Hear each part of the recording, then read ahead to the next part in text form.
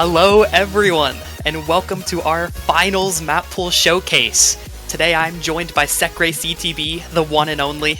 How's it going? I'm exhausted, to say the least. I just finished my match literally 4 minutes ago, so here I am, still sitting in the same chair, didn't get up, and I'm here ready to cast final showcase with you. Haven't seen the maps yet, of course I didn't have time to at least, so hopefully it's going to be a good one. I believe in you though. Appreciate it. So sorry to rope you in here. I'm sure you're exhausted. We'll get through this phenomenal map pool showcase and hope you all enjoy. So we can jump right into Nomad 1.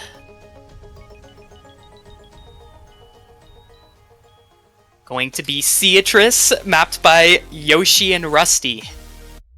Going to be a more full flavor Nomad 1. Things are especially going to be escalating now because we have reached finals. So the Nomad 1s are definitely going to get a lot more spicy than in previous instances. You know, I have a bit of a request for you first. I want you to pronounce the name of the song real quick. Absolutely not. Absolutely not. Come on, you're not even going to try? No. I've been clipped too much already. I wanted to get another one of those. Yeah, sorry buddy. You can try if you want. Well, I see Sir. That's what I'll call it. This is Sir. Alright. So for Sir, we definitely have a lot more stacks. BPM's gonna be 210. Way faster. Hoping to provide something a lot more intense for these higher end teams. Especially based on previous feedback. Yeah, so far this is kind of looking like Cold Fusion Light a little bit. I mean, it might get a little bit harder towards the end, but so far definitely looking a lot like Cold Fusion from last year's Grand Final for Mod 1.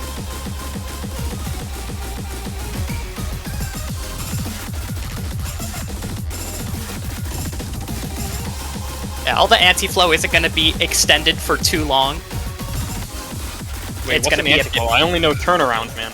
Yeah, see, I was taking your advice and going to try to not use that word as much. Okay. I'll stick with the turnarounds, you go with the anti-flow, alright? Alright, thank you. Yeah, looking like a lot of turnarounds. Alright. So while it is definitely dense, it's not complex in the inputs that it has. Just has a lot of taps, a lot of either extended short streams or the 4s and the 2s. Yeah, some of these 4s seem to be pretty challenging. Like, as well as these bursts, I think they're... I can't tell if there was a 1.8 or 1.6. I'd have to look deeper, but the bursts in this seem pretty challenging.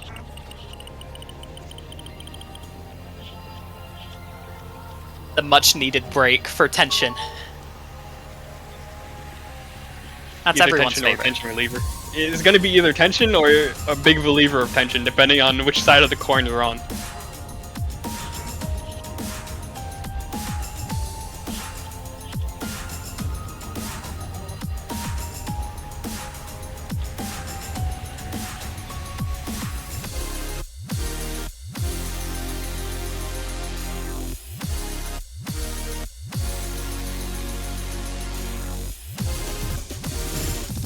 Gonna slowly pick back up here. Even though it is like less intense, the movements are still really precise and sharp, even in that little slower part. Some of these turnarounds, you could say, are pretty challenging as well. That's a really good term you used there. I might start using that. Yeah, you should.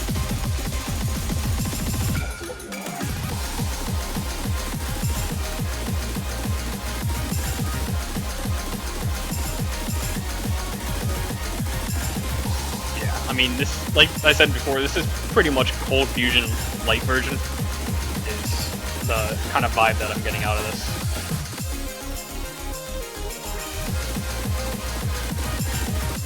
Yeah, definitely in our snappier section here, but still pretty dense.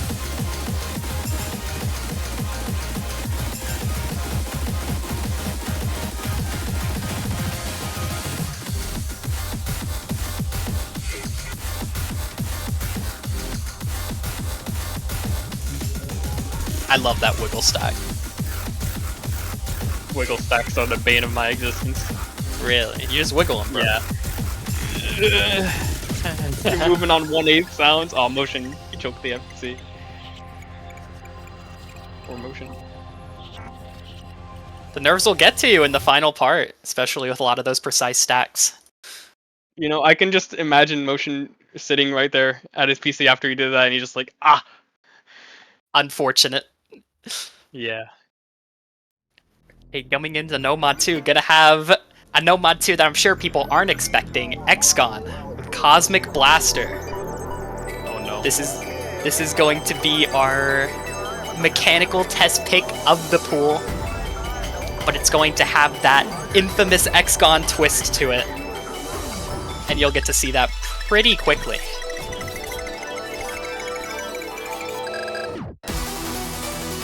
You know, last time that I personally saw an Exgon Nomad custom map was when it was for OML, and that was still one of my favorite maps, I'd say, from that whole tournament. Probably as a Nomad slot in general. So, hoping keeps up the trend for this one. It's looking already pretty good.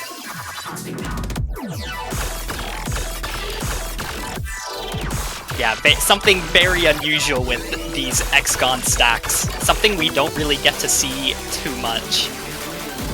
Definitely had a blast test playing this.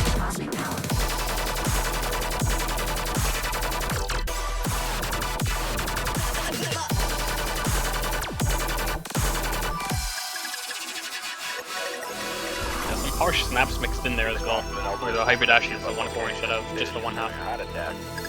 I would get an arrest coming from the police supervised Suffolk County Jail.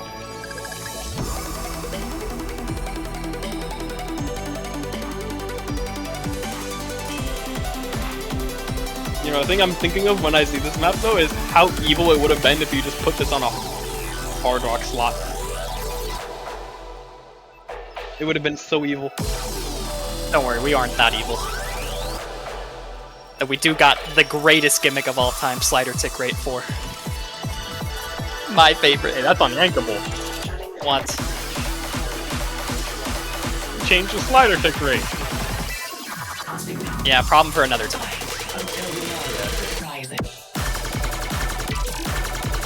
Gonna escalate this is based so on the deceptive previous. part. Yeah, definitely an elevation of the first instance that this was used.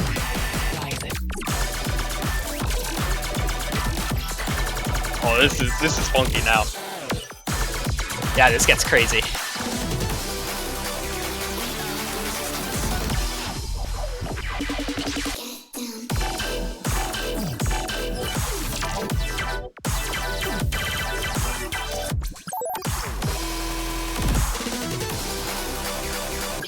All those little triplets mixed in there too as well are really hard to be able to actually snap back on the proper snap on those.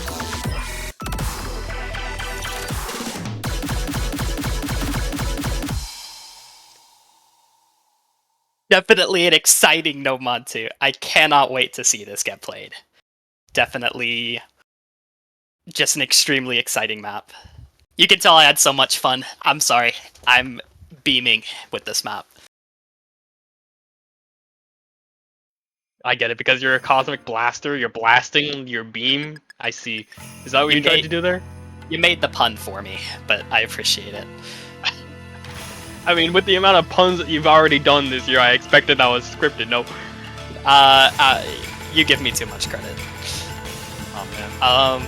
Okay, moving into Nomad 3, going to be our gimmick pick. Definitely moving away from the previous style, gonna be a Nidoking map. Pretty infamous for a very specific style that many players are already aware of.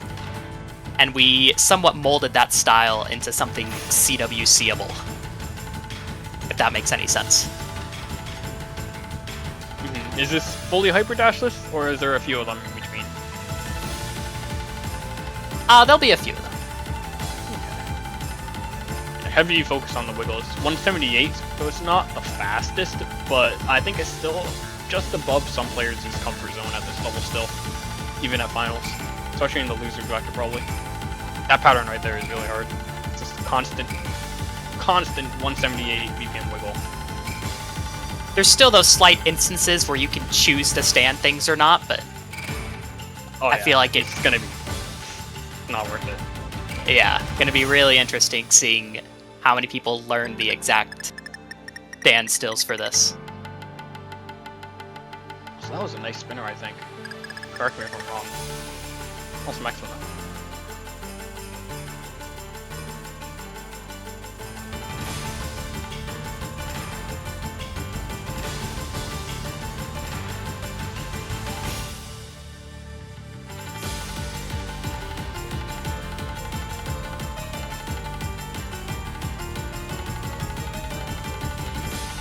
And it's gonna have a lot of these kind of burst wiggle sections here.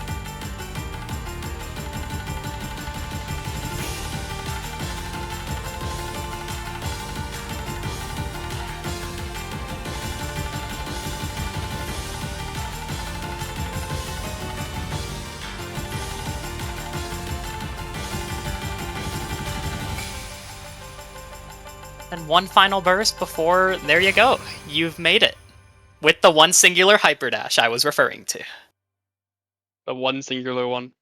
Yep. I didn't lie, Also, just I'm thinking- overplayed it. I think we also didn't mention it's CS5, so it is a little bit smaller notes than you would expect. I'm gonna have our Will Stetson convert. Gonna be very funky with a lot of these streams too.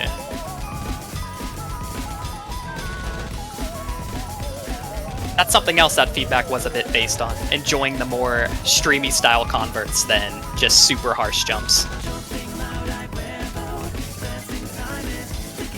Yeah, I think that is definitely something that people have taken a big liking to this year. Is just how fun the kind of streaming maps are compared to jumps. Because, you know, jumps always feel like you're kind of either at 0 difficulty or 100 difficulty, and then it just feels impossible to a certain degree. But these kind of maps usually test something that's not tested anywhere else, really, especially with the removal of converts and other pools. So, always good to have this kind of map. Yeah, definitely feels a lot more consistently hard too, rather than just having that one jump that just feels impossible and then you combo the rest.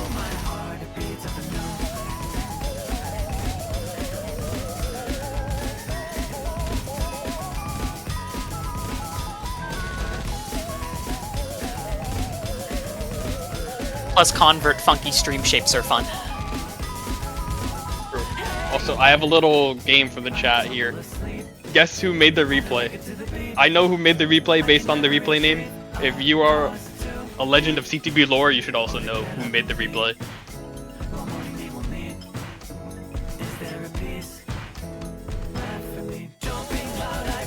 I will verify, since this is Sekray's game, his assumption is correct. Oh, wait, J-Star typed it in the chat moments before I said it, god dang it. It's Jover. But yeah, Draystar always, if you ever talk to Draystar, this is the one single like emoji that he always uses. It's a fun game when you can get the answer right.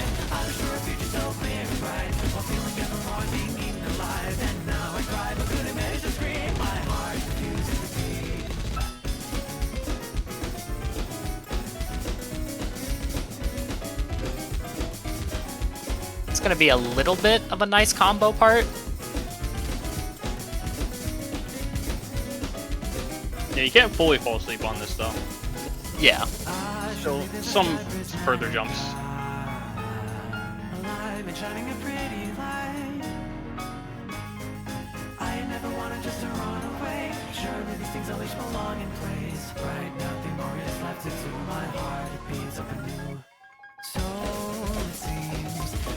And also, a lot of people might recognize the song from this one in the map set from, I think it was CTBI. The top tip was used as a hard rock pick. So, a lot of people should have this one downloaded already in the Teshi community, at least in the higher levels who played that tournament. Banger trivia, Mr. Sekray. It's the encyclopedia book, I guess, now. Gonna have a bit of a death stream section here. PA 107? Yeah, the PP is enormous.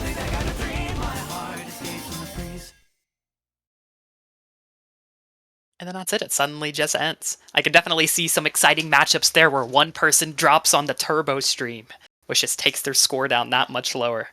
Curious to see if we have a match where it suddenly flips within the last 30 seconds on this one. You know, is that going to be another term that we're coining? Turbo stream? I like that one. I've coined a lot of terms so far. We'll coin it. Alright, bet. Hey, gonna be our Swing Hidden 1, mapped by Rusty. Definitely, everyone remembers the Absolute Castaway original. This is gonna be a bit of an enhanced version of that, with the BPM being quite a bit higher, and a lot more complex spacings in this. You know, I'm looking at the slider velocity here. I'm not sure if it's... I think it's slightly higher than walk speed, which also makes this so deceptively hard. Like, infinitely harder than you would kind of assume it to be at face value. I know Fob is gonna go in the editor as soon as he can get this, check it, and be like, yep, that's over slide, that's over walk SP. But it definitely will provide a big challenge if it is. Yeah, it's definitely that little nudge higher too. Definitely have seen Swing to be really good for hidden. Yeah. Definitely have a bit of a mechanical check here as well.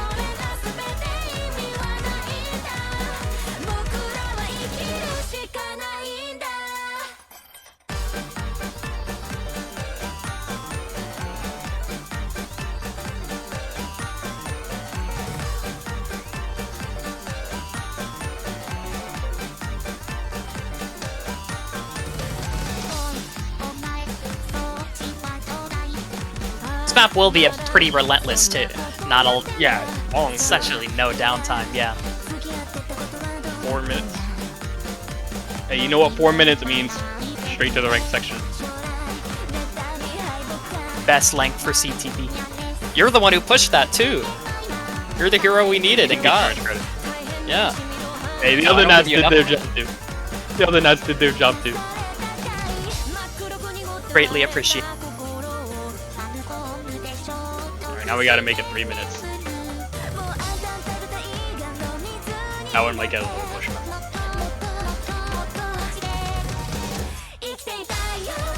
Even these 1/6 bursts in this map as well. Some of them being strong edges or something, make it a bit harder.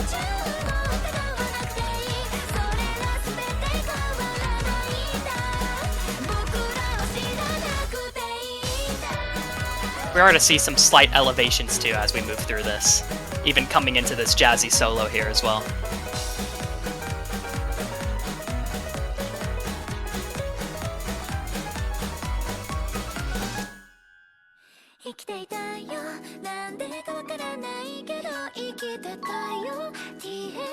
And this is the one break that everyone so desperately needed.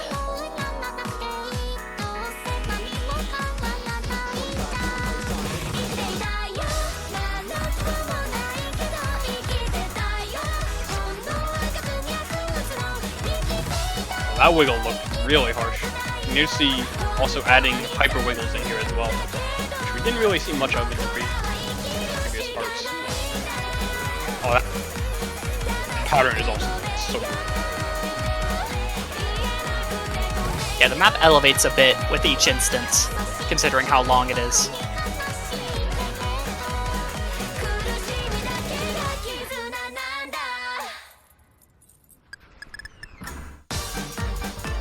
Then finally, one more burst. I wonder how many people are gonna think it ended right there.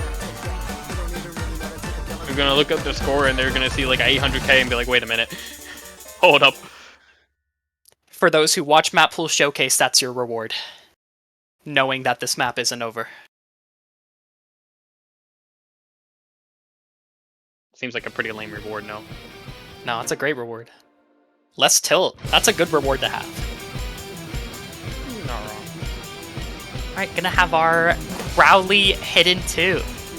Going to be our Harsher reading pick of the tournament. Gonna be the first map to go below AR8. Gonna be AR 7.8.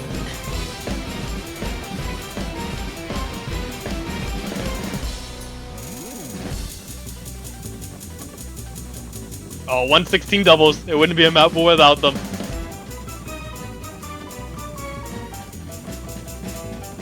Oh, they even get. Oh no. It's even get very easier. hittable. Yeah. Yeah. I'll believe it when I see Fob and Lexi FC in the match. Yeah, they'll FC a match.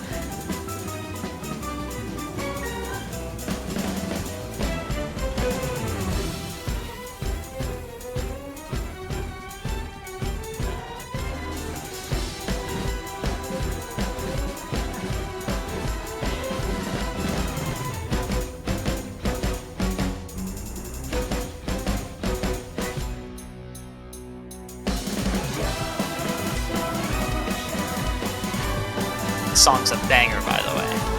Dude, it honestly is. I'm surprised the Senators didn't make a set of this, or like map any part of this. I'm sure he will someday. The map That itself, guy is retired. yeah. The map itself is definitely chunked in a way where it has its sections of difficulty, where the streams do change. It has the one double section coming into a wider space stream section.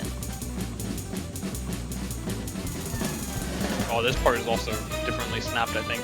Looks like a 1/3 section right there. Yeah, definitely an interesting song too. Definitely a tempo shift though.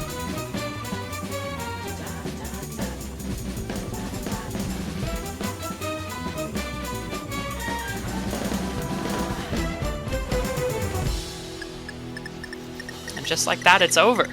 We get to see a lot tested here. And I'm very curious to see how players handle the first hidden map below AR8. Definitely going to be exciting for sure. Ooh, what's this? All right, Culprit Series. You already know. Now this is going to be our dense, snappier hidden of the round. We're going to have a lot of stops with this, but there's going to be plenty of mechanics mixed in as well.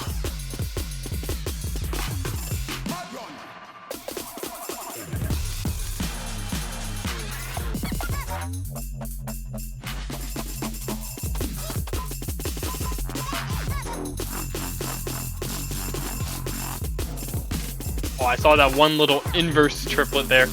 You're evil for that one. Standable. I mean, it is. Oh, that. Okay, you're really evil for that one. That, I know you like your walkable. little wiggle stacks. Walkable. Yeah, it's MCable. Just be motion. You're fine. I mean, this one definitely providing a bit of a different experience than the last week's Hidden 3, but I also think it is still a very good way to express a Hidden 3 slot, you know. You can do a Hidden 3 slot in a variety of ways, and this is definitely one that I think is a good way to test. Yeah, definitely the most complex song I have ever mapped. This has gone through 5 remaps, and there's a lot of 112 mixed in with 1.8 and 1.9. And gonna give an extra shout out to someone at the very end for helping a lot with snappings. Then heading into a burst section as well. Yeah, this is one of the kind of maps that you can't really just play like a normal map in the Hidden 3 slot. You actually have to be good at Hidden to play this one. Like, to be able to read all of this and get your snapping right, you can't do it easily at all. Gonna come into a final breakdown here. Gets a bit more mechanical too.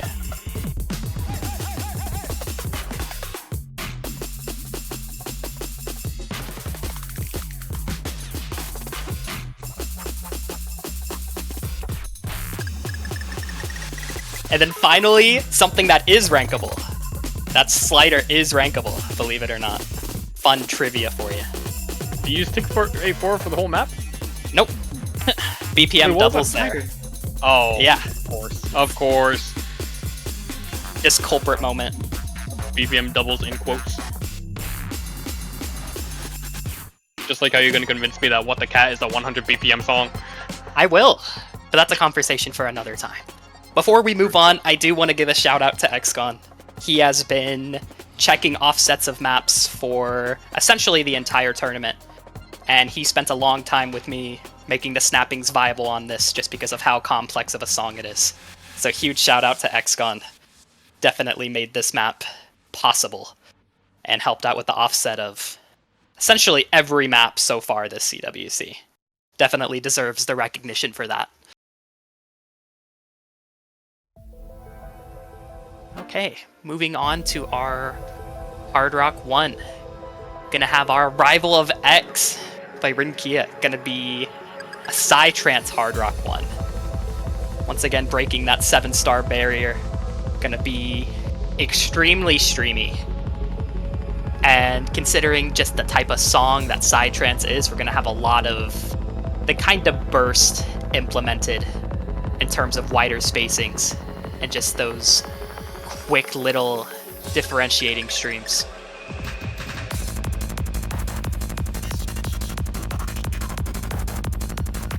Kind of similar to the level 4 original from last year.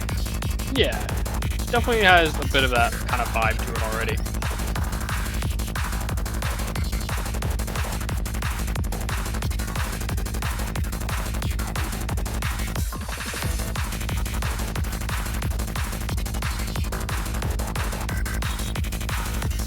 BP on this is 180, so these wiggles not super fast, at least.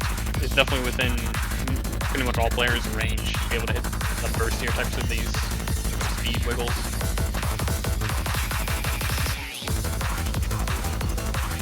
And something worth mentioning as well is there is no real downtime on this map. So this is going to be one of the biggest stamina checks in the pool. Not a single break? Nope. I think there's one super short one. Probably one of those things where it goes like, oh, and then it stops for like 2 seconds and then you're already back in the song as Psytrance usually goes. The fact you knew that is impressive. I mean, it's every single Psytrance song.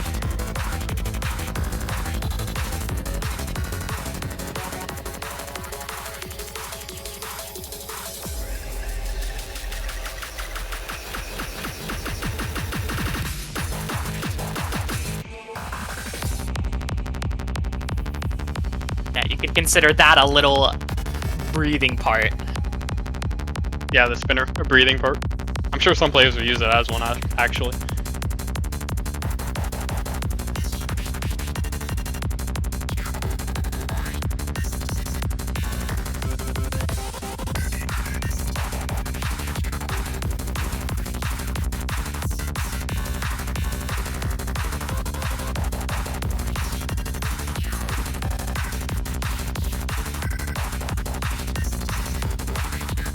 Still going to have a lot of plenty of stacks implemented too to shake things up as well.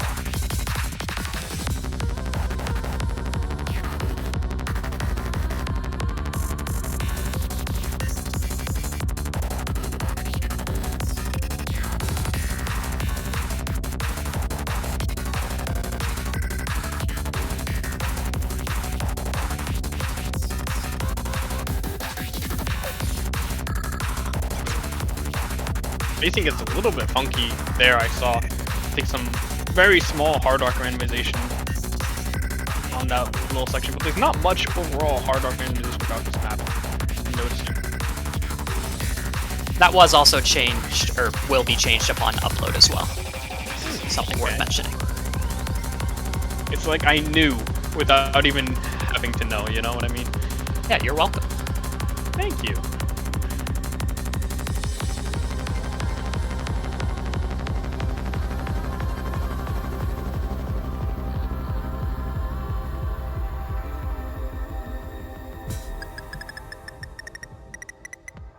So yeah, as you saw, essentially just no downtime. Yeah, And literally.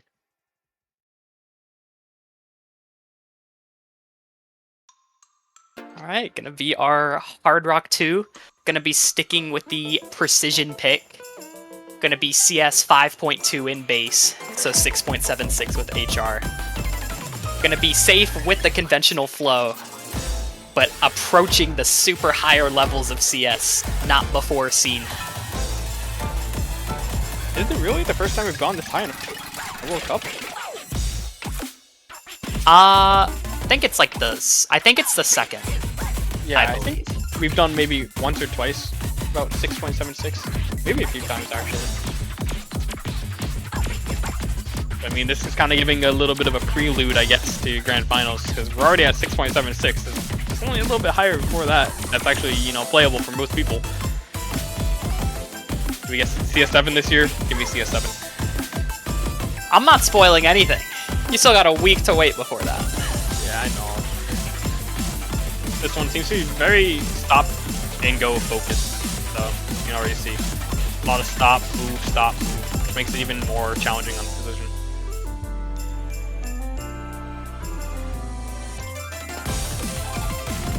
A bit of an elevation of Lacrima's map, where things do remain pretty conventional, but we do test the precision and timing of all these hit windows with having the CS so small.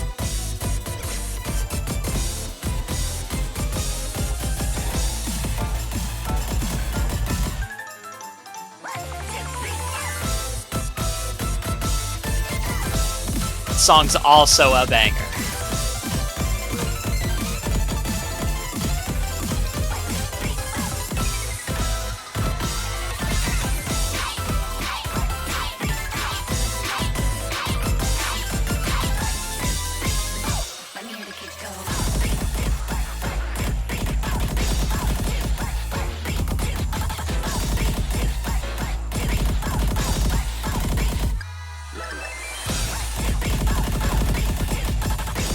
See one final little bursty stream section here.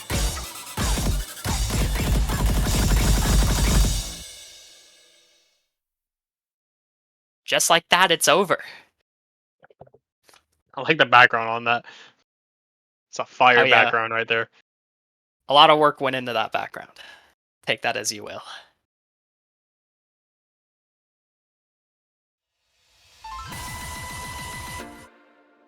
Alright, Hard Rock 3, going to be our mechanical Hard Rock. Jumping right into it. Gonna be a lot of turnarounds. I'm using the term. A lot of turnarounds here. Yeah, I used it. You used it, guys. You used it. In this one, I mean, you saw the mapper, Zizix. This one is pretty much gonna be the, you know, sequel to the Zizix map that we had in the Hard Rock 3 spot from last year, if I'm not mistaken, right? Yeah. That is correct. I mean, it definitely looks pretty much like the same thing. If you told me this was actually last year's RFA, I wouldn't have doubted you. Which, I mean, hey, that map was a good map, so. Also, credit where credit is due. Song's an original from OWC 2022. Absolute banger.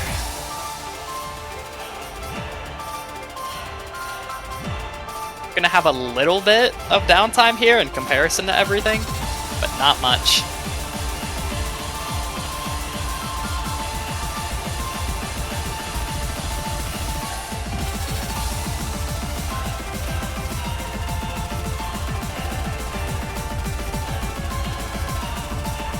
Yeah, this one just doesn't stop for the whole 2 minutes and 14 seconds that has, except for a little one bit of downtime time you did say. But I mean, even that can't really even call that downtime, all things considered.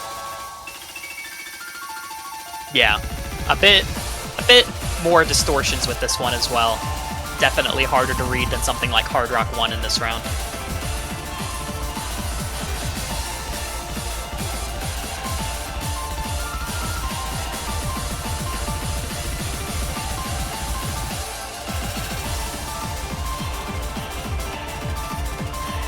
And yeah, unrelenting is definitely a good word for this.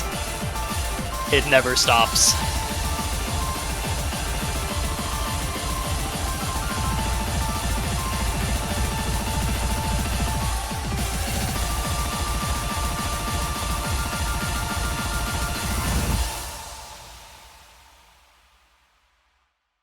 Just like that, it's over.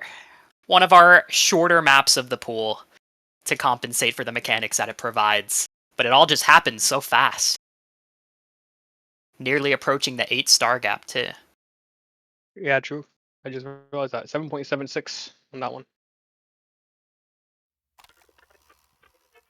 Alright, gonna be DT1. Gonna be Misty Memory, Yumi no Himiko. Gonna be hitting the AR 9.2 barrier. Gonna be our reading check for this. Map is pretty conventional, also a little hard to see. Comes with a storyboard. And we do finally reach these higher AR barriers.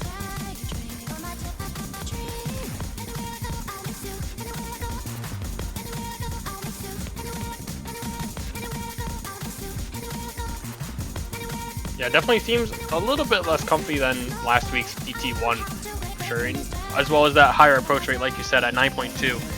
Going to be making a decent step up from last week. Yeah, there is compensation provided for things being 9.2. Can definitely tell the map's not the most mechanically demanding. Yeah.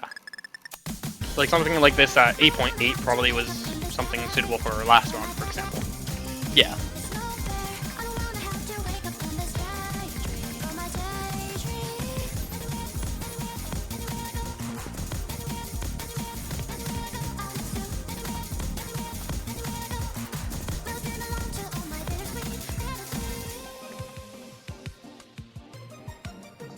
Get a nice view at the background here. It's so pretty.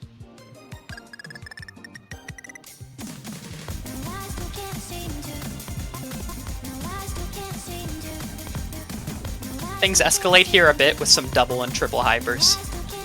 But still, nothing too insane.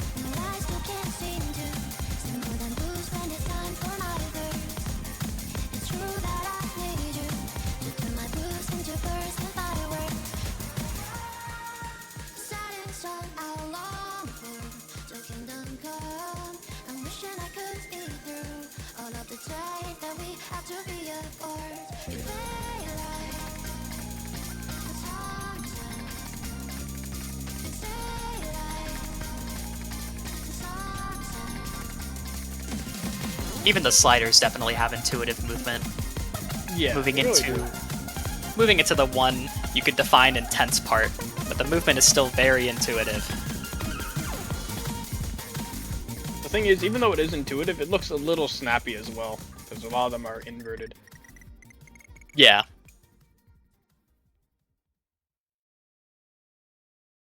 Just like that, the song fades out.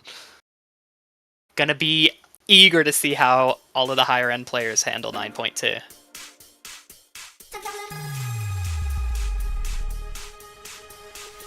Now gonna be moving into our mechanical pick, Nowhere Time Traveler. Song's fairly popular. Gonna be our mechanical pick. Gonna see a lot of back-to-back hyper sliders, as well as the infamous turnarounds that I like to mention so much. You got some turnarounds already happening in this. I believe these are 1-4 hyper dashes as well. Kind of like a mix of last week's DC3 with a little bit of the DC2 vibe is what I'm kind of getting from this so far. That's a good vibe to have.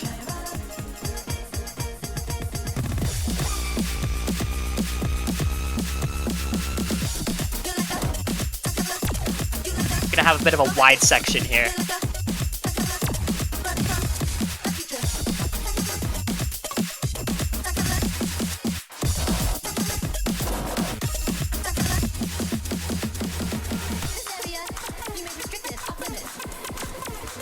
I know this song from Aspire. I'm sure many of you do as well.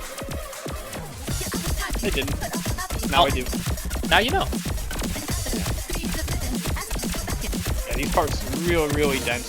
Some players probably gonna have a bit of a hard time reading it just because of how dense it is, even at 8 or 8.5. This one will definitely be more rewarding to practice because of some of the wider stream sections.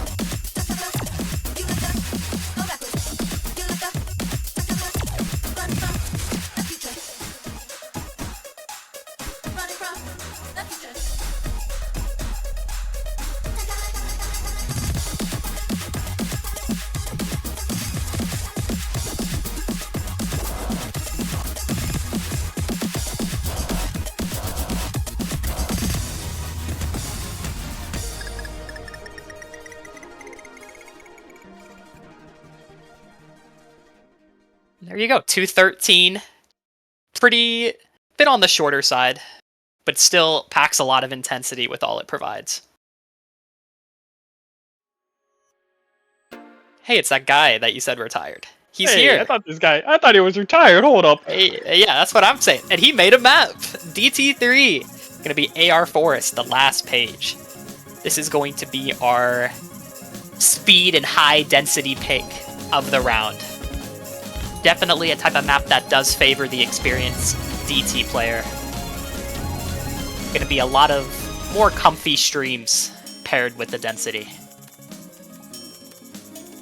You know, I'm sitting here looking at a VC that has the Creeper and Ascendance in it right now, and I just know that they're talking to each other about this map, and I can just only imagine what's being said between those two. And also, I see this background. This is like the most Ascendance pilled background I've ever seen, by the way. Just putting that out there. That's something I didn't even notice, but now I can't unsee it. You can't unsee it. It's like if there was some background post quiz kind of game, not just music, just backgrounds, you would just guess Ascendance for this one, 100%. True. Alright, gonna be our wider, more consistent stream section here. Goes on for the longest part. Yeah, these streams also pretty nice, I think, to have in a DT map like this. The AR is also very good for this. I think it's just straight 9.0. Yeah. So very readable, very hard map in terms of just your movements. Should be very good for this run. Also breaking 8 stars as well, by the way. PP. True. Alright, gonna be DT4, Brave New World by Mr. Binking Thanks for Carry. Gonna be our control pick with a lot of the more wide-based wiggles with double time applied.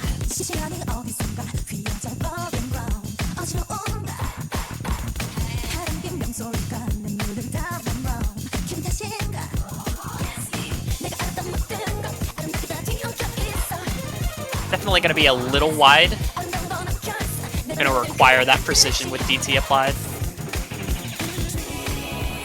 6 note wiggles as well. Not just like 4, but they're actually like 6 notes. Which means some people might get a bit stamina speed gapped on them. Oh, and they're also shifting spacings too. That's just evil. DT4 moment. Can we just rename the DT4 to DT Evil? Absolutely not. Just like Nomad 3?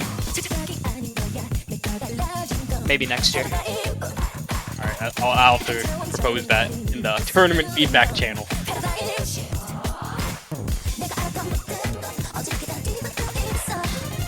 Map is consistent with its ideas and patterning.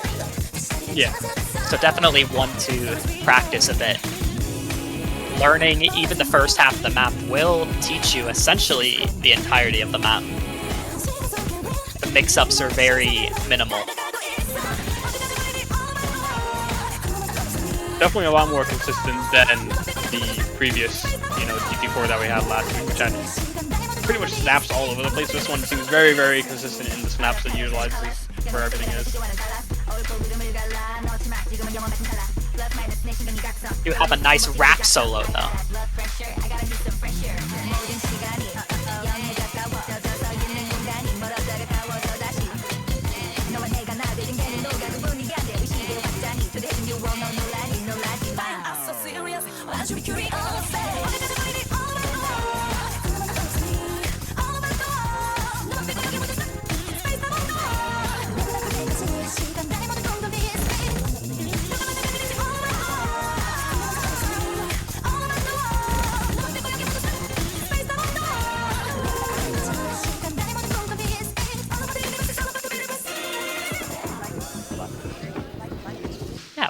A bit more of a speed check, you could define it as. 6-note wiggle isn't the most common pattern.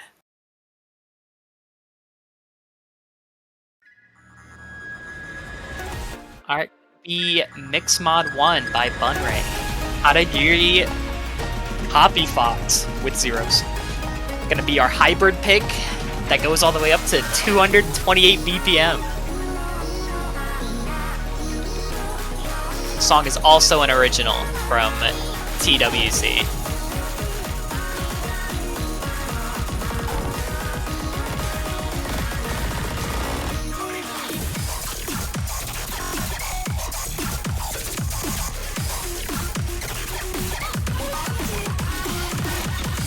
You kind of see it similar to No Mod 1 with a lot more stops, meant to perform well in the mix mod slot.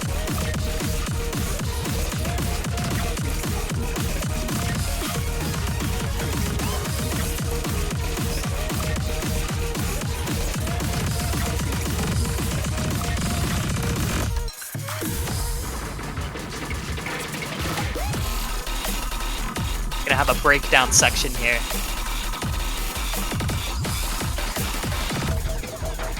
It doesn't seem too punishing, really, so this one, honestly, good for all mods is what I would assume at first glance on this. It shouldn't get too messed up with Hard Rock. I might be proven wrong on that. But, honestly, it seems like a good re-mod kind of map where you just put your best player in each mod, and it should be relatively normal consistency, you know, spread out between your players, how hard it is, I think.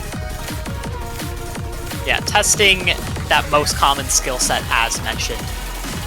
Hidden being most played on the higher AR maps as well. Definitely can be seen as more conventional.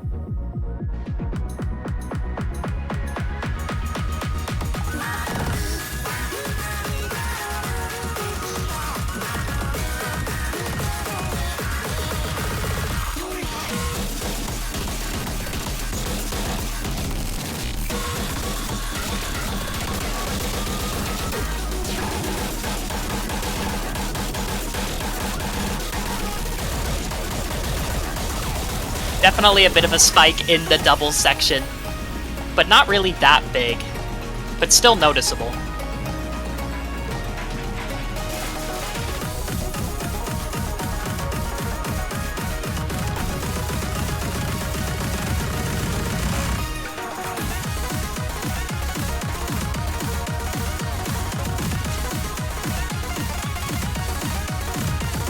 Gonna have a lot of chains here as well.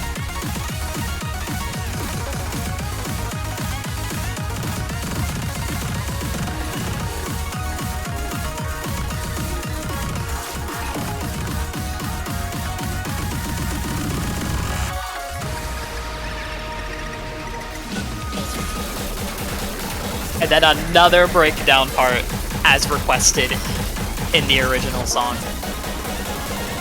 Katagiri breakdowns just are something else, honestly. I know Bunway probably had a great time mapping this too.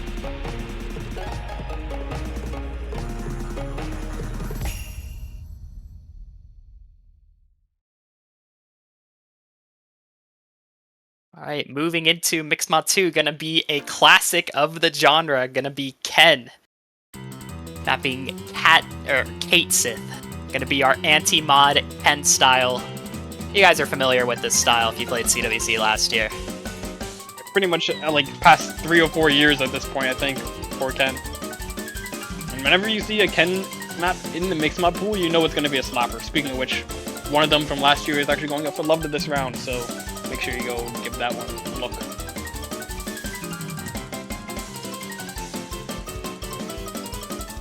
Yeah, this one's definitely going to be one of Ken's harder additions, with it being CS 4.8, 6.24 with a Hard Rock applied.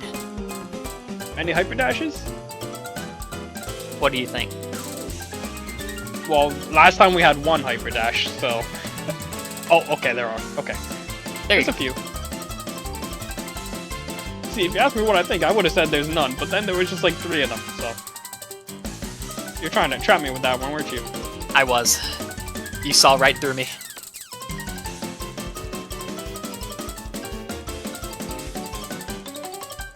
This map also kind of reminds me a bit of an easier version of last year's Grand Finals Hidden 2.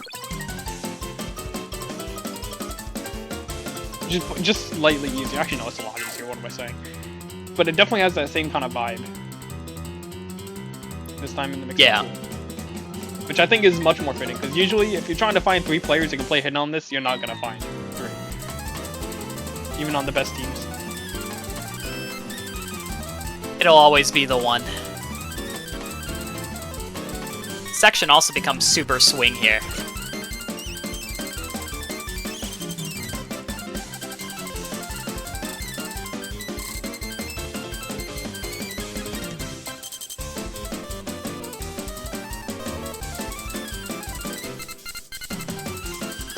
The song's also adorable. I like this song a lot.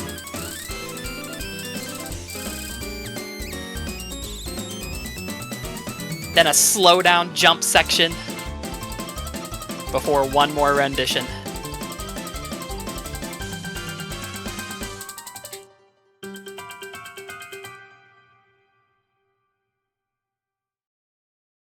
Alright, and that's going to be our Mix Mod 2. And don't worry, for all of the doubters in the chat, we do have an Osu original this round. Let's move right into Mix Mod 3.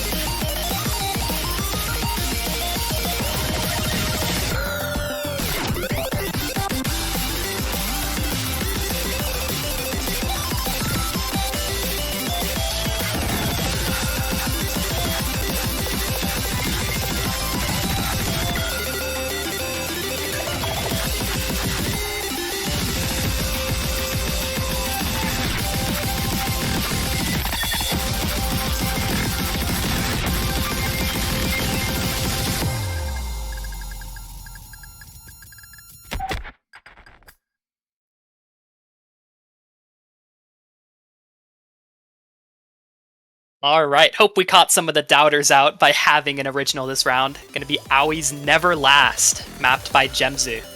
Huge shout out to Zeth for doing the graphic design, and just look at that background.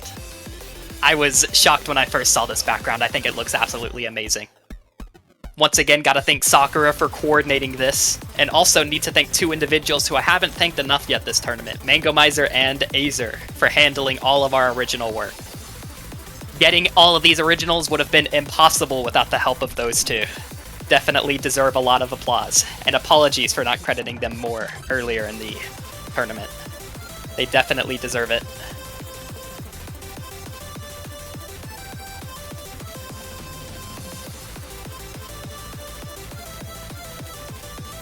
Alright, with all of that being said, we can move into our tiebreaker for the round.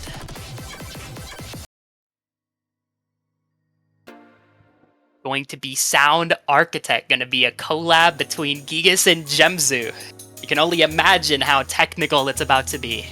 AR 9.9, CS 4.3. You can picture the density just by all the words I just said out loud.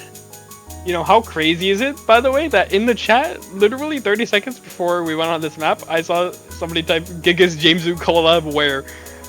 Really? Wow. I swear to God, you can look in the chat right now. Dark Big Bug 56. I see that. Somebody find that guy. Give him a medal. He earned that one. That's incredible.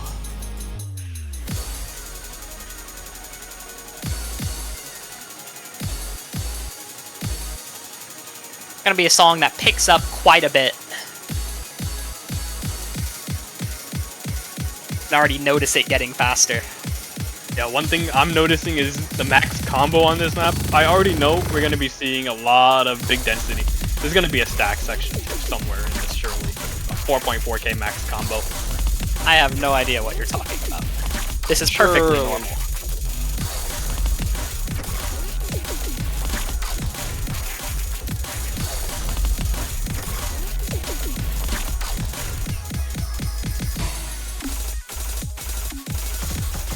I love those wiggles a lot.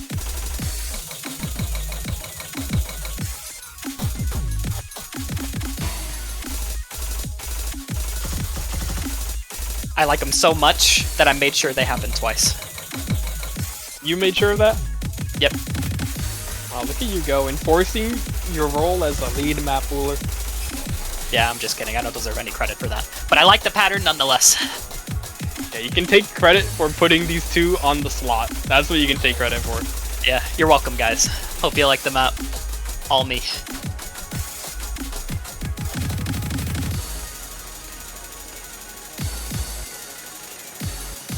Gonna be another rendition of the stream section from earlier. But not for long. Gonna be our breakdown part here. Yeah, and this is the kind of style that you kind of get used to with Gigas as well, is a lot of these flowy, really hyperdash heavy sections, but they're also pretty snappy in terms of the flow. It's not always just going to be rain off flow. No, you actually have to be pretty snappy on some of them. Yeah, definitely a mapper synonymous with this style. Definitely one that you can learn to play, but also just requires that little bit of reading.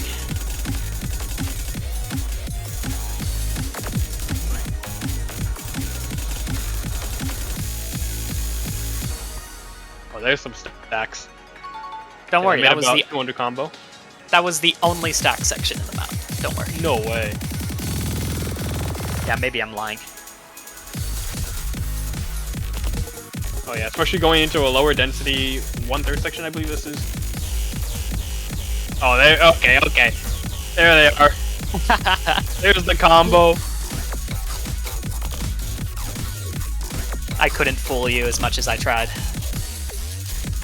Yeah, no, you can't convince me that there would be a Gigas and Jamesu map that isn't loaded with those.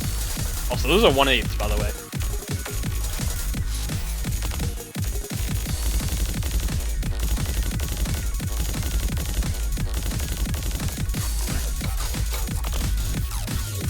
Things pick up a little bit here.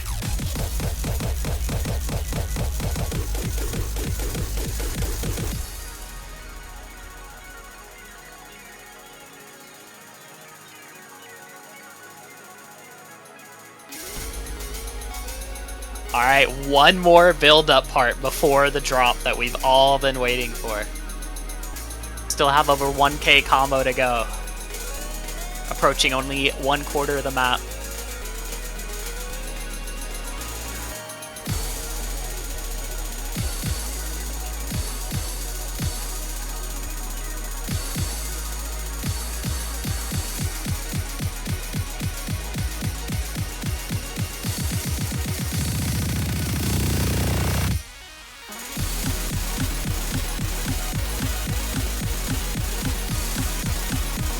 Definitely picks up in intensity with just the amount of turnarounds overall used. That's really good terminology, by the way. I know it is.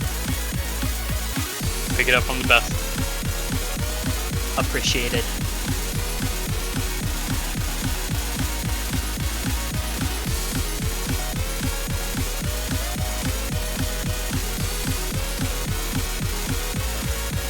The section definitely stays its welcome.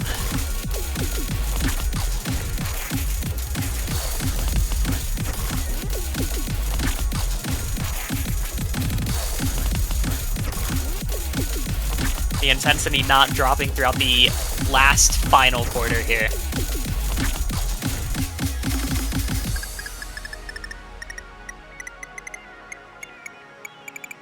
There's some notes after the spinner. No, there's not. No, there is. I'm looking at that score. No, there's not. I'm looking at the combo on the left, man. Why are you You can't looking prove me there? wrong. There's no notes after. This is a big spinner, though. Oh, wait, there is? Oh, wow. Oh, yeah. I had no idea. That's crazy. Yeah, no idea. Okay, just one big slider. Did I fool anyone in chat? Be honest. I'm sure I got a few of you. I don't think you did. Sorry, buddy. That's okay. You tried your best. Yeah. But that does it for our finals map pool showcase. Definitely a lot of practice maps this round. Moving into the essential final stage of the tournament. It's been a crazy ride, and I'm starting to get sentimental about all the hard work that's been put into this. From the originals to the mappers. It's an amazing experience for sure, and I hope you guys are enjoying it as much as I am. Thank you so much for tuning in, and next week will be my last week of Map Pool Showcase for the year, and you better tune in for that. Yep. See you guys next weekend. See you next time.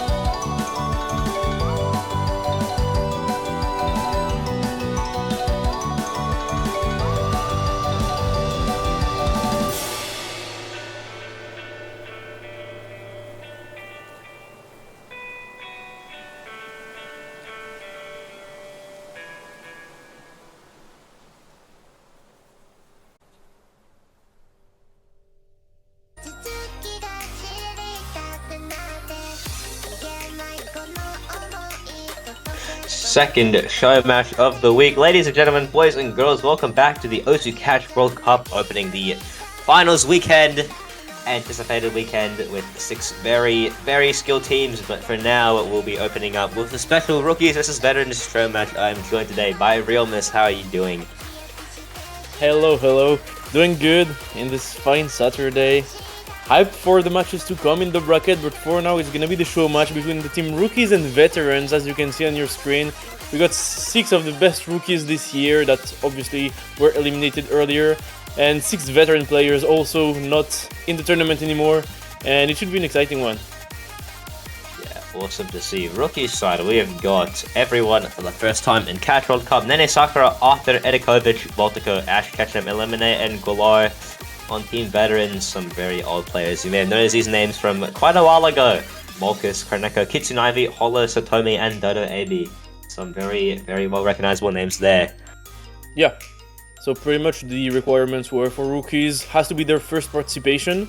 So all of these rookies are in their first TWC, and the veterans all have 5 or more participations. So they've been there for a while. Yeah, very experienced hero players, and there's players as well who have played quite well throughout the tournament. Very recognized performances there, and the rollers in no bans for the show matches as per usual, and veterans will have the first pick here. Yeah, and looking at this pool, this is gonna be the first look of this pool for this week. And this, if you haven't seen the showcase, this pool is kinda insane. This pool is kinda crazy on the difficulty. Huge step up from last week. It's gonna be interesting to see how these teams perform on it. Yeah, it is quite the pool for the players we have selected. Obviously, no players who are still in the tournament will be playing today, so it has left these guys with the very tough task of setting good scores to start the weekend off on some of these crazy maps. Yeah. I think that also means that the random dice of 17 will not work this time as it did for last week's show match, but that makes it a bit more interesting here. Yeah. No, this one is full-on competition between these two teams. Rookies wanting to prove that they're here, they're new, they're fresh, and the veterans proving that they're still relevant. I think both teams are going to be competitive. Yeah, and Hidden One that kicked things off the Rusty map. Rusty actually playing last week, now a mapper this time, so will contribute to the pain and suffering these players will have to go through in such a challenging pool. But Yeah. let's not look at it like that, let's look at it as very entertaining map, entertaining gameplay. For sure, it's just for fun anyways. So, we'll have fun. This HD one is very long, it's 4 minutes. And it's intense. It's kind of the swing type of HD1 that we've had in like quarterfinals, I believe, but harder. It's very dense, very harsh distances. It's gonna be a test on the consistency, but even just being able to play this consistently is a tall task in and of itself. Yeah, and it looks like we will have rookies first through coming in. Baltico, very good player for the Peruvian side, coming in for the Hiddens, as you'd expect. Ash Ketchum and Nene Sakura, the 2 pillars of that rookie side. 2 players who have played in quite a few community tournaments, however, only making it into the World Cup for the first time this year. Ash Ketchum through the Iceland qualification. Nene Sakura just showing up after a bit of a golden era of the Chinese side. As for the veterans, Satomi, Kitsunaivi, and Holo, 3 very well identifiable names in the community. Yeah, for sure.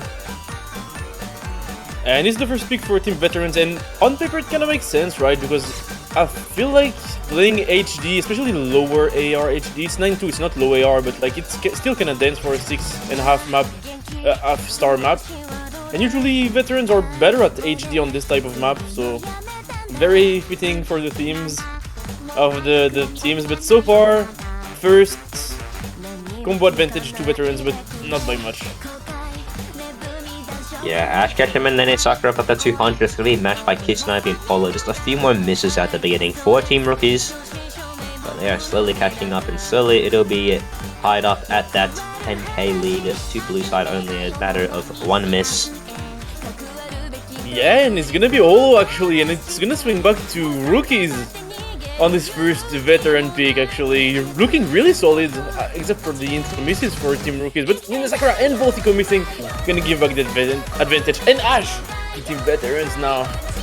Yeah, just a meltdown from that rookie side. Baltico as well, the complete triad of misses. And Veterans back in their lead, but no misses all across the board again. And now it is starting to look like terror for everyone on the screen. 4-minute map, and it is going to be 3 more minutes of stuff like this.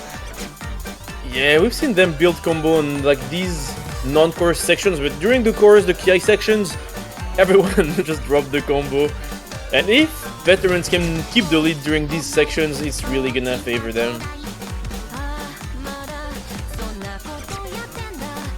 Yeah, but it is traded there, and Polo as well. It is now looking really bad. Baltico miss after miss, and the Veterans could make something out of this, but it's just misses as well. It is a really brutal hidden map, and even these Veterans are kind of showing. Kitsunami the only one on their feet right now. Matched by Ash Ketchum, and that is going to slowly bring it back to the red side. Yeah. Hopefully Baltico can get some combo back up. It's been looking kinda tough, but to be fair, this map is very difficult. And another combo dropped by Ash. And Veterans looking good on this one coming into the K section. Yeah, look at them. Kitsunami is still on the roll. Holo as well, backing up as that second player above 200. And that's gonna be all they need to build their combo and score even more, as the rookies absolutely melt in this final third here. For sure. Holo holding on to 400. Will be dropping, but still. Work has been done. We see the top score in the lobby by quite a lot actually by Kitsunami. Kitsunami, a very well known HD player, veteran for Team Russia. Obviously really good at this type of map.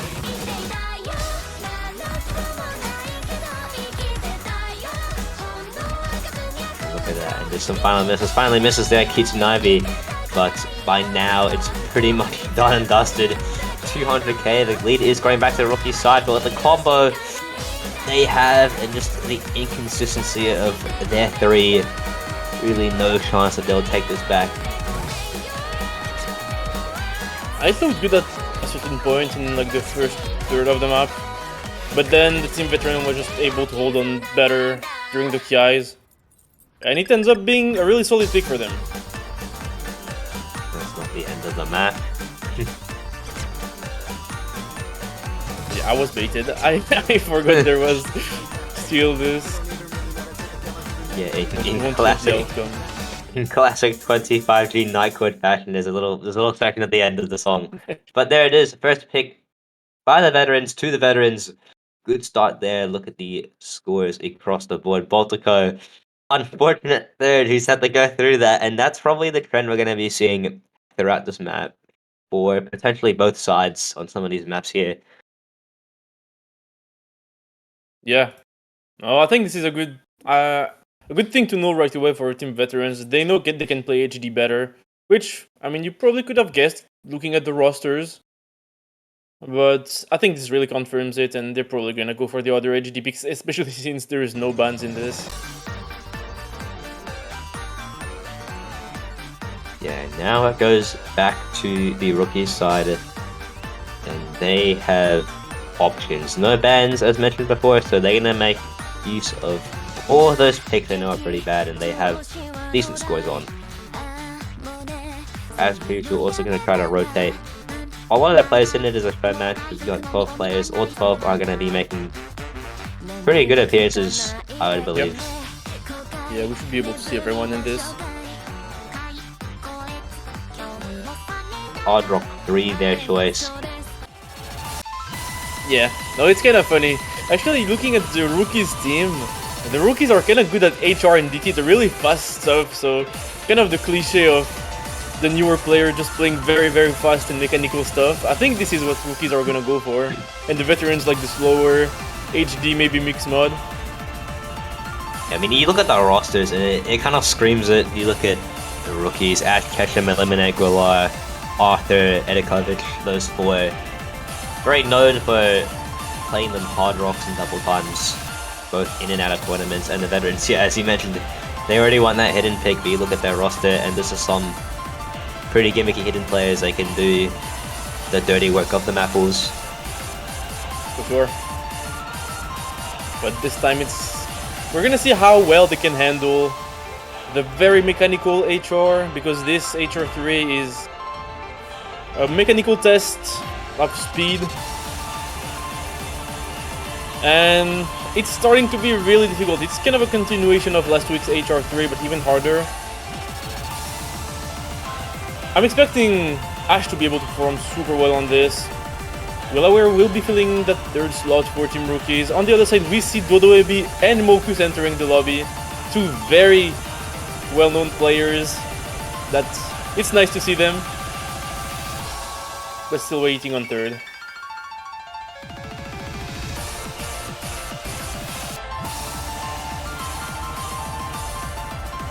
Yeah, we're gonna have to. Who would that third be actually? For Team Veterans, Yeah, probably Hollow, you'd hope. I think Holo kind of struggles on this difficulty of HR. I think Kitsune Ivy can play this probably. Maybe Chronico. Okay, maybe Chronico.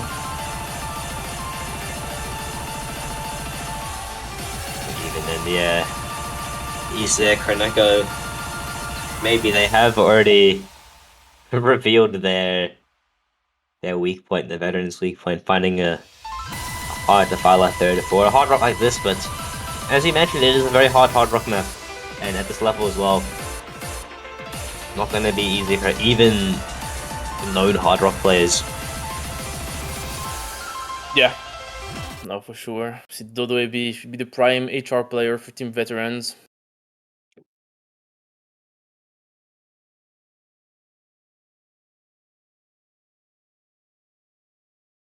We'll see how it works out for the rookies.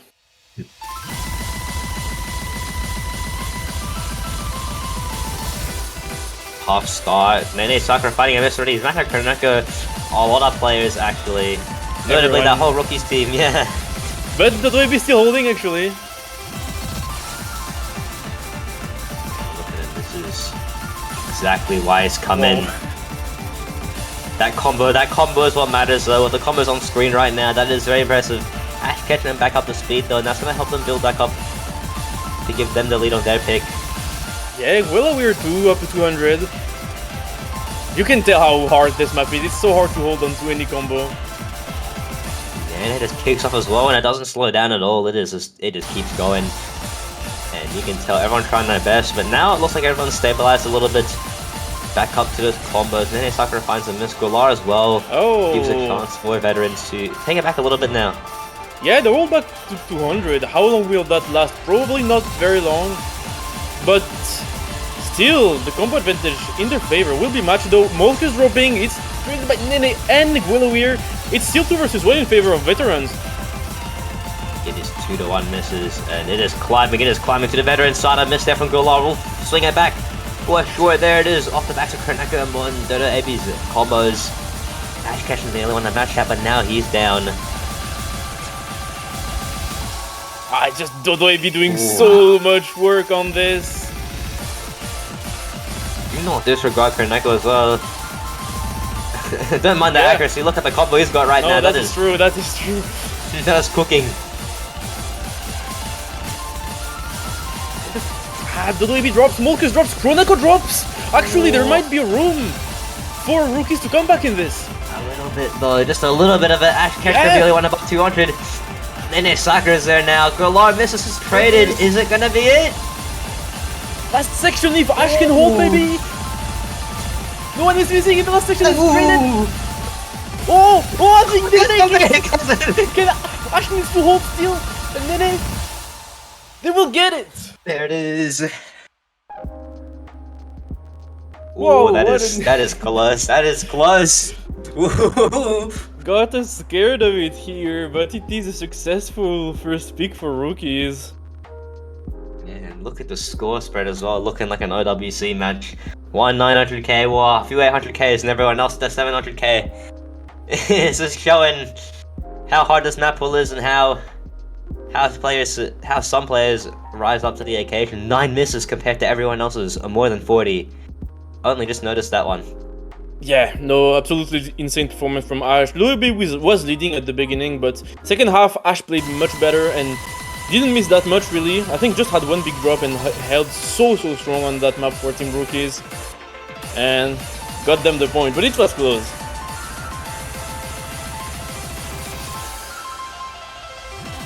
Now what? Swings over back to the veterans, who probably gonna go straight with the second hidden pick of the game. I would hope. Yeah. For veterans, as I've said, looking mostly at the slow and gimmicky stuff that old player hands can still play. So mostly stuff like Mixed Mod 2, maybe the precision on a Hard Rock even, and the HD. But it's looking very likely they will move into Hidden 2. Yeah, I would say so.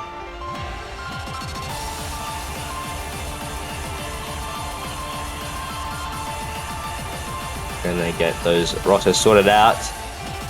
Confirmation of pick there. Probably split between Hidden 2 and Hidden 3 right now. Either one will be picked at some point. For sure if you are the veterans. Yeah. Absolutely. There we go. In this one here, Crowley Hidden. Crowley Hidden, if you know, you know. We're in Fred Street. Yeah. And especially probably low AR hidden below AR 8. This is a map for sure. The low AR HD of the week. Yeah, lower 7.8. A down referee of today. Giving them a bit of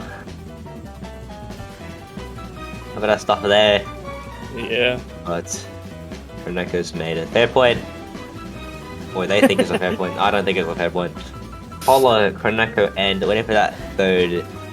But with Hidden in this roster, it really could be any of the other 4 players. Yeah, Homie sure, will be the one. they have like Kitsune Ivy and Molkus still on the bench when playing lower HD. They have so many people who can play this. On the other side, the rookies really only have one option. Baltico and Ketchum and Nene Sakura, the 2 who will most likely be in for every map of the game. Yeah. Other than the pure reading requirement, this H2 is still just even pretty hard on the patterning. Despite what the SR indicates. We'll see how it goes, but veterans looking very favored in this one. Here we go. In the words of famous map puller AFB, it is 4.87 stars. It's so easy. Kroneko finding a miss. Yeah, it's rated a bit later by Ash, but Polo also finding a miss. And actually, everyone. Just Kroneko holding a bit here on this tricky double section.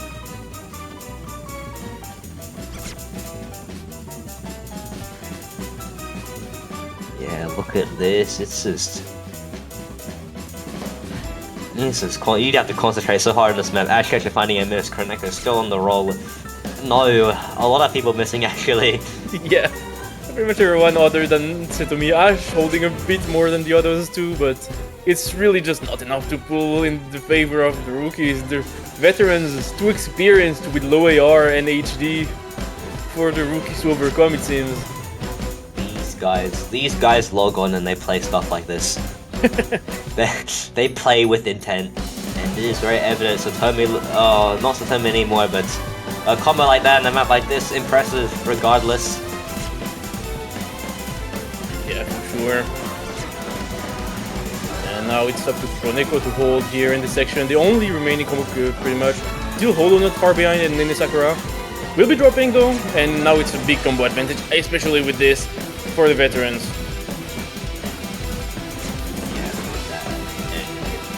Showing why they've made this pick. It took them a while, but as Kroneko said, all the brains think slow. Few misses from everyone here, but at this point, really, what more can the rookies do on such a tough map rating wise? It's okay, it's not their stuff. Let the old men play their slow stuff. You'll get back with the fast stuff. It's fine.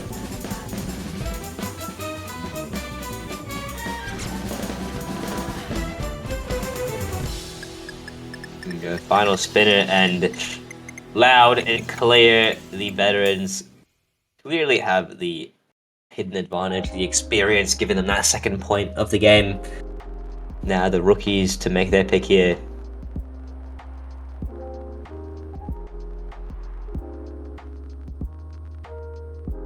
Yeah, man, are we gonna see once again a very mechanical pick for Team Rookies?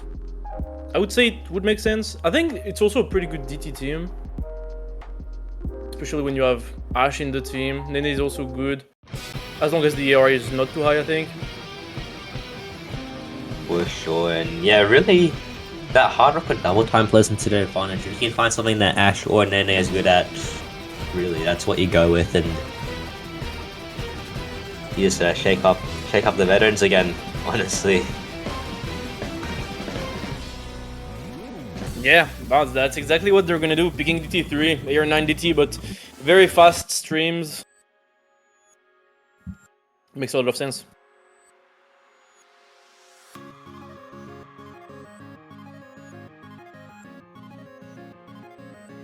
Here it is, yeah. The Ascendance map here. Believe one of Ascendance's first maps of the tournament, if I'm not mistaken. Have we have an Ascendance map before? Maybe, I'm gonna check. I don't remember, actually. I don't think so. Yeah, regardless, it is one. 2 minutes, 9 seconds. Very short. And hopefully the trio of Galore, Ash Ketchum, and Nene Sakura can make it happen in that amount of time.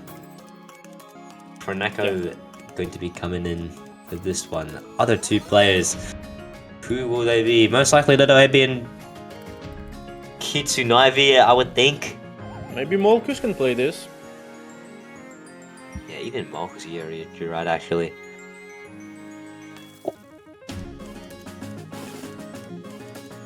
And it is Kitsunaivi and Marcus coming in to match up against the double-time rookie trio here.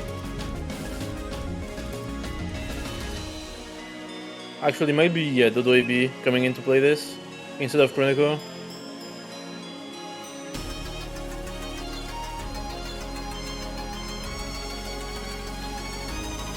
This is the streamy DT. It's quite short. It's less than 2 minutes with DT, but it's very intense streams. We haven't really had a map like this so far in the rules before, so it's nice to see. Everything beforehand, normally a decent length. Even of those 4 double times in the previous weeks, nothing like this. But you will see, if you are near the Cash World Cup or Cash Runners in general, you will see how intense these short DT maps get. There's just so much within the span of what, a minute 20, a minute 30. Yeah, pretty much. It's 1 minute 22 with DT. It is very short, with lots of combo. Yeah, almost TV size. Yeah, pretty much. So you're gonna, with that amount of combo, that amount of density and the length as well, you're gonna see scores rock back and forth. And you're gonna see large score leads sometimes just flip right over in the blink of an eye. There you go, Dodo AB's in. That's the final third player. 14 veterans as we wait for it to turn into a 3v3. Here we go, MB settings in. We're gonna start soon. Very soon. Very, very soon. Yeah. Very soon. Yeah, yeah, soon. Come on. Very soon. I gotta take it slow for the old guys on Team Veterans, man. Don't rush them. Oh, they're walking up the ramp. We took the stairs and walking up the ramp that goes all the way around. Anyways, come on, it's in.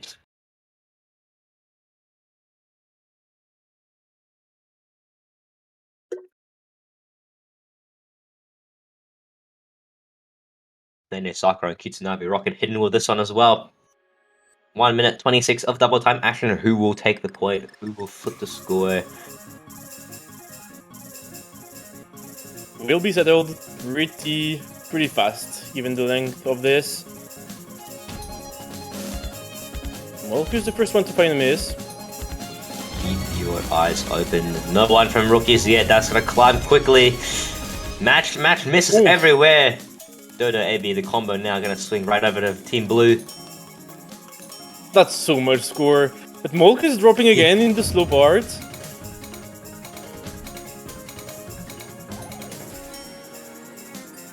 Kind of slow here. Build up as much as you can. Have a backing in hopes that someone else will miss. On the other side of the screen, that's Dodo AB matched by Golai. Marcus as well. Will it climb the rookies? No!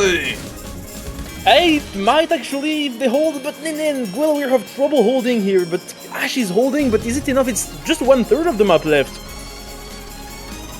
It'll climb as much as it wants to, though. Spinner there. Here we go. Who will end of the win? Everyone but Ash, but it's 80k already.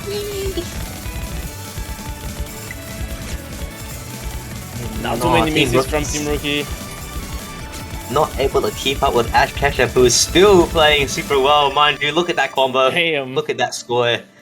But no, Veterans end up with the point here with pretty confident lead. Well, I shouldn't say confident after what we saw in that match, but still a lead of 6 digits, 166k.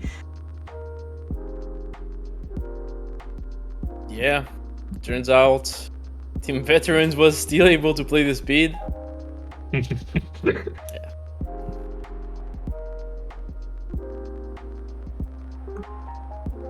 As they say, slow and steady wins the race.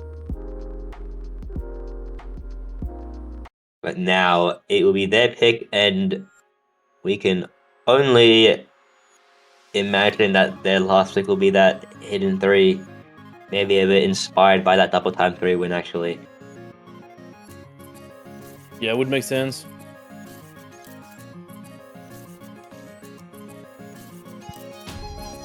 Though HD3 is quite different from the other ones.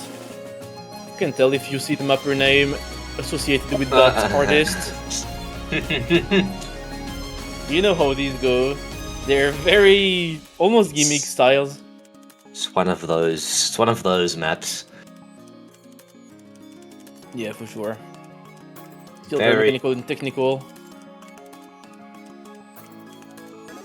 It's Connor. Yeah, it's Connor style. I think everyone knows what we're talking about when we say that.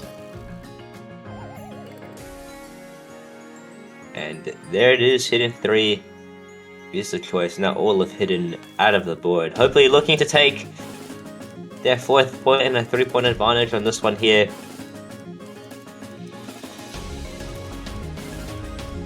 Yeah. No, and it looks good. This pick looks good for them. Though we've seen that still Team Rookies are able to play HD. We've seen on the HD2 it was a bit rough, but I think on HD1 like we had good scores, but it was just the length of the pick that really started to make them struggle. But like Ash and Ninik should be able to play HD3. Voltico to field the 3rd probably. Yeah, I think now if there's a time that Baltico really can round up the score with the rest of his team, it'll be this one. But yeah, even with this, Ash and Nene, as you said, probably going to be able to keep up with this one, so rookies will have to be quite careful with this one. What is going on here? It is the map finally selected, and we see the rosters: Kitsunabe, Malkus, and their 3rd waiting to come in. Once again, could be anyone on that roster. True, yeah, no, it can be, although it can be Setomi. Just not expecting Dodoebi, not much of an HD player, I think. It could be Chroneco too.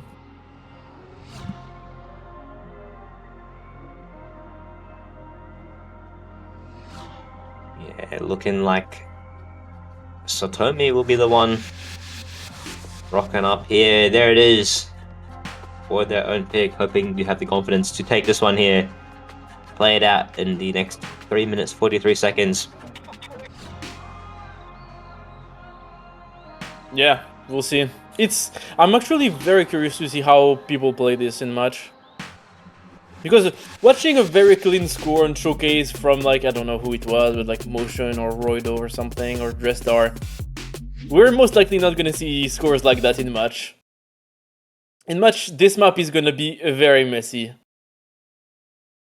Yeah, and you know they retried that map several times to make that replay. This one is a come in, play it, come out. Whatever you miss on is what you miss on sort of thing. But we will see how that turns out as we get going. Yeah. And as you can see already, very hard focus on hyper sliders, and everyone kind of missing already, other than Kitsunaibe. This map with Hidden is brutal. Triple miss from Team Blue and Team Red takes their lead and looks to extend it with the combo from Nene Sakura. Yeah, that is fair. That's a slight combo advantage, especially with the triple miss from the veterans. That's what the rookie wants to get the breakpoint back. They've gone with the Hidden. They thought they're confident with Hidden, but not. Look at the rookies go. This map, a map like this, all in their territory, no, but look at the section going into the second quarter now, finding a few misses here, and that score is gonna slowly crawl back to Team Veterans. Yeah, but thankfully they had a bit of room for mistakes with the lead they got at the beginning, and now it's back in their favor. Climbing steadily for sure, 1/3 through, and in the length of this map, that score lead is definitely something you can be confident with coming into the second half here. On these awkward streams. And Nene Sakura holding 400 combo on this map is not easy, believe me.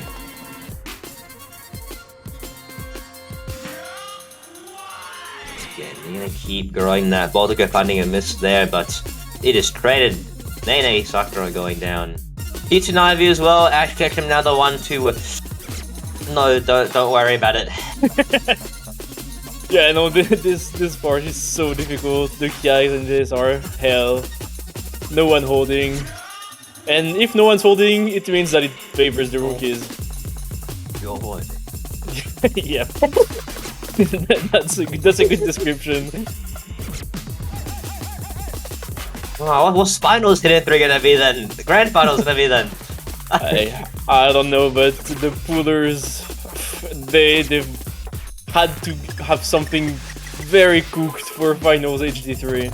They're probably like smirking and stuff. Like they're throwing like bad substances into a big pot, stirring it up like smirking and stuff. Like, Yeah. grand finals Hidden 3. Anyways, reaching the end of that map, rookies confidently take this breakpoint back with a very, very good score lead there to bring it 1 point closer to leveling it out. 2-3 now. Yeah. Very impressive score from Nene. Not the highest AG, but a very, very, very good combo that carried a lot the score, as you can tell from the 820k. So, breakpoint! Very nice for the rookies.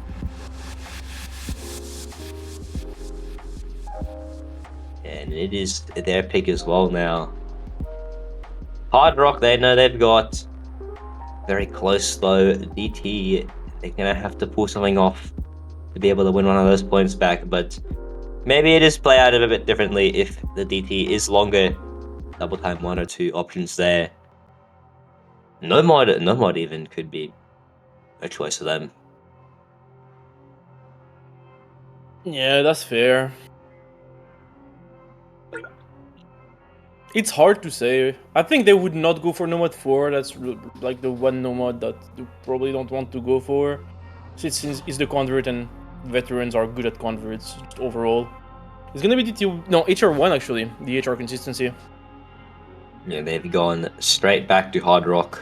They know they can win that, and if they know that, they can come into this one a lot more confident. Hopefully this time it does not swing back and forth frantically. Come on, A-Down's client, you've got this. We'll get it. This HR1 though, one of the, I would say, tamer picks of the pool. It's very consistent, it plays very well, it flows very well, it's mostly streamy. And I think everyone should have a good time on this. It's not going to be a bloodbath like HD3. Yeah, it is a one slot map, and it is in that Hard Rock as well, so it's not going to be something as crazy as we saw that first hidden one. Also, in the field of that rookie side, once again, Nene, Sakura, and Ash Ketchum, the two pillars of this team, eliminate now in for the first time playing Cash World Cup this year. Up and coming UK player who played in 4CWC as well, actually. That was their debut tournament. Dodoebi, very no-brainer choice for the veteran side to play Hard Rock along with two more. Probably thinking Hollow and any of those four actually. Kitsunavi maybe even Kroneka, who we do see come in. Maybe Molkus? We're gonna do them all. It genuinely could be any of them. Goodbye Kroneka.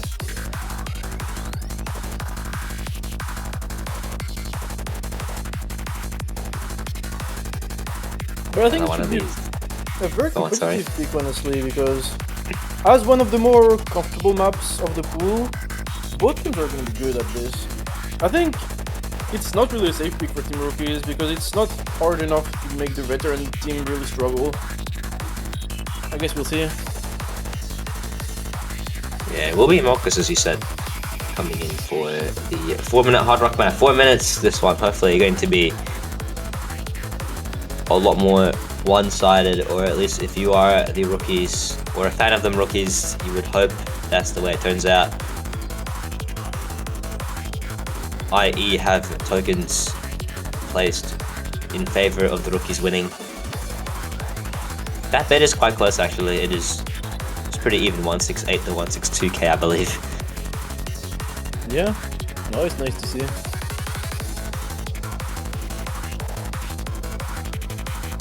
Let's see how this one goes. 4 minutes of intense side runs.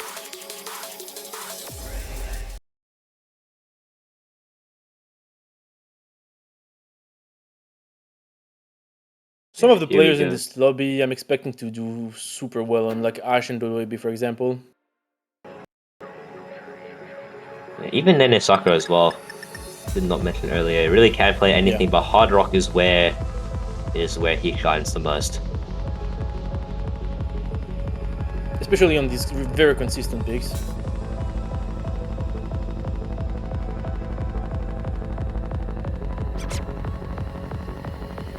First miss out of Eliminate, but with 4 minutes of length, really could turn out anyway. Not the defining miss. Kroneko, the next one to find one there, and is afraid. Yeah, by Nene and Eliminate. Actually, Molkus too, I didn't see. So, as I said at the beginning of the match, Ash versus Dodoebi is looking pretty even right now. Other than that, everyone else kind of finding misses. Yeah, Eliminate and Nene Sakura are really not showing up on a map like this now, and that score is definitely climbing in the way of the veterans. 41k and growing at a rate that is really unideal for a 4-minute map. Yeah, for sure. But still we see consistent misses from Kroneko. And once again, it's rated though by Nene. I think it's still very much doable for Team Rookies. Though actually Dodoebi ends up dropping, that's kinda huge for them. So long as Eliminate and Nene Sakura hold on, Ash Ketchum finds them. This is a huge combo gone on the side of Team Rookies now, and veterans will look to run out of this one going into the second half. Molkus, Dodoebi contributes out a lot. Kroneko finds a miss, traded by Eliminate though.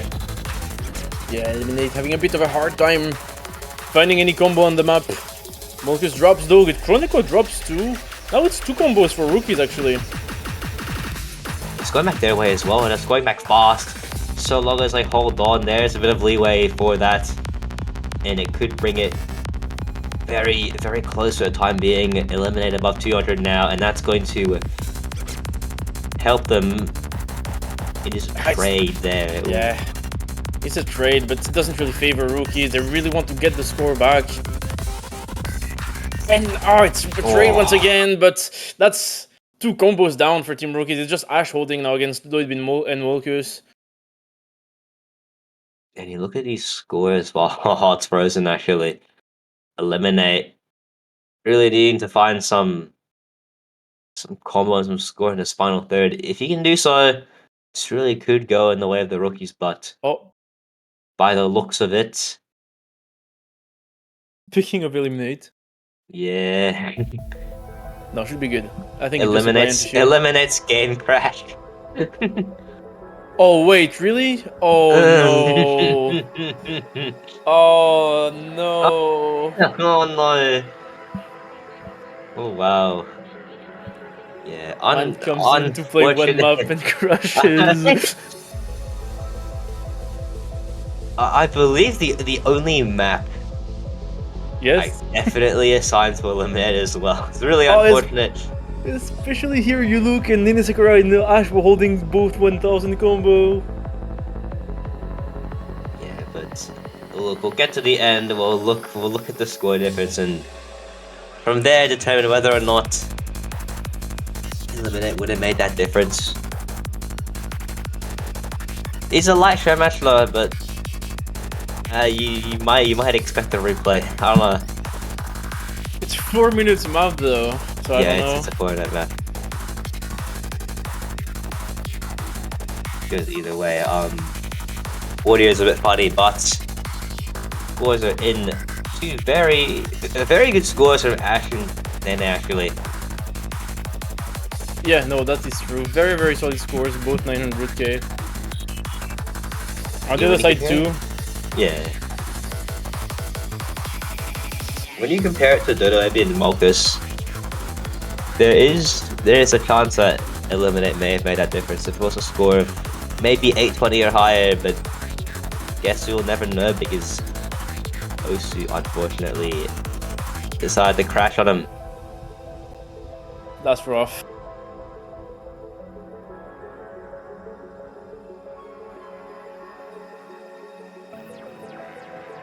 I think that should be it. Yeah, Client definitely not being nice to referee either. A bit of a field day. But fortunately not a very high stakes match. Not one of them determining losers bracket games, just a nice show match here. But as it stands now, 4-2 to the veterans who go into an advantageous position with the pick here. I believe it's not finishing because this game's crashed. Yeah, I'm not sure what we do with that. It's true. Eliminate was saying, don't let me bottom score. Just DC'd when he started getting bottom score. The game was like, I'ma help you. Because it wasn't physically possible to top bottom score at that point. Not. There's different solutions. You got an MP blast crazy.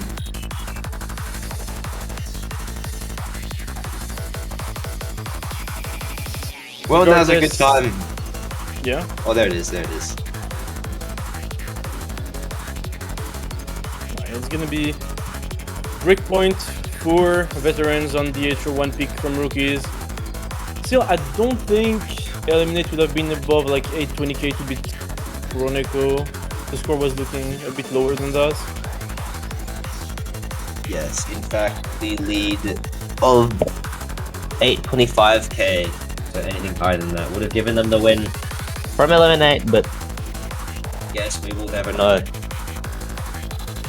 Yeah, Type beat. regardless, it's 3 breakpoints in a row, right? DT3 from rookies failed, veterans won.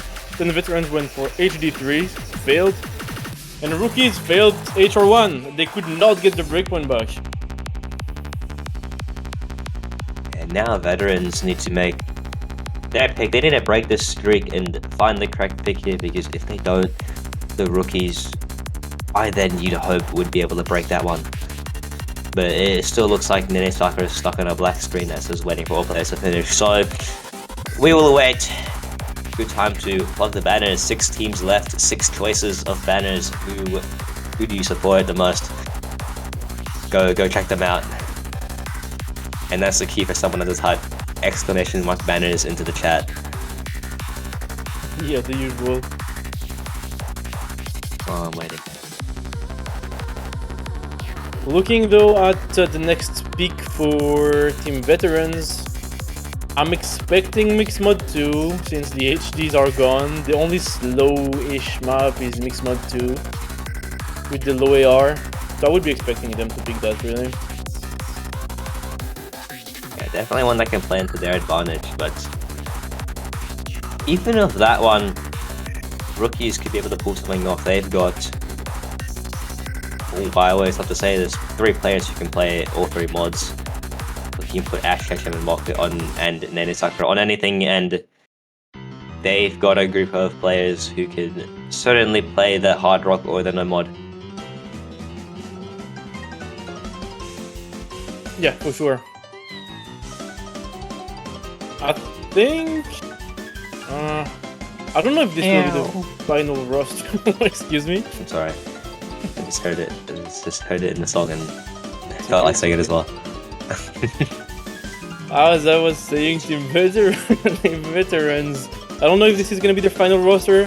I think Olo, Nomad probably, and Dodo, AB, HR, but as we've said, on H... Looking at the chat, man. I don't know who's gonna play HD on it.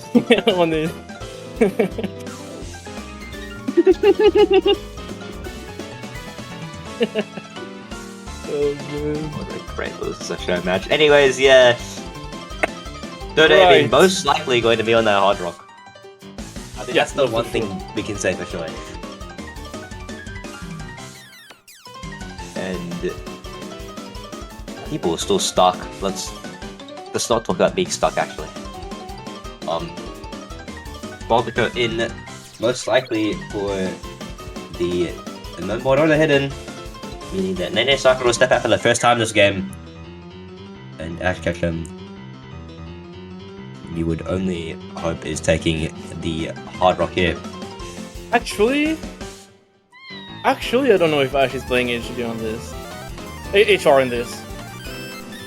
Because I think Could be rookies quite a lot. really struggle with HD. And it's possible that we see Ash on low AR HD in this. Would be kind of weird, but I think this is possible. It is certainly possible. I think it's a matter of what they're willing to sacrifice. Whether or not they think they can just allow one good hard rock squad and mash Dodo AB and just pray that the no modern hidden just outdo what the veterans have. But look, they are veterans, and when they make this pick, they pick it with intent of pairing up on hard rock and hidden, because you look at that CS 4.8, that AR 8.3, they've definitely got 2 players who are suited for that. Dodo AB and, as we always say, literally anyone on that team to play that hidden. Yeah, no, for sure.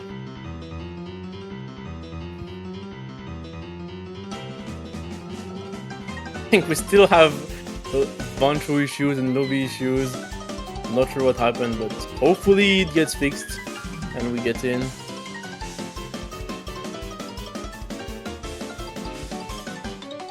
And this is a field day for Yeah.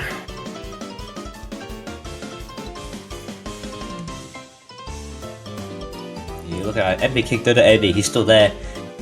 Holo and waiting on a third. The third, I believe, still probably stuck on a black screen, I'm not gonna lie. Yeah, possibly. I don't know. We have days like these. Hopefully, it's just for the show match and not for the actual matches. Okay, A-Down is working overtime right now. Nick, Yeah, no, shout out to down the ref because this is just always annoying when that happens. and you look at this lobby, hits so hard, eliminated switch teams. Now a 5-year veteran.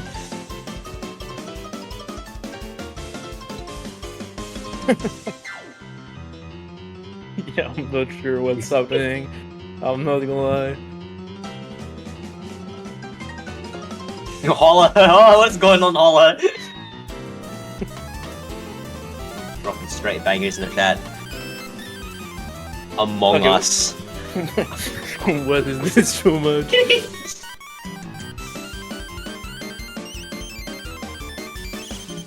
Okay, we should see Chronico coming in to play this. Hopefully, we can get the map started.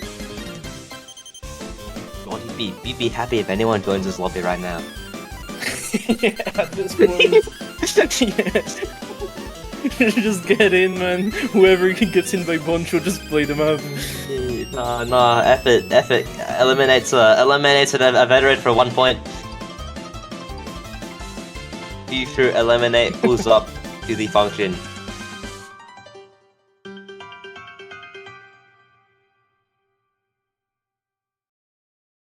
Okay, apparently Chronico is not in the tourney server anymore.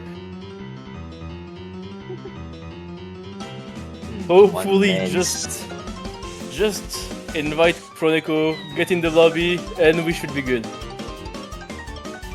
One man's computer crashing and the whole of Banjo infrastructure goes into shambles. There he is, finally Chronico is in, Let's go. and surely, for sure, we will start very soon. Great vegetables. With this that's- goofy song in the background, man. That's what he says when good things happen. Great vegetables. Great vegetables.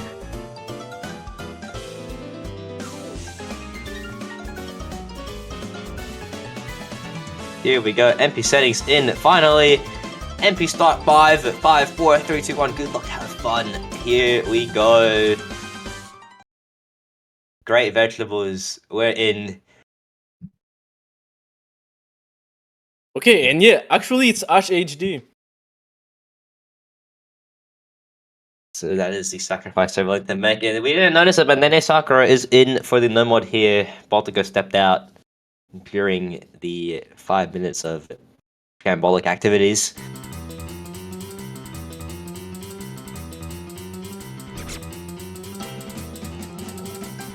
One already misses from the rookies team.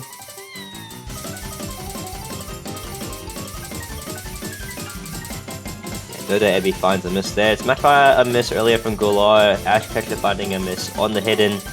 For Neko, though, when that is your opponent on an AR 8.3 hidden, I'd be a bit scared. Finds a miss though, as well as Hollow and Nene Sakura on the no mod reliably. Going to drag it back a little bit for Team Rookies. Yeah, not much though. Chronico finding several misses. Polo is not high on combo compared to Nene. Actually, Nene will find a break. And Willowware, oh, this is... And Ash, oh, this is a collab from Team Rookies. Oh, there it is. A miss from Nene Sakura, and veterans are off to the races of this one. Who are climbing massively to slow it down for Koneko and Hollow, but look at Dodo Ebi still going the Hard Rock as well. It's awesome. No, it's super hard to match Dodo Ebi on HR, such a good HR player. Will find a miss, but like almost got 500 combo.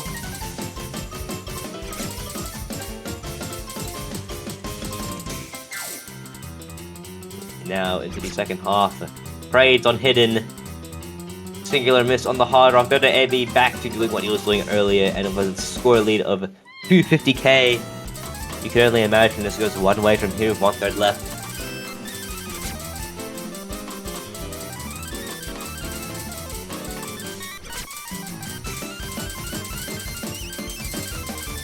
And it's going good for the veterans. Holo holding through the section.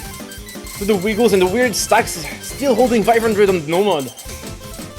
Yeah, even on no mod, this map is a bit of a task. Nene Sakura doing his best, but Hollow with that combo, finally finding the miss. Look at that accuracy there, highest in the lobby.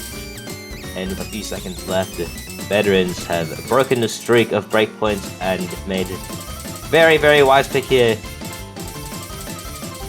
For sure.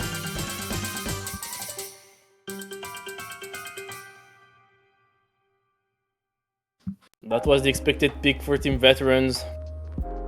The low AR map, always. But now we're out of HG and low AR for the Veterans though, so next pick will have to be something different. And this is when you question whether or not they look into the no mod with 4 no mods still available and 4 no mods that are certainly very characteristic of a finals pool. Are they going to out-zoomer the veterans team with some of these picks here?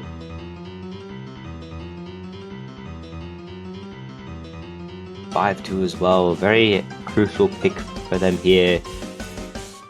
Lose this and veterans go to match point with a lot of leeway. Rookies win this one, they can start something up here.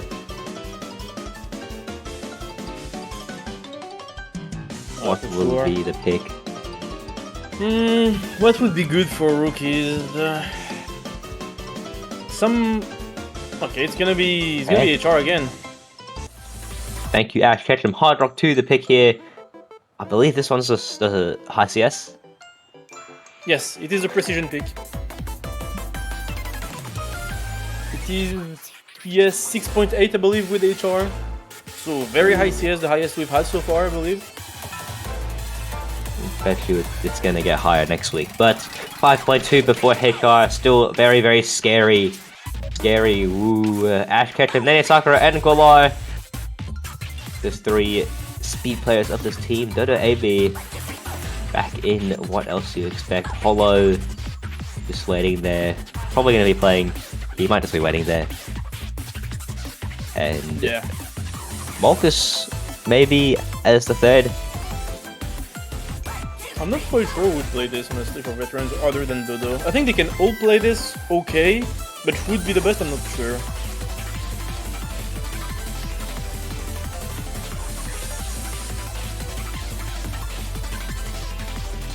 And I think the fact that they are picking up while they get that 3rd, and the fact that we don't even know who that 3rd could potentially be, is a good sign for them rookies. A good sign that this is a very good pick. Giving this 18 seconds as well. Hopefully the length plays into their advantage.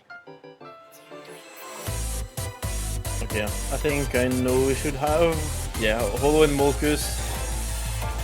I leaked the veterans logs. It's Hollow saying, "Okay, Molkus, come int with me." So... I don't know if this is looking good for veterans. It might have been a solid pick for rookies. Come on, Dodo AB. You gotta play Dodo AB.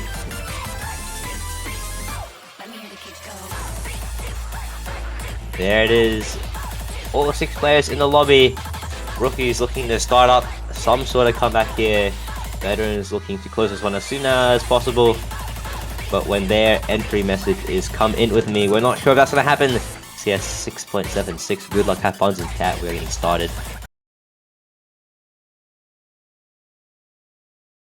Yeah. But it's still a short map that can, you know, on a bad run you can really mess up because of the very, very high CS, as you'll see really quickly.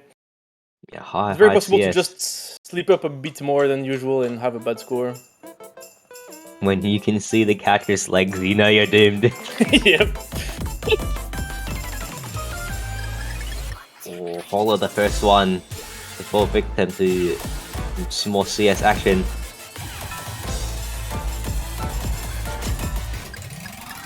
Oh, it's a full team miss for Team Veterans. Gwiller and Nene Sakura too, though. It's just Ash holding. Going to be that carry on the Hard Rock. Now, 1/4 in, and score lead is not looking too convincing yet. But Ash is doing so much that it's staying in the rookie side. But if Ash drops, I think it goes right away to Veterans. I mean, it will even without. Hollow. Dodo A being traded with Nene Sakura. It is staying in the favor of rookies. Oh, Ash is doing so much. He finally breaks. Is this the end of their run? Does it go back to Team No. Veterans? Because Molkus dropped again. Oh, it's gonna be very, very close. Sakura dropping straight by Olo. Oh, you'd hope you don't miss here. You really hope. Slow HR parts. It's traded. But Molkus and Olo. Ash back to 200 against Dodo AB. Dodo AB. Not gonna miss it all. Ash is holding it down for rookies. It's just a matter of whether Aqualar and Nene Sakura can hold up to keep the score in their favor. Dodo AB misses. Is this the chance for them to take it back? Ash really, really, really needs to hold as well as Nene Sakura back to 200. The very hand. Oh, we need to see a miss from veterans. No! Dodo AB, it could be. No, Nene Sakura trades. Polo. Wait 1 minute. Polo again. Oh, Ash. Hey! Ooh, it's close. It is close. Oh no, it's very close, but the veterans end up winning the pick by 3,000. Yet another very, very close Hard Rock pick. Match point for the veterans now. It has gone very well in their favor, and new day for Trosk.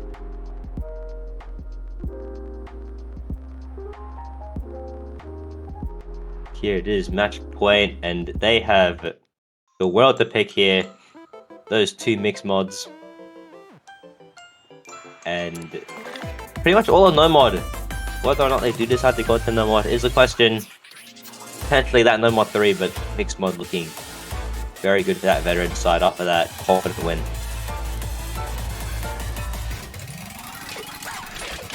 Yeah, I would say so. I think maybe no mod 1 and no mod 2 I'm not sure. But mixed mod no mod 3 and 4 I think are more veteran style because of like no mod 3 kind of being the gimmick and no mod 4 being the convert. Yeah, for sure. And we know all these quote-unquote new gen players very against converts for some reason. It's just their thing. But picking a hand of veterans would be really cool if they pick no mod 4. That's not any bias at all, but mixed mod and no mod, the choice they have to make.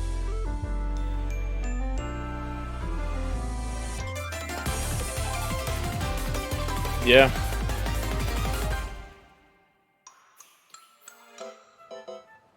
And there it is, no mod 4 is the pick here. The convert of the pool being selected by the veterans. Can't see how to close it out, but with a map like this and the players we have in the lobby, could go either way, honestly. Yeah, really could. But on paper, I say this is veteran favored, but to be fair, I think Nene is good at this. I know Ash is good at this. I'm not sure who's gonna be the third for rookies, but it's still a good lineup for them.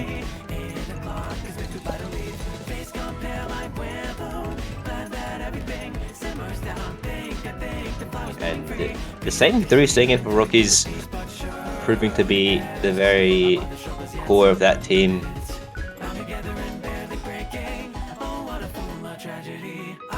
Not seeing an appearance from Arthur yet. Hopefully they can pull it back and get him to come out. As for the veterans, as you'd expect, Konako, Holo, and really we love saying this, any of them. Once again.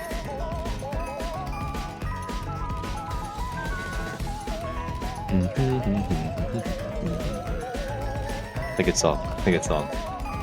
It's a good song. Despite several people kind of being haters. That's a banger. Sung by Will Stetson, but the original is good. Kitsunabe the third for the veteran side. Those three now in for clear task to close the game out 7-2. Rookies here trying to hold on for as long as they can, forcing the tiebreaker hopefully, or at least they hope. Yeah, that's the best they can hope for at this point. Horribly hard just managing. Soon you see the truth of the act. Gotta hope to stay intact. I'll smile, thinking again this time. All that I love will always leave my side. There it is, the command is in.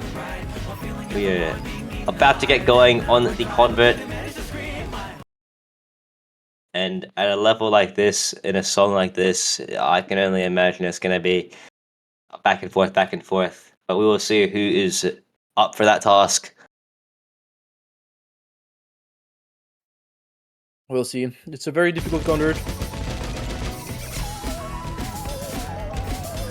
Already a couple of misses. I think it's just a trade between Baltico and Chroneco. The Chroneco missing a bit more. My god. Oh, that's a whole lot of it. Hey, that's how converts go. Just one spacing a bit too far. This one's starting to look a lot like a nightmare for everyone, but the veterans is doing a little bit more than the rookie side here.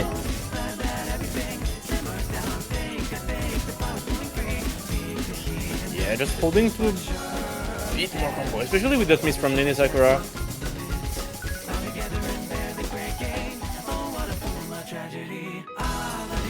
Ooh, it's trade. Baltico as well, kind of hollow. It is now Ketchum Kitsunabe standing. No. Oh! Could be a chance for the rookie to take it back. Why, everyone? Oh, that's brutal. That's brutal. That is harsh. Jeez, but now rookies have a slight combo advantage. We're not even 1/3 of the way through. This is definitely recoverable.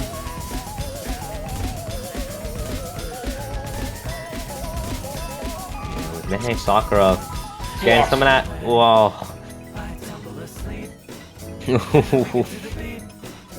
harsh, Matt, but That's rough. score is a lot closer to the rookies now. If they make it through one of those sections, or at least one of them does, where everyone misses, it really could swing right back to the rookie side. It is a trade after trade. Yeah. Kitsunabe not much though, and this is not a trade between Baltico and Chroneco. Now it's in favor of rookies if they can hold on to a bit more combo. But it's so hard to hold into this. Kitsunabe missing again!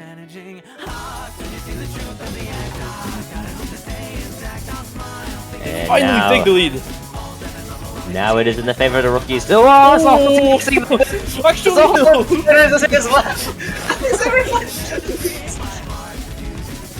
Oh, 6 to full misses. This is brutal. Yeah, real taste of what you can expect to see in the upcoming matches too on this map. Yeah, just imagine that there's something on the line and you're playing this map. Absolutely brutal. Could even be a ban really, but back to the match. It is how a lot's happened since we last checked in. 2.4k the difference. Could even swing back to the veterans now in a slow section like this. Alright, I think, yeah, next misses are going to be very important. Because everyone back to up to 200 and the score is even. Pretty much even, everyone's 200 now. There's no way everyone FC's the end in new, so... Oh! It's a triple miss from veterans! A little bit of light! Missing! Was it Again! Oh no, no! Hold, rookies! Hold! Collapse from the rookies! What a trade! We're not going Kitsunabe doing the work! It's a miss from Kitsunabe! Everyone missing! It's just Ash! It's just Ash! Who else would it be? Apart from Ash Ketchum holding on! Oh, that's a third point to them. 6-3 now. Will they pull it back here? Oh, it's so close. Whoa! The veterans actually lose in the Mod 4 in a very close point. Very even scores across the board. No, the 6 teams this week, they're taking notes. They're watching this and they're taking notes. Yep, for sure. Wow, that's great to see for Team Rookies. What a brutal convert, man.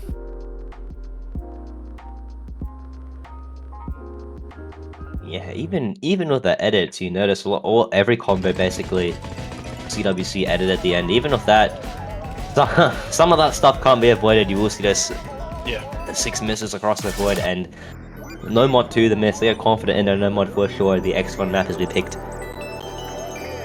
Oh, this one is a treat. But That's this a one, great start. if you haven't seen this map, it's as you would expect from X-Gun. It's an insane map.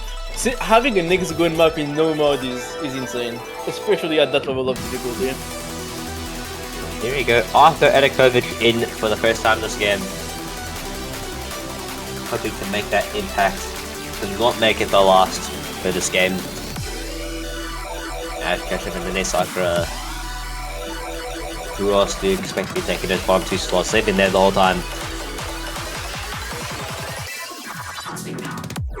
Yeah, the pillars of the rookie team.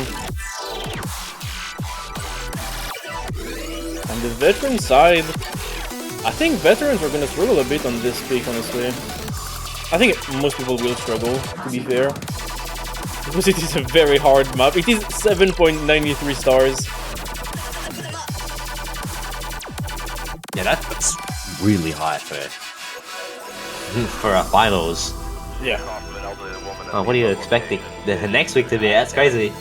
Anyways, waiting for them 3 on the side of veterans to come in.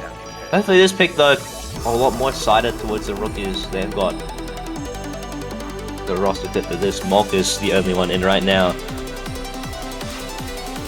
Kitsunabe, their second and their third. Maybe gonna be Satomi, but I could say maybe than say any of their players and it would be valid take. Yeah, no, that's true. Satomi. Dodo AB could be good on this. Yeah. But it's a pretty all-rounded map. You have some crazy jump sections, you have stacks that are very awkward to catch. Some parts that require a lot of speed, some precision. No, you have everything.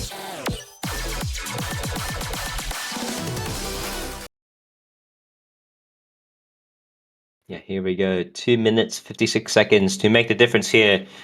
4th point would be huge for Team Rookies, but veterans, 1 goal in mind. Close it out now before rookies get anything more and build up any sort of momentum. Here we go.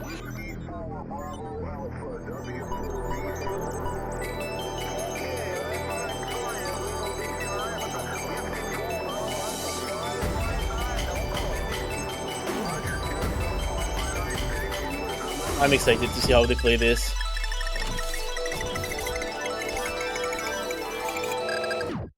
One long spinner. Here we go. Ash Ketchup surprisingly the first on the miss. Hold by Arthur. Yeah, this map is hard to combo, but you really want to get the intro combo if you can, because it's kind of the easiest part of the map. Only means one thing. Arthur and Ash Ketchup know what they need to do. Oh, it's not looking good at all for Team Rookies. So getting into the scream and stack section. Wow, veterans looking really good. Just Moku's missing. Yeah, look at that lead they built up. Only 1/4 in and Dodoebe Kitsunabe. All the heavy lifting up to now. Wow. Okay. Ooh. He's a triple shot, but just Ash holding. He wiggles at no one. He's just showing how brutal this map is, man. Showing how brutal every map is, really. Yeah. Coming from the police supervised Suffolk County Jail. Pissed off. Can they recover? We'll need to see many misses from the veterans. Yeah, they are very far behind them rookies. Nothing above 200 yet. And the slider tick for just God. Dodo AB and Molkus actually missing. Also Arthur. God. 3 players on the screen finding misses from that really long tick section. Yeah, slight combo advantage to rookies, but what they need at this point is not a slight combo advantage, it's a complete collapse of the veteran team.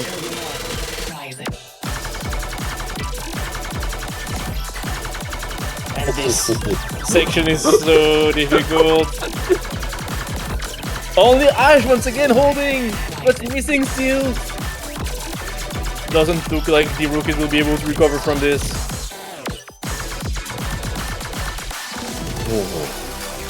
That's tough. That is tough. But look at that. Veterans have made it out on top by quite a confident margin as well. A few seconds left. That few seconds will work. The end of the game here. 7th and final points for the veterans. Oh, I think more than one.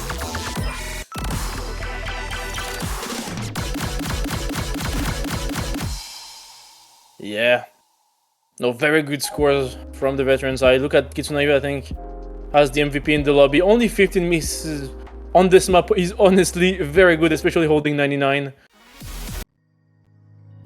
So GG's to both. The veterans end up winning. I think that's 2 years in a row. I don't remember before that, but I remember last year veterans also won. I was at the rookie side last week. Not last week, last year. And we lost to the veterans. I think Molkus was in the team already. I can't remember the other ones. But they win once again with the experience. We'll be seeing the tiebreaker though on a small showcase just to tie this one up. Yeah, for this one, 6v6 will be happening. Unlike last week where it was on the line, this one is a little bit of fun. Gigas, first time showing up in the map pool with the tiebreaker. Sound Architect featuring Gemzu on this one. 8.62 in the tiebreaker. That is some heavy stuff for a finals weekend. Absolutely is. This map is kind of crazy. 6 minutes, very intense. Quite a technical tiebreaker, honestly. It's not that high BPM, but a lot of, you know, very classic Gemzu tech style, as well as Gigas.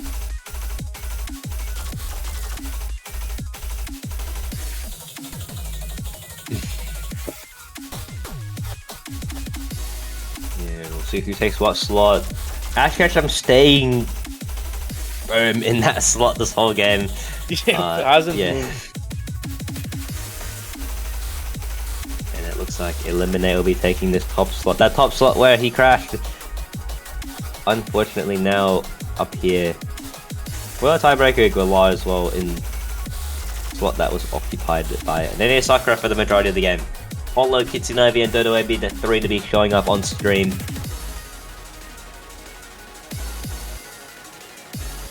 Yeah. This one is just for fun anyways. And it looks like a lot of them are sight reading. Yeah, no, I'm not surprised by that.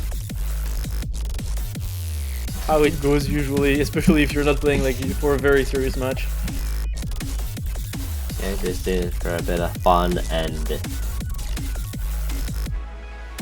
for sure showing it. Here we go. MP Start 5 is in. The next 6 minutes will just show you what this tiebreaker is all about. Here we go.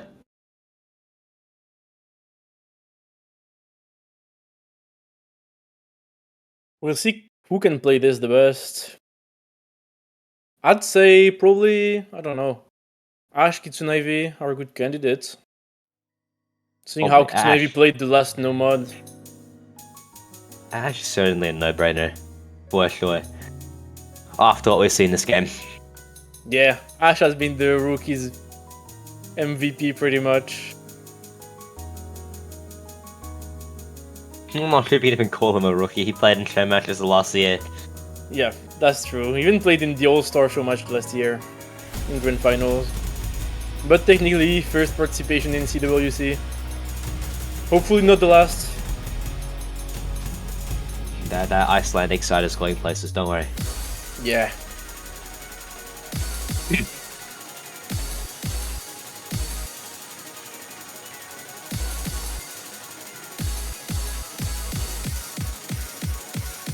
So far, so good for everyone on the intro.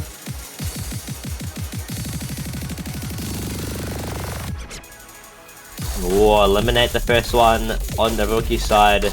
It is match battle 2 from the veterans on screen though. Oh, everyone falls. That brutality is really starting to kick in now. Yeah. You can observe the 8.5 stars in full effect. Still though, everyone holding quite well. These sections are so difficult when you have to stop to catch the next wiggle. This is so counterintuitive to play. Especially on the sight read. Yeah, it's really testing for a tiebreaker. And it'll do some bits in the actual game. You can see here that Kitsune Ivy still holding on pretty well. They've made it through a few of those sections there. Should be dropping now. Kitsune Ivy. The two players I could certainly mentioned.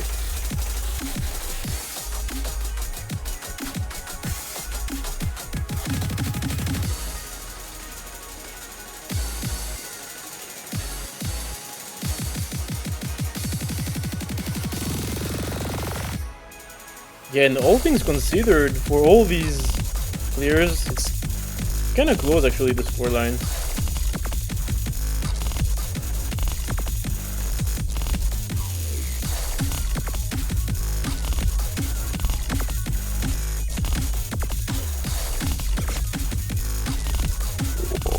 Few out of the keys in this, and start boosting it towards the of the veterans now. Satomi and Kitsune Ivy. Satomi and Kitsune Ivy finding misses there. Gonna slow down their progress a little bit, but 2 from the rookie side will help them continue to grow their lead. Yeah, Ash drops the 800 combo. On these stacks, whew. Dodoebi and Kitsune Ivy still holding though.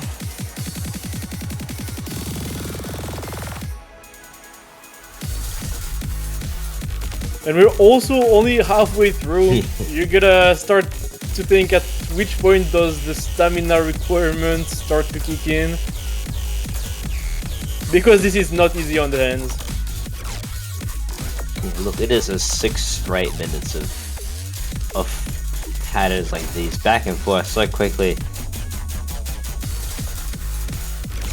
And the reading as well, the variation in this map, be very testing. It is very testing as a tiebreaker. Ash Ketchum though, on the roll.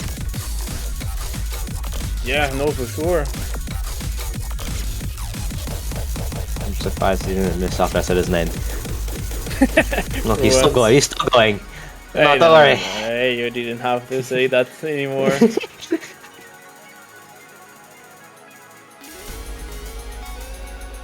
Still though, in contention for MVP in the lobby. I think it's Kitsune Ivy right now. I don't know, maybe not too far behind either. 650k right now.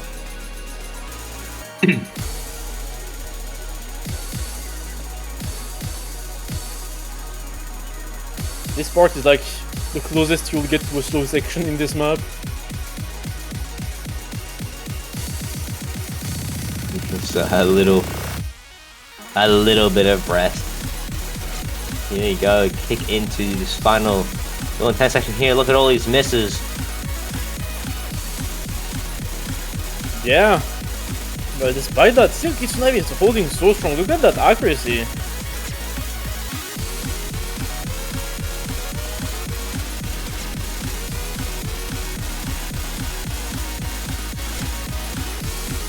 Really the only one holding in this section. Yeah, Pretty much. Kitsune Ivy is playing very, very well for a tiebreaker like this. Oh, finally finds some miss, but commendable performance from him. Absolutely, still holding above 99. Although maybe not far behind. But that is the performance for sure.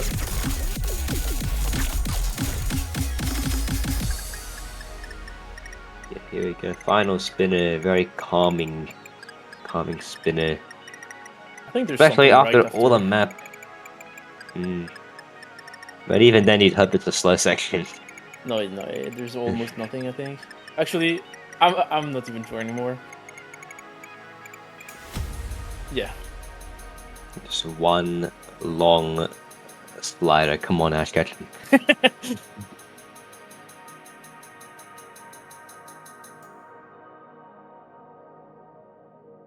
That does it for this game. 7-3 the final scoreline. Veterans taking it as well. On the tiebreaker, that is just the top 3 from each side. The score margin a little bit closer, 113k across the board. Veterans still taking it, however, with Kitsunaivi, the very, very commendable 909k on the 8.5 star tiebreaker. Good game, well played. Yeah. That should be it for this show match. Thanks to all the players who accepted to play, the rookies and the veterans. Looking forward to seeing more of them in the next year. But for this edition, though, the next matches are happening, I believe, in 30 minutes we'll have a match, right? No, actually, in an hour we'll have a match. We'll have Chile Poland in an hour, loser bracket match between these two teams. It's gonna be a spicy one. Might be the closest of the weekend even. So 1 hour from now, actually. yeah, 1 hour. It's at 16:30 UTC. Be there for it. It's gonna be insane. Other than that, that's it for us. There will still be a show match next week. That's the one to be know in excited time. for. That's the one to be excited for. That's for sure, as usual. But that's gonna be it for us. It's my last match of the CWC, I believe, before Wong 2. So thanks everyone who tuned in, and hope you had a good time. Hope you enjoy the next few games. Very decisive games. In no time, these two are going to determine who plays for that third place spot or that final spot in the grand finals weekend. Other than that, thank you for joining us. We are out. Yep, see you.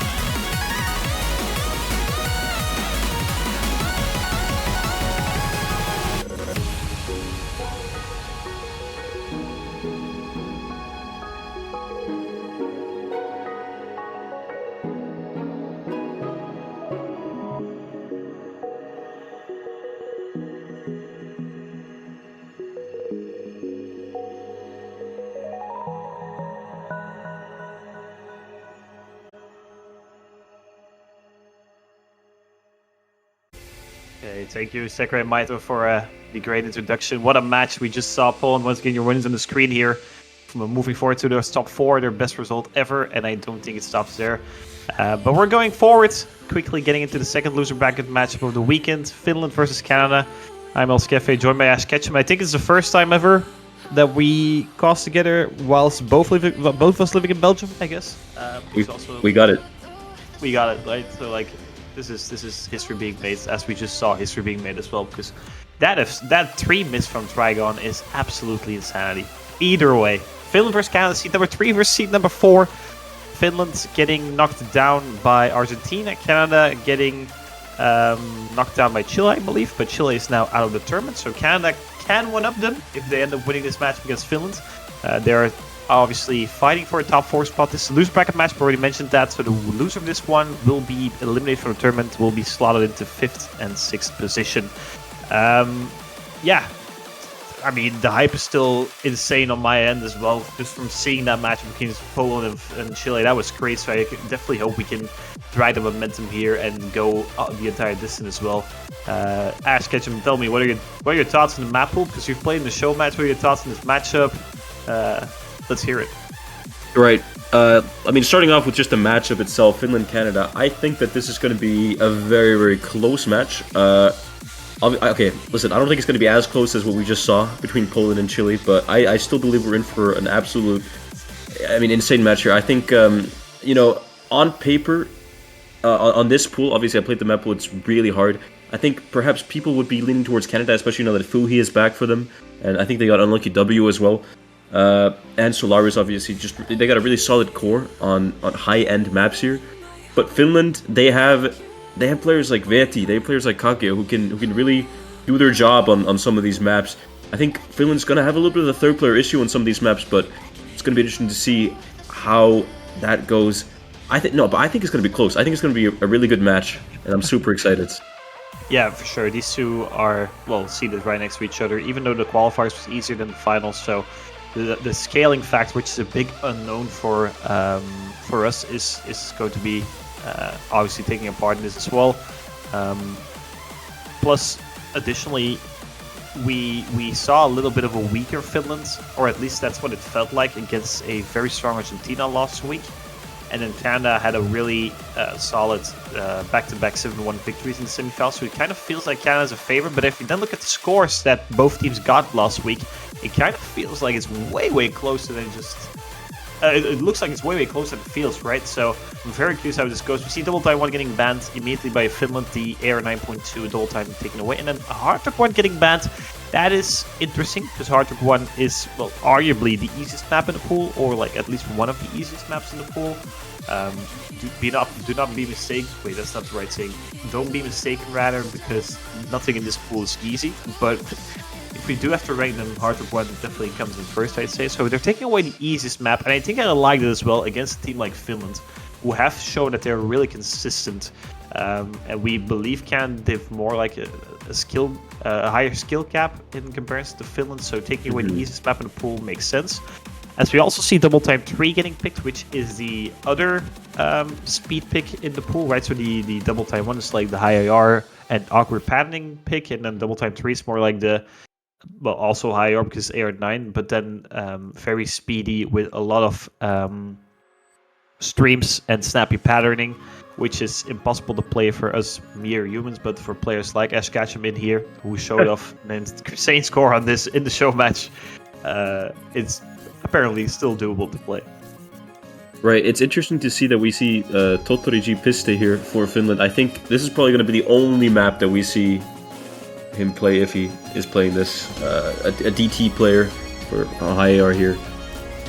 On Canada's side, however, Fu is for sure going to play. And I imagine Solaris too. Perhaps they get Emir or Dea Ex Machina in? Yeah, exactly. So the Ex Machina is their Double Time 1 trick. Well, actually, I think she can also play Hard Rock, but she's known for really high AR reading, right? She has a bunch of AR 11 scores, one of the few players in the world that can play it. So this AR 9 feels slow to her, I assume, which is crazy, but Yeah. I'd be very surprised she's not coming in. Then it's probably due to the map being too awkward to play, but I don't think that's going to be the case. So that should definitely be the third player. And then Solaris or Unlucky is going to be also joining for Canada. I think for Finland, yeah, we're looking at Kaguya and well, I guess you say Verdi, right? Because well, Yurdi. wait, no, I mean like Vidi. I call it Vidi, but you call it like Verdi or Oh, something. Veti. I think that's the Finnish Verti, pronunciation. Verti. Yeah. Yeah, he has that Scandinavian accent. That's something I don't have, sadly, but Verti. So there's Verti and Yurdi. I'm just gonna go with Vidi. That makes more sense to me. So either Go way, for it. you have Viti, and then like turret slot. I'm not sure who actually slots in for the high AR double time here for Finland. Yeah, I think it's gonna be Tottori Gipisti here. Actually, I think if there's any map that they played this week, it's gonna be DT3. Honestly, Bob Burger or Forgotten Taco for those that have been around for longer. Now called Tottori Pist. Either way, it looks like he's going to be the third player here. Yeah, exactly. So on the Air 9 double time. The Ex Machina also stepping in, so nothing too unexpected on the Canadian side for now. I think Unlucky is going to be the third one. As this one is a sprint. It's only 1 minute and 20, I believe, after double time is added, because it's 2 minutes and 10 without. AR 9, so that becomes AR 10.33. And then star rating is, I believe, 8 stars, which is also crazy. 8-star double time casually slotted into the finals week. I can't wait to see what's going to be in grand finals. But yeah, 8-star DT map here, AR9 as well. Yeah, it's a really insane map pool we got on our hands here, and I'm super excited to see the first map. I mean, it is Canada's pick. I think Canada's definitely favored on this, but I mean, oh man, I'm hyped. I'm hyped after the last match. I'm just hyped. I don't know what's going on, Quentin. I really don't know. yeah, I had the blood flowing as well. I was more nervous for the tiebreaker than I was for my own matches, which makes no sense. But that was just there's so much hype going on. I love it. That's the beauty of Osu Catch and Osu in general, but definitely Osu Catch because we have those spicy tiebreaks. I mean, Poland has won 2 tiebreaks now. Wait, never mind. I've played 2 tiebreaks. Lost against Argentina, 1 against Chile. Who knows how far they'll get. Top 4 guaranteed. Either way, Tottori Jeep is going to be choosing the hidden with double time. For those that are not aware with the mod multipliers, well, there are none in Osu Catch, so hidden does not provide any additional score, just for reading purposes. Mostly used with higher AR because it kind of makes it easier to read, but then also harder to control, so it's kind of like a double-edged sword. As we get underway, the double time 3 map Ascendance. I think it's his first map of the year as well. For the Osu Catch World Cup, but he is one of the most decorated mappers in the entire Osu Catch universe. The Ex Machina and Yuri going to be trading misses initially. Everyone else getting up to 200. Tottori Jeep is also finding drops in the streaming section like a W, but this one is a sprint. There's going to be happening so much, but as everything settles down, it's only Few and Kage holding on to the full combo right here in the beginning. Yeah, I mean, this is a very sort of end-focused map in terms of difficulties, so these early misses are actually going to have a lot to say in terms of the final score, I believe, because I can't see. I mean, perhaps we'll see like a couple combos in the ending here, but the endings we're definitely going to see a lot more misses. Kaguya and Yurdi with the double miss there for Finland going to make the lead for Canada even higher. There's a double miss from Canada though. And yeah, it's only Fury. Fury is the only one with any combo, but that's giving Canada a 60,000 point advantage here. And we're approaching lost quarter. This one is only 1 minute and 30 in length, so Fury holding on to the full combo here is doing a lot of damage for Team Canada. Tottori Jeep is also finding another break, traded by the Ex Machina. Lucky W also down. It's only Fury. He has to keep holding on. There's 2 combos on Team Finland, only 1 in Canada. But scratch that though, only Kaguya matching Fury, and he is also down. Fury ends up dropping as well, but then there's Lucky W finding some combo. There's just so many misses here in the ending streaming section, but after all, I think Canada will be taking this one barely, well, not barely, by 90,000 points, but it just mostly just on the fact that Fury held that combo for so long. His score is way above everyone else in this entire lobby, so very nice score coming out from Fury here with the 11 miss, but those were very grouped together. And I mean, this map is just so quick. It's so quick to play, it's so quick to cast, it's so quick to watch, there's just so much happening. But that's the first point for Team Canada here, 1-0 scoreline. yeah, I mean, pretty good performance from Finland nonetheless. 800Ks all around, and Kaguya being the best performer on the side of Finland here with a pretty decent score, almost 900k. Just a couple of misses in the beginning, I think, were the difference there, but obviously we saw collapses on the ending all around, as that is the hardest part of the map. But that is going to be the first point for Canada here on their own pick, and now Finland going to mixed mod 2. I don't hate this for Finland. I think Finland's gonna be relying on the mix mods and perhaps hidden for some of their points. Yeah. Yeah, we also believe that, well, I think during our kind of prediction show, we also agreed on the fact that double time is, or like at least higher double time might be Finland's weakest link here. And then the fact that they only lose by 100,000 points on a very short map as well, so point differences are going to be way higher in those types of maps. That's impressive. I don't think Canada was as, well, it wasn't as clean as they could have played or would have hoped to have played it.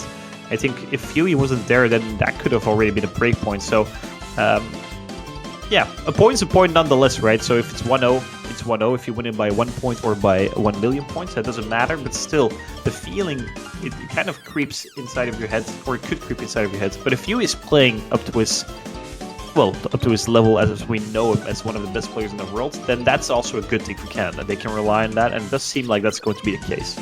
As we get people joining the lobby, we see Katsuragi coming in. I mean, this is the low AR pick in the mixed mod bracket, so we see Katsuragi and Red coming in. I think those two are playing Nomad and Hidden.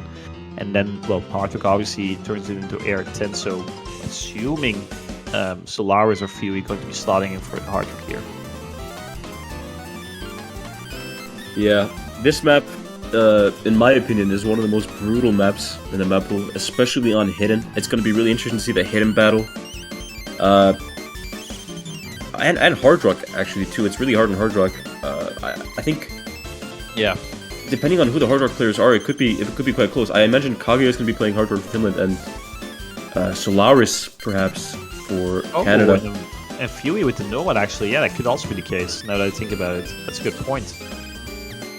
Yeah, I think Fuhi's consistency on Nomad is needed here, unless... I don't know.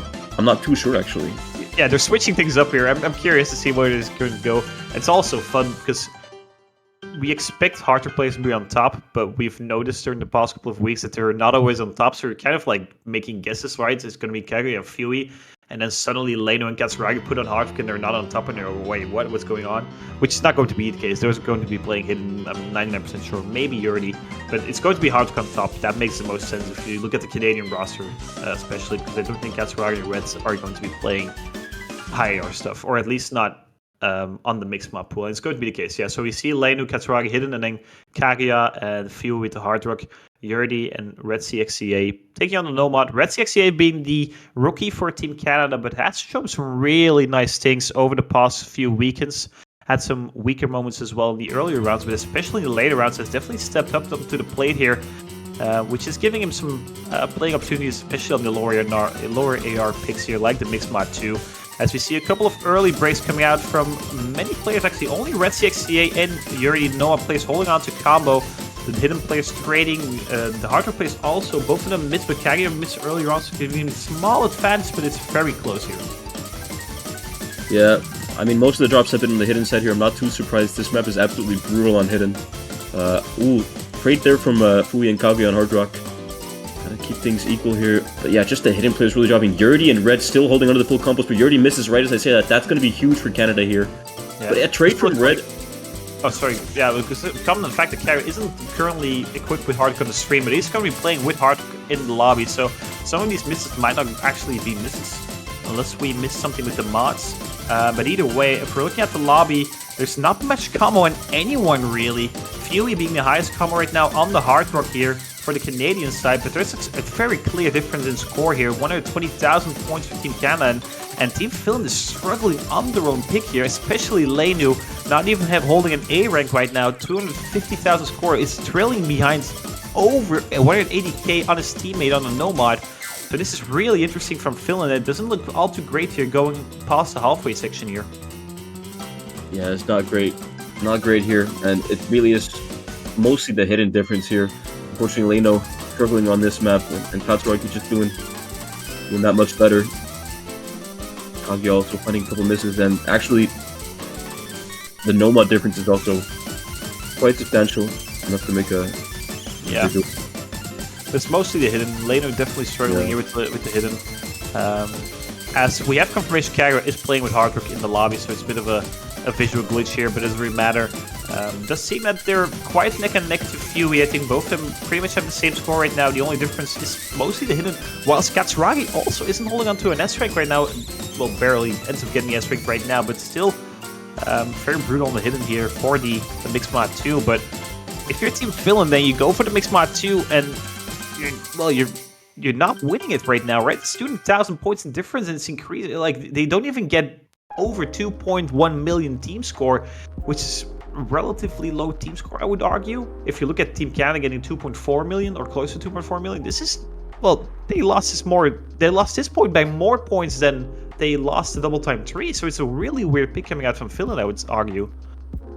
Yeah, quite a strange pick here. Did not pay off in their favor at all. Backfired quite heavily, and momentum is on Canada's side here. And I mean, we saw in the Finland-Argentina match last week, when Finland starts getting down and losing their own picks, that's where their momentum sort of drops really fast. So you have to hope that Finland's sake that they still stay in it and try their best. Exactly. Red 68 with a 4 misrun, actually. We kind of want to notice on the bottom right, but a very solid run coming up from him. And that's giving Team Canada, from them rather, it's giving Team Canada a 2-0 lead here as well. And they are going straight into the Hard Rock 2, the Hard Rock 2 being the high CS precision pick. Also a less comfortable map for those that do not play Hard Rock very often. But I guess, well, we're in the top 6 now. I think both teams should be able to draw off the roster. But then again, if you're Team Finland, you lost your first pick. I wouldn't say your back's against the wall, but it does kind of a tricky situation to already be in here. Yeah, definitely not the most ideal situation for Finland, but Hard Rock 2, I feel like there's a lot of room for error on a map like this, and if Canada's top players find some misses on some of the more RNG parts here, then there's always a chance. I feel like this could go either way. It's definitely one of the more RNG-based maps in my opinion, purely because of the CS being like 6.76 with Hard Rock added. So it's not the safest pick, but definitely, yeah, I mean, there's a reason why Canada's picking it here. Yeah, I think Fuey is going to be the third player here, as we see Kaguya, Leno, and Yurdi. So we still haven't seen Verdi, I guess you call it, right? That's my best attempt at a Scandinavian accent, but we still haven't seen him in the lobby, which is weird. He's top 10 player in the world. Why isn't the best player in your team not playing right now? That's the third map in a row. It's the third mob bracket as well, so it's not like, oh, we've only seen low AR hidden. He doesn't play that, right? It's the third mob bracket. Why isn't Verdi in the lobby right now? It's a bit weird. Unless Canada are purposely picking maps that they're trying to exclude Verdi from, but still, at this point where you're in the finals, the map pools are this difficult, I kind of expect that the top 10 player in your team kind of plays every single map, or close to every single map, like we saw with Trigon, like we saw with Arisil in the previous match, which we will also see with for the Story Gonzo and Velper K, right? That's a bit of a different scenario because they only have 3 players, but still, a bit of a weird situation here.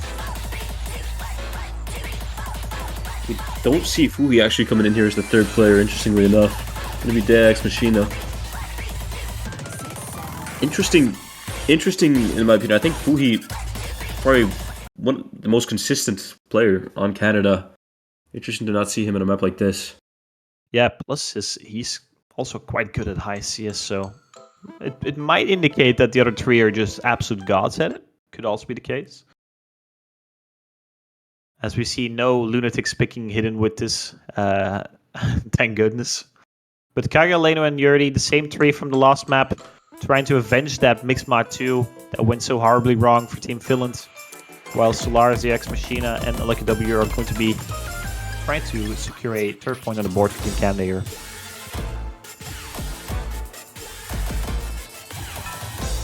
The map itself is mapped by Old Fanboy. It's a collab between 3 mappers. The padding itself isn't that difficult, but add in the high CS and then it gets really difficult as we see multiple breaks coming out. Only Solaris and Kaguya reaching 200 combo. It's slight advantage for Team Canada as we see multiple misses on both ends. But it's only 17,000 points, relatively negligible at this point. Yeah, we see trades coming back and forth there. Unlucky W with the miss there. No trades from Finland at this point, so going to be a slight... the score difference is going to go slightly to Finland here, but Leno finding a miss there, not going to help him at all. Going to go back to Canada as that was more than one miss, unfortunately. but still only 30,000 points in it. And there's another mission on Lucky W. So still a lot of fans. Yeah, 2 combos on Team Canada though, whilst Yuri has also managed to get up to 2 combos, so it's pretty much tied. Combo and score are tied at this point. Kaguya and Solaris still holding on to the full combos here. Never mind, Solaris ends up dropping, but traded twice by the Finnish players. And Lucky W has a slightly higher combo, so combo advance for Team Canada. It's only 30,000 points, but we're already over halfway. Double miss coming out from Team Canada though. Only Kaguya with any combo, and he is actually cruising here on the Hard Rock 2. It flips towards Finland. There's no combo on Team Canada. Yuri is also building up this combo. Canada is dropping. Double miss coming out from Finland. Is it going to switch back? Lucky W has been trading it once, but Lars and DX Machina are building up combo now. Slight advance for Team Canada. Only 1/4 left of this Hard Rock 2 here. That was a really good score there from Kaguya until that miss, and that drop's going to cost them dearly. Another miss from Yuri. There are no misses on side of Canada here. It's going to be really close at the ending. It's going to be increasing the score here for Canada. A miss from DX Machina on that port though is going to be huge. It's going to go slowly back to Finland, but not enough. They're going to need one more miss from Canada. Yeah, they keep trading here. Ending sections. The map is coming to an end. Solaris and Lucky W hold on to combo. I think it's going to be GG's. Yuri ends up dropping as well again for a second time. The ending sections here, and no one else drops, and it's going to be Team Canada taking a 3rd point on the board. 42,000 points. Barely anything separating these. Kaguya with a 3-miss score. What an incredible score coming out from them, but Leno and Yuri struggling a little bit more on the bottom side. 3-0 Canada. They managed to secure the 2nd point, but again, it wasn't really that convincing though. Same with the double time 3. This Hard Rock 2 could have flipped the other way, I would argue, as we see Finland going for double time 4 immediately. So that's going to be the map from Mr. Binking being picked here, double time 4, as we also saw it against in Poland versus Chile, I believe. So that's a 2 out of 2 pick right here.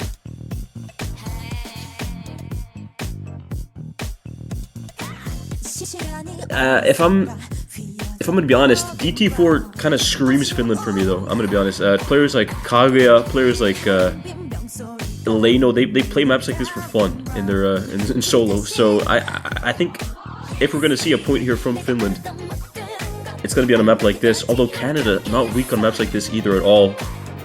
So it could be close. We're gonna have to see. Yeah. I think the main player here is Kaguya. He's taking on that that main carry role. He's been playing phenomenally over the past 3 maps. He needs his team to, or especially double time 3 and Hard Rock 2. The mixed mod 2 Hard Rock went a little bit worse, but he was still tied with Fuhi for the Canadian team. But they need to, and there we go. Actually, I was going to comment. They need Furry to step into the lobby. Finally ends up stepping in here for the 2nd Finnish pick. They need to convert this one as well, right? Going down 4-0 in a finals matchup with a pool this hard, it's really hard to come back. You need to win all of your next picks. You need to break Canada twice. It's not an easy feat, especially because Canada has also looked relatively strong here on this pool. But Verdi coming in gives me a little bit more confidence. Kaguya and Verdi, those two, they will shine on the map like this, I believe, and that will put Canada more to a test here.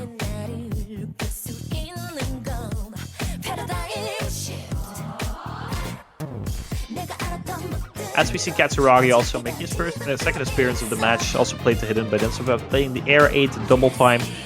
This is CS5 Air 8, and it's well a very precision heavy, similar to the Hard Rock 2, but now with additional catches because we're playing double time as well.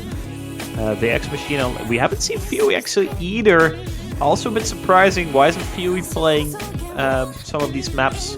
But yeah, I get. Well, we're not the captains of the teams. I guess we don't really call out the lineups here. As we see, double time 4 getting started. Kaguya, Vidi, Lenu, taking on Lucky W, Katsuragi, and DX Machina. I'm curious to see how DX Machina plays on a map like this because, well, obviously she's known for high AR prowess, but I haven't really seen her play that much low AR DT. Probably some confirmation bias on that as well because, well, kind of expect them to only play high AR double time, so very curious to see how they play here on the low AR double time. As we see an early break coming out from them, also from Vidi and Katsuragi, but still 2 full combos on Team Finland, so they get a very minor advantages. Never mind, later ends up dropping as well, so Kaguya taking on the Lucky W with the full combos. The X Machine with also a very high supporting combo here. I mean, I feel like on a map like this, we're gonna see a lot of misses. There's not gonna be a lot of full combos on a map like this. Unlucky W does find a drop for Canada there, though. Did bring it a little closer to Finland, but Veeti and Kaguya with the double miss there. Gonna stay in Canada's lead by quite a bit. Another miss from Veeti here, looking like he's struggling a little bit on this. You're now flexing with that Veeti pronunciation. Leno also getting another drop here. Many drops actually. Still team wipe from Team Finland, but same for Team Canada. But they've built up that 66,000 point difference here. Team Finland needs to hold on to combos. We see a couple more drops coming out. Leno especially struggling a little bit on the finish side. Gets right, especially finding Mrs. Kaguya and Veeti also have combos now. Very good. Thank you. They're building their combos now, and they are decreasing that score. Only 50,000 points as we get into a bit of a slower section here. Katsuragas is dropping here, and that's going to favor Team Finland. I think they need one more missive flip towards there, and then there it is. The X-Machine is dropping as well. It's only like a W holding the combo here for Team Canada, but that's 2 combos actually. Leno also managed to get up his combo. Veeti also a single drop here, but I think that's going to be favoring Team Finland here.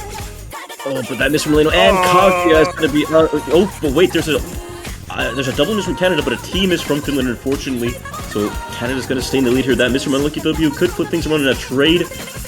It's not going to flip at all by any means. Oh, that's a T miss from Finland. Oh my god, there's so much going on right now. Yeah, there's no combo. It's only the X-Machine holding on to the combo, and that's giving Canada a much needed break here. Lost quarter of the DT4. Ends up dropping though, so no combo. Kaguya ends up trading, but still 2 high combos on Team Finland. Relatively high combos for their decreasing that score. It's only 30,000 points. 5 misses. Only Veeti holding on to combo. 20,000 points. It's decreasing.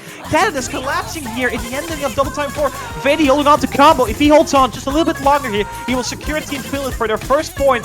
And it does end up seeming to be the case here. Like W ends up trading Katsuragas. No combo on Team Canada. And Veeti, the top 10 player here for Team Finland, steps into the lobby and holds on to the combo here at the ending section of the double time 4, and he will be securing Team Finland a first point on the board. Very much needed point here after Team Canada was able to break them at least once and win their O2 picks. 55,000 points in the end here. Veeti with a 841,000 score, the highest score in the lobby. Actually, the X-Machine barely beating Kaguya and Veeti, but Kaguya and Veeti holding down when they need to. Veeti with a 97.9 accuracy. The accuracies are really low, but the droplets are awful to catch. Kaguya with a 99% accuracy. He's playing out of his mind today. That's crazy. 1-3. Team Finland end up securing their point, but, well, they still have to break Canada at least once if they want to win this match, so they're not in the clear just yet. Interestingly enough, we've seen on Canada's picks that Finland's actually been quite close to Canada on Canada's picks, so I think the breakpoint, it could happen. There's a big chance of it happening here. Yeah, if they just keep Veeti and Kaguya in the lobby, there's opportunities. Let's put it that way. There's big opportunities, and as you can see, Veeti, first map of the match, and does what a top 10 player should do, and saves his team there at the end. To be honest, the only one holding that combo. Gets Finland their first long-awaited point. Yeah, exactly. Let's see where Team Canada can take this. Right, there's one double time left, one hard rock left. So, these mod pools are getting exhausted relatively quickly. We kind of expect Finland to be a little bit better on the hidden, so then we might start looking at the Nomad already. Maps like the Nomad. Whoa, okay. Hidden 2 is getting picked by Team Canada, so scratch everything we said. It does seem like Canada feels a bit more comfortable on the hidden, but then again, Team Finland has shown that they're really capable of playing hidden. That's pretty much been their best mod bracket together with the mixed mod, so picking it against them is a bold move. Yeah, I mean, going into this match, I thought that Finland would be the one picking hidden here. This is a bold, risky move here for Canada. It's going to be interesting to see how it pans for them. Yeah, I still see Veeti in the lobby. Well, obviously this is the hidden, so we see different rosters for most teams when hidden, lower hidden especially, is being picked, right? There are a couple of teams where the hard rock and double plane players also play the hidden, but if there's one map where you wouldn't expect Fuhi or Kaguya, it's a map like this. So we can there's no surprises there. Players that we do expect are players like Katsuragi, Red CXCA for the Canadian side. On the Finnish side, I kind of expect Leno and Yuri, and maybe actually Kaguya, which is a bit surprising to me, but the map itself is actually relatively technical and mechanical still, even though it's just being like the low AR test. That not too surprised to see the best mechanical player on Team Finland being in the lobby still. Yeah, we see Leno there in that top slot, going down to the bottom actually, but it's going to be interesting to see who the third is going to be for Finland. It's going to be between Yurdi and Veti for me. I think Yuri, but Fedi, I would actually like Fedi to be in the lobby as well. He had a really good showing on the 0.4. It's going to be Yuri though. Oh, okay, they're toying with their feelings right now. Actually, it's going to be Fedi. All right, there we go. Wait a minute, wait. Wait, but was hilarious. Kakia's going to be leaving now. It's going to be Yuri on top, isn't it? It's got to be it. No, I don't know. Either way, Katsuragi, Red CXCA, and NLKW are going to be the three on Canadian side. No surprises there. It is going to be Vedi and Yuri coming in for Team Finland, and then Leno as well. This map by Crowley, 2 minutes 16 in length, relatively short, but very mechanical, and it's air 7.8, and Hidden is slapped on top of it, so it gets really hard in the reading as well. Yeah, and I mean, you look at the AR being 7.8, but honestly, like you said before, this map is not just the low AR. It's got some mechanically challenging patterns, to say the least. It's a really, really tough map, and it's going to be really interesting to see how it goes here for the maps. But Leno going to be the first one to drop early, very early on though. Not sure it's going to matter too much. Might be adjusting to the lower AR Hidden. We also see Veti dropping. No misses coming out from the Canadian side. All three getting up to 100 combos. Same with Yurdi though. But that's only 1 versus 3. Leno, Red 68, and Katsuragi dropping. That's 2 misses from Team Canada, only 1 for Team Finland. 2 full combos left in the lobby, 1 on each side. And it's crawling back, double miss. Traded once by Katsuragi, but traded by Red CXC as well. There's only Vedi and LKW holding on to combo. LKW ends up dropping as well. There's just so much going on in this match. It just drops all over the place. But when the dust settles, it's still Vedi holding on to the only combo. Ends up dropping it as well. That's a double miss from Canada though, but then a miss from Leno. Everyone's struggling here on the Hidden 2. The reading proving a little bit too difficult, but it's 11,000 points in favor. It's going to be a case of who can hold on to his combo for the longest. It's not about full comboing. I don't think that's not going to be the case. At least getting very high combos. We've seen multiple drops coming out of across everywhere really much. Red CXC and Veti being the highest combos. The score is 4,000 points. Double miss traded once by twice, so it's Yurdi versus Katsuragi. Yurdi has a little bit of a higher combo, but still it's just flipping the entire time here past the halfway point here. Yeah, this is just a flip fest really. There's another miss from Yurdi though, but it's traded by Red CXA, so lead staying in Finland's favor. A double miss, a team miss from Canada here, so the lead's going to grow substantially for Finland, but a double miss from them. Leno being the only one holding on. Still, lead in Finland's favor by 24,000 points now. Now that Yurdi missed, but it's traded by Katsuragi. It's staying equal. That miss from Veti could do something here though. 10,000 points between them now. Open LKW trades just in time. Leno's holding on to it. It's dropping it as well. Red CXC is now the highest combo in the lobby. Yurdi is building a score. There's less than a quarter left. It's 5,000 points. It's decreasing. He's going to be flipping towards Canada. That's going to be flipping too. Misses coming out from Finland. No trades. Red CXCA with a huge combo here at the ending. Holding on to the combo. Looking W with nice support. He ends up dropping 2 combos above 200 though. No combos on Team Finland. And they're running away with this Hidden 2 pick right at the ending here. Red CXCA, what a performance coming out. Ends up being the only score about 800,000 points. I think that's where he might be able to spin above it. Yeah, he ends up getting above 800,000 scores as well. But Red CXCA holding on to a 300 combo in the end gives Canada a 4th point on the board. But that was really close. It felt like Team Finland could run away with it, but the ending sections kind of proved a little bit too hard for them. Yeah, it was really close up until the last quarter, really, where Canada was able to capitalize and hold on for a bit longer. And it turned out to be the difference. And now, Finland going into No Mod 4, the convert of the map pool. I think Finland, yeah, I like this pick for Finland. I mean, they're kind of known, a lot of the players are known for their convert skills. So, not too much of a surprise seeing them pick No Mod 4 here. Yeah, I think Jonsko is going to be making his appearance, right? One of the best combo players in the world, or at least one of the most veteran combo players in the world. Should be having a great time on a map like this, I assume. And then probably Veti and Kaguya right on the Finnish side. For Team Canada, they don't really have players that are... Well, they have players that are known for a lot of stuff. Don't really know of them being known for their convert prowess, but it kind of gets overshadowed by the fact that they're good at hardcore double time or hidden, for example. But we see Solaris being stepping into the lobby. I think Fuhi might also be making his reappearance. We haven't seen him for quite a while now, so there we go. Fuhi also in the lobby. Katsurai might be the third player for Team Canada, as we see Jonsku also making his first appearance. Well, no surprises here, really. Yeah. Jonsku, like you said, known for his convert prowess. Going to be really interesting to see how he does in a really challenging convert like this. Makes sense though that this is the map that they pull up for Finland here. We see Fuhi, Solaris, and Katsuragi. Fuhi finally making his return for Canada here after quite a long break. I think it was like 3 maps or something. I think he didn't play. The last map he played was Mixed Mod 2, which was the second map of the match. So he hasn't been here for 3 maps, straight picks. Yeah, exactly. So good to see Fuhi back. The map itself, the Nomad 4, was a nail biter in Chile versus Poland, so we might see a repeat of that here as well. It's a very hard convert in my opinion. Not easy to play, but well, anything in this pool is very hard, so it doesn't really tell that much. Yeah.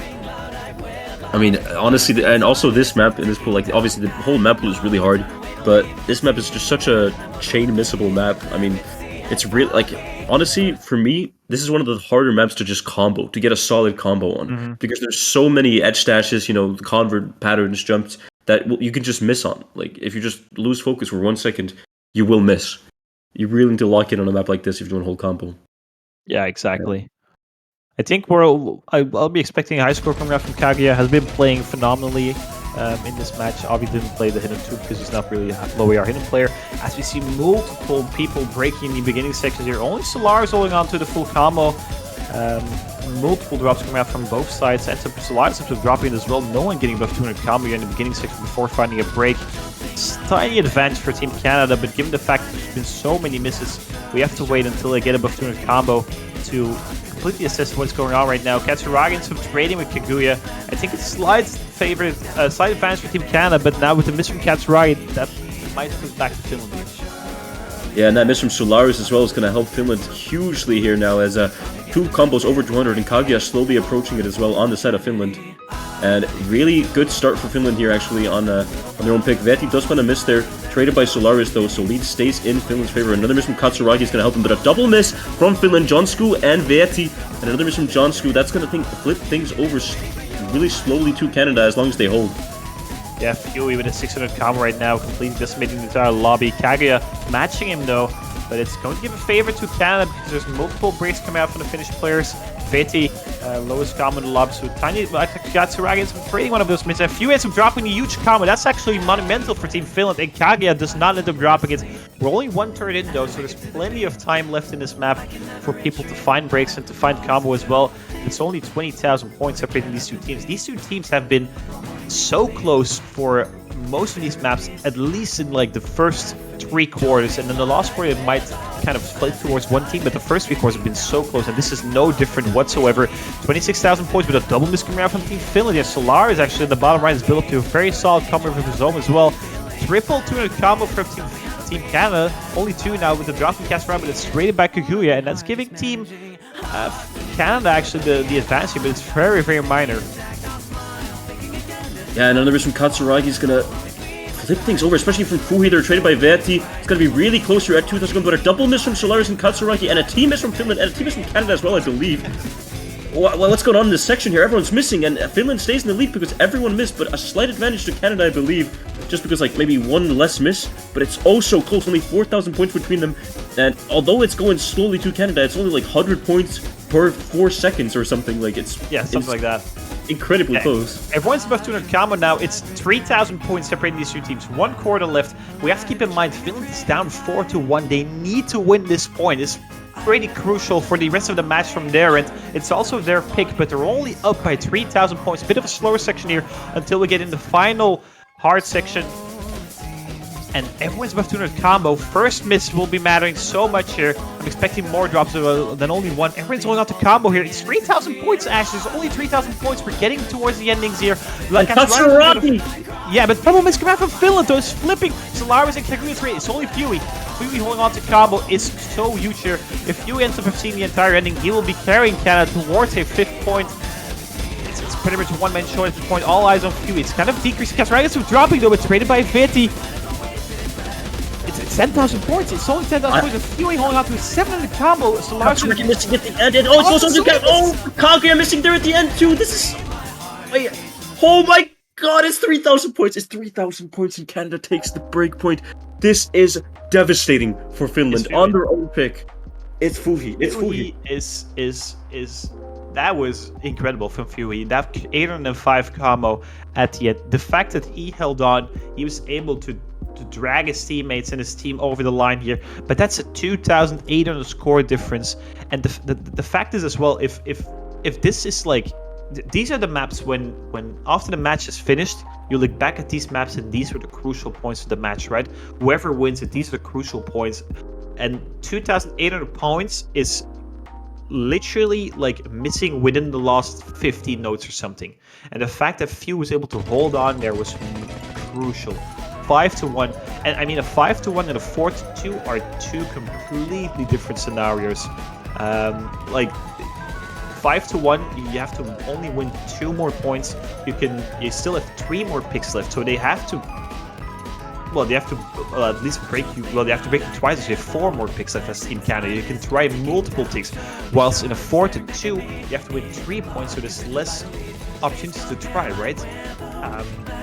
Yeah, it's heartbreaking for Team Finland as you see Team Canada go for the Nomad 2, and I dislike this. I do not like this because Finland has been known to be a really solid Nomad 2 team as well. They have Veti, who's a phenomenal Nomad player, which is his main mod bracket. They have Kaguya, they have Leno as well. All 3 of them can probably absolutely destroy this map. And if you're Team Canada, there are picks in the pool left that are just way better, I think. Like the Heart 3, for example. Or like something in the double time pool. I'm not sure where they're going for the Nomad 2. And I hope for them that doesn't backfire. Yeah, this is a strange pick from Canada in my opinion as well. Like, if you're going up against a team that has Veti, you know, top 10 player, mostly plays Nomad, by the way, known for his skill gap on that, on a map like this, I mean, he's gonna have a lot of consistency, one could imagine. And the 2 other players that Finland can field here, you know, Yurdi and possibly Kaguya, I believe, they're gonna do good on a map like this too. I can only imagine. Like, this is a strange pick, but one can only imagine that they have the confidence to back it up.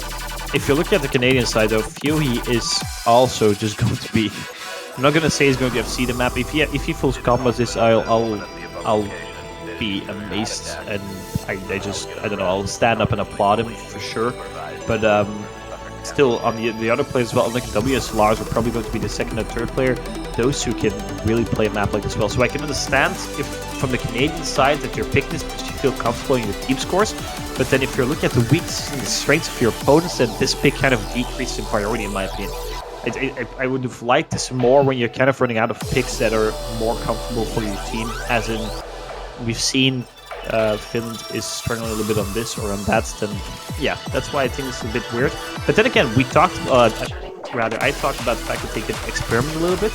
If you're 5-1 up, you can, well, between quotation marks, throw away 1 point here, or 1 map rather. And I think the Nomad 2 is like a good test as well. They probably know, like, okay, we can get a solid 2.8 million or something, but 2.7 million is enough to beat Finland. We don't know. Let's see. Let's try it. If it doesn't work, we're still up at least. At worst case scenario, still up 5-3 with when our next pick comes. So there's still a little bit of leeway. But yeah, we'll have to see how it goes. We see how like W2 and Solaris, so expected players on both sides. Actually, you're already coming in instead of Lenu. Might be a little bit surprising, but he should also be able to play this very well. Also, I mean, everyone in this lobby is top 100, I believe. I think you already might be the lowest ranked at like 65 or something. So,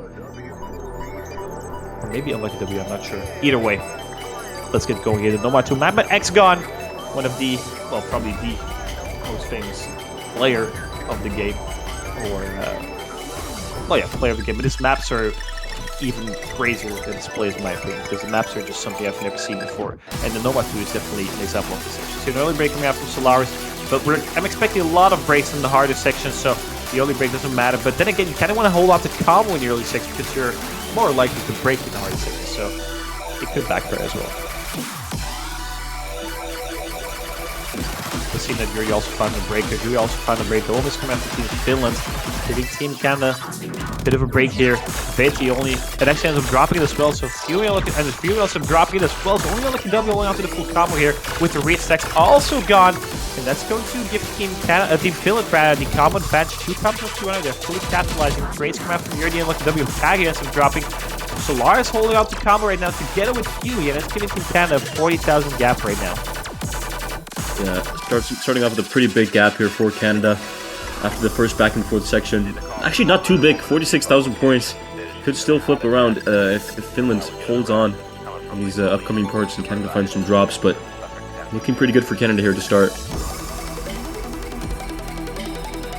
Yeah, exactly. As Kaga is still building up towards the combo, similar looking W's tiny combo advantage for Team Finland. So you see that score decrease from 42k to like 38 to 37k. But Solaris dropping a huge combo is going to be favoring Team Finland here. And it's going to get really, really close here. As we are past the halfway point. Fury dropping his combo as well. Both players getting caught out here. The 2 high combos on Team Canada. And it's only like a W with a combo above 200. And I think it's going to be flipping towards Finland. That should be enough, right? It's only 40,000 points. Fury is not nowhere near to 200 combo is still. And it's decreasing. Solaris finding another break trade by Yuri though. Finland in the lead, but Kaya ends up dropping. It's only Veti with a really huge combo. Fury building up towards 200, countering that combo from Veti. And there's so much happening again. It's flipping towards Canada because Yuri is dropping. Like the government's trading it as well. Kaya building towards through the combo. Veti's approaching Vortex combo. This is crazy, but it's still Canada. 11,000 points ahead, but it's decreasing. No combo on Team Canada. It's only Veti, the top 10 player, with a 1,000 combo. This is crazy. Oh, that miss from Kage on the sloper. It's going to be huge there. Another miss from Yuri as well. Now the lead's actually growing really high in favor of Canada here, as they didn't miss on that. And Veti drops the combo that he had. Oh, that is really unfortunate. It looks like Canada's actually going to be taking on the end because of those misses at the ending. But Canada was able to hold and Finland wasn't. And it's actually going to be a point for Canada here. Look, actually be able to get 70, almost 80,000 points here. Do get 80,000 points here at the ending. That's crazy for Finland. It felt way closer. Veti with a 7 miss score, 953,000 points. That's an amazing score coming out from Veti. But Fury also with 913k, and that's match point Canada. Canada 6-1, and they have 6 match points to their disposal to secure themselves of another top 4 finish. I think they've already gotten top 4 in one of the previous years, but I'm starting to doubt myself here. They haven't gotten podium though. They might be battling for that tomorrow if they end up converting one of their match points rather to a match win. But Finland to pick first though. But then again, where should they take this, Ash? What do you think is like the finish pick here? Well, it's a good question. It's a really good question. Against a team like Canada here, you look at how the maps went and, you know, what maps were won by Finland. Oh, it's a really tough one, isn't it? Maybe something similar to DT4, something like DT2 maybe. Perhaps a hidden 1 even. Or maybe a mixed mod. I don't know. It's a tough situation for Finland here. They don't really have a lot of maps that they can guarantee themselves on. Maybe a Nomad 3 could be possible here as well. I could see Finland having a pretty good roster on that, but Canada as well, that's the thing. Yeah, a lot. Sorry, go ahead. A lot of Finland's strong points here are kind of matched by Canada, unfortunately for Finland. As you've seen on the hidden picks and so on and so forth. Like, yeah, on the maps that Finland was supposed to, you know, sort of maybe be the favorites on, Canada's been just slightly, you know, performing better. And Nomad 3 is actually going to be the pick for Finland. And they're going to have to go all or nothing here for this one. I mean, this is all or nothing for Finland. 6-1 match point for Canada. And Finland, if they want to have any way of saying in this match, they need to go off on Nomad 3. Yeah, I like the Nomad 3 though. It's a completely different map. But yeah, the 6-1, we've seen crazier stuff on the stage for sure, and we say that every single year, and then like 95% of the time it turns out to a 7-1. But that 5% of the time it ends up turning out to a tiebreak scenario, right? So it is possible. One of the most notable occurrences of that was, I think, 2 years ago, where Canada was down 2-6 against Italy, and they clawed that difference back and ended up winning it on the tiebreaker. So it is possible. And Nomad 3 is definitely a good start here for Team Finland, but they need to get everything right. There's no room for errors. There's no room for choking.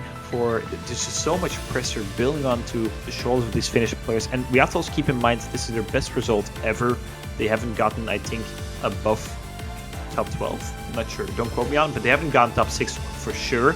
They've never been in this situation, whilst Canada are more veteran players playing in finals. They have made it to the finals a couple of times. Multiple people on this roster have played finals matches, and that experience might also just be a difference maker. Yeah. Okay, but like I said before, this is it for Finland. They need to stay in and lock in. That's for sure. They need to lock in on this.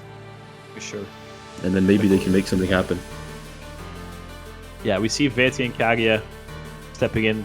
No surprises. Third player, I kind of would expect Lenu, to be fair. And the other Canadian side, Red CXCA did great on the low IR mixed mod 2.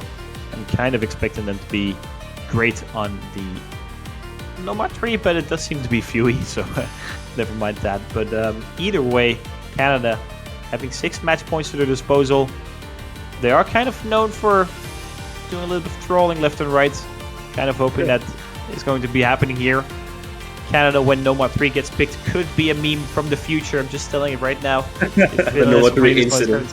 The Nomad 3 incident. You never know.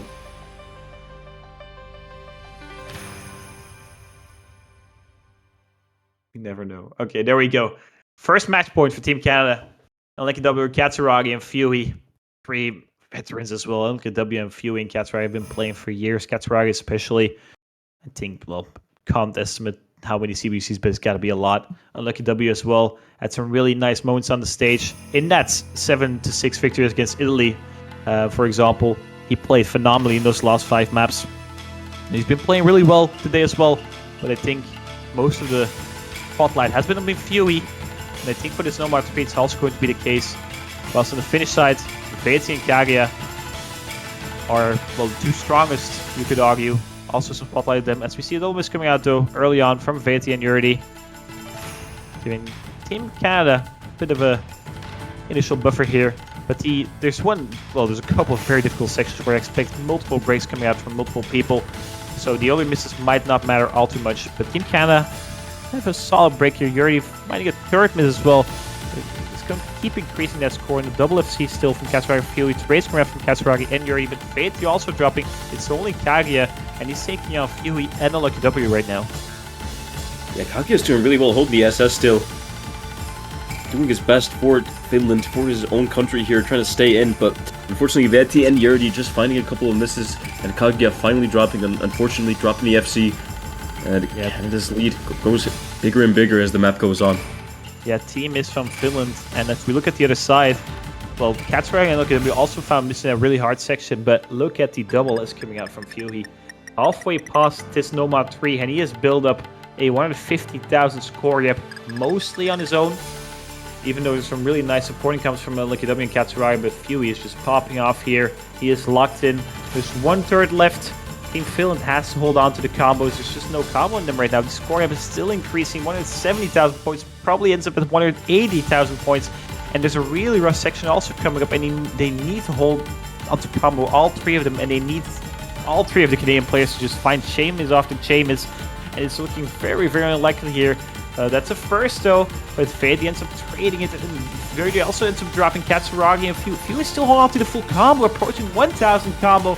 This is crazy coming out from Fuey, and he has been performing out of his mind. 200,000 points, ends up dropping the full combo though. Kagia is the only combo in the lobby, but 200,000 points, he can't overcome that, right? Team Finland here with the backs against the wall, and it's going to be that 95% I talked about. It's going to be that 7-1 sadly. Unfortunately, but Team Canada, just a 2.7 million team score on this Nomad 3. Nomad 3 kind of backfired to Team Finland. But that's Canada. continuing forward towards the top 4, will be facing off against Team Poland in a rematch from a match from last year where Poland ended up winning in tiebreaker against Team Canada, knocking them out in the semifinals. Now they're facing off against each other to secure their first podium. Both teams never finished in the podium, so they'll be facing off. But Team Finland, unfortunately, some things went wrong left and right. That 2,800 score difference on Nomad 4 kind of, I wouldn't say sealed the deal, but it was also an indication of just the coin not falling. Well, that's not the saying, right? But you know what I'm trying to get at, right? But either way, your wins on the screen again. Team Canada's 4th seed, securing themselves top 4. Finland, the 3rd seed, sadly getting knocked out in the 5th to 6th spot. And, well, yeah, Ash, I mean, it kind of feels like there was just more potential opportunities, but it didn't really work out today. Yeah, there were a lot of close calls, and I feel like a lot of the maps could have gone either way depending on the day. But as you see, the result 7-1 looks like a pretty good win for Canada here, and that's how it'll end up. And Canada's going to be moving into the top 4.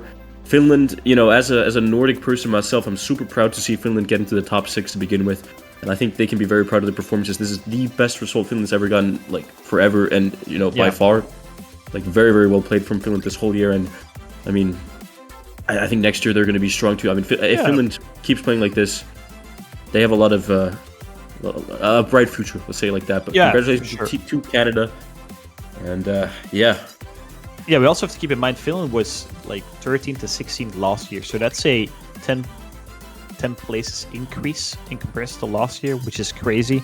They were very competitive still on the finals. There's a lot of potential there if they can build on this team, right? They can build on the combo of Feti and Kaguya, and then the 4 others kind of support where they need it. And I could very well see Finland battling again for a top 3 next year if all players end up getting together as well. And they're also number 2 in Europe as well, right? Finland last year I think was like 5th. The past couple of years they haven't really been anywhere close to top 3, let alone 1st in Europe. So they are 2nd after Poland, obviously.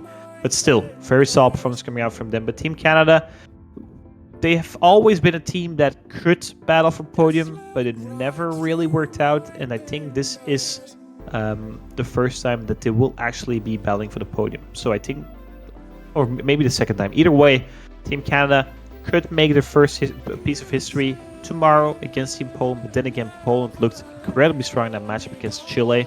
But that's for tomorrow. We first have USA versus Argentina, which is also tomorrow, but 1 hour earlier at 17 UTC. The final winner bracket matchup of of the year, you could say, I guess. Yeah, right. Because we'll know which team is the winner of the winner bracket between USA and Argentina. Seed number 1 and seed number 7. Argentina did some upsets, as you already saw in the past couple of weeks. So 4 teams left, ladies and gentlemen, and we will be certain about our top 3 tomorrow evening. But first, USA versus Argentina. Either way, Ash Ketchum, always a pleasure casting with you. Thank you for joining me here on the stage. I'd like to thank the viewers for watching.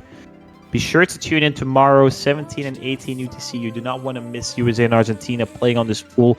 It is incredibly hard, and they make it look so incredibly easy. And then you also don't want to miss Canada and Poland to see which team ends up getting podium for the very first time, together with Argentina, which also the maiden podium. Either way, we'll be signing off for now. See you all tomorrow, 17 UTC. Bye-bye, everyone. Bye-bye.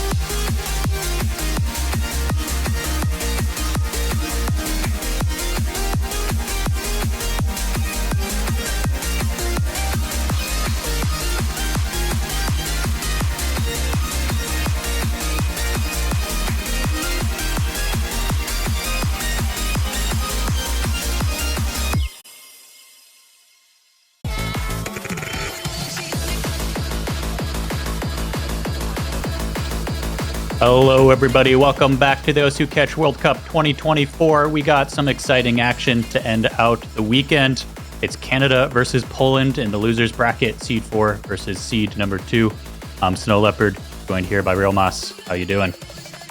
Hello everyone, excited for this one. With this one, we will finish this week of finals. We'll decide the top 3 for this year, who will be joining in the loser bracket finals.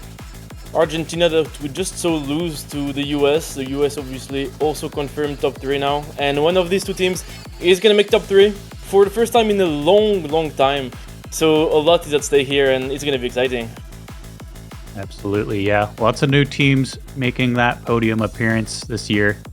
But Canada and Poland, they got to fight it out because only one of them can get that top 3 slot. Yeah. We're getting the match ready to go.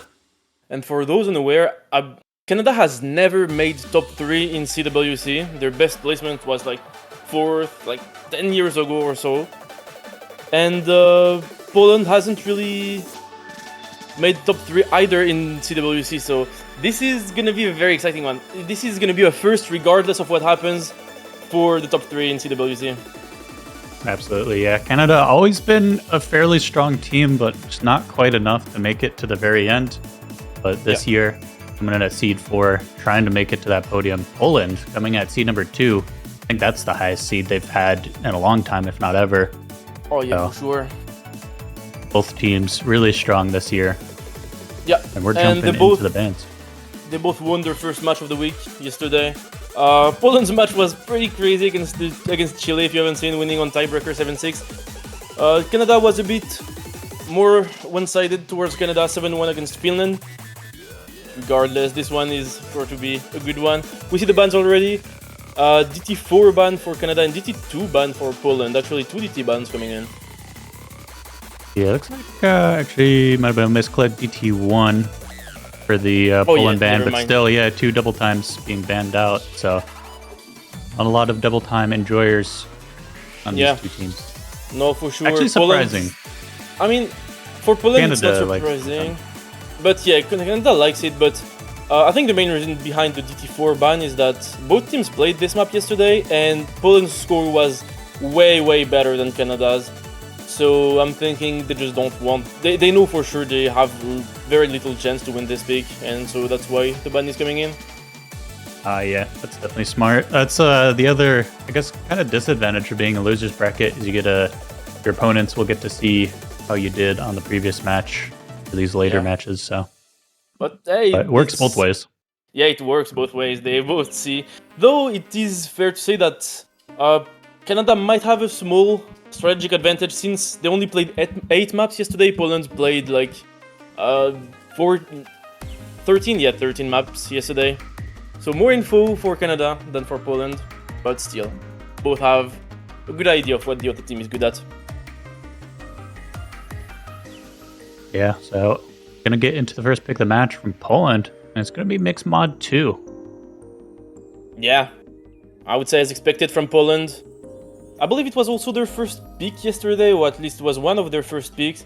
It's obviously the low AR mixed mod, and if you know Poland and you know the Polish players, they do love their low AR on this 8.3 kind of anti-mod mixed mod, with obviously Fob, Trigon, very good low AR players, and we should see Madsin play HR to fill in. So it's a very strong low AR roster, especially on this mixed mod.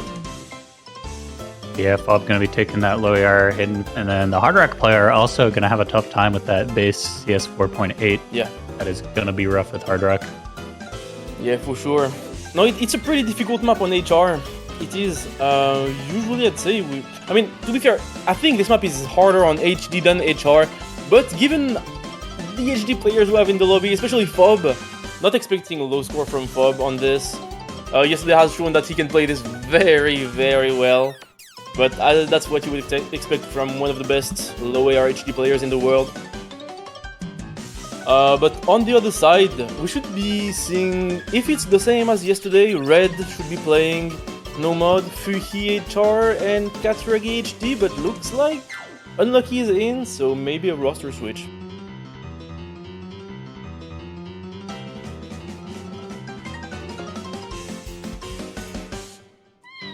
Yeah, still figuring out those final rosters, but Poland seem like they're good to go. Need that third player from Canada. Looks like it might be Fui. Yeah, Fuhi HR should be like the mainstay for Canada on this, but they can kind of change their Nomad and HD players, I would say. On the other side, should be as expected. Though, yesterday we saw Matsin play HR and did quite well, but looks like this time it's gonna be Philo. Maybe some practice has been done since yesterday. But we should be seeing Fob, HG, and Trigon Nomad if everything is according to plan.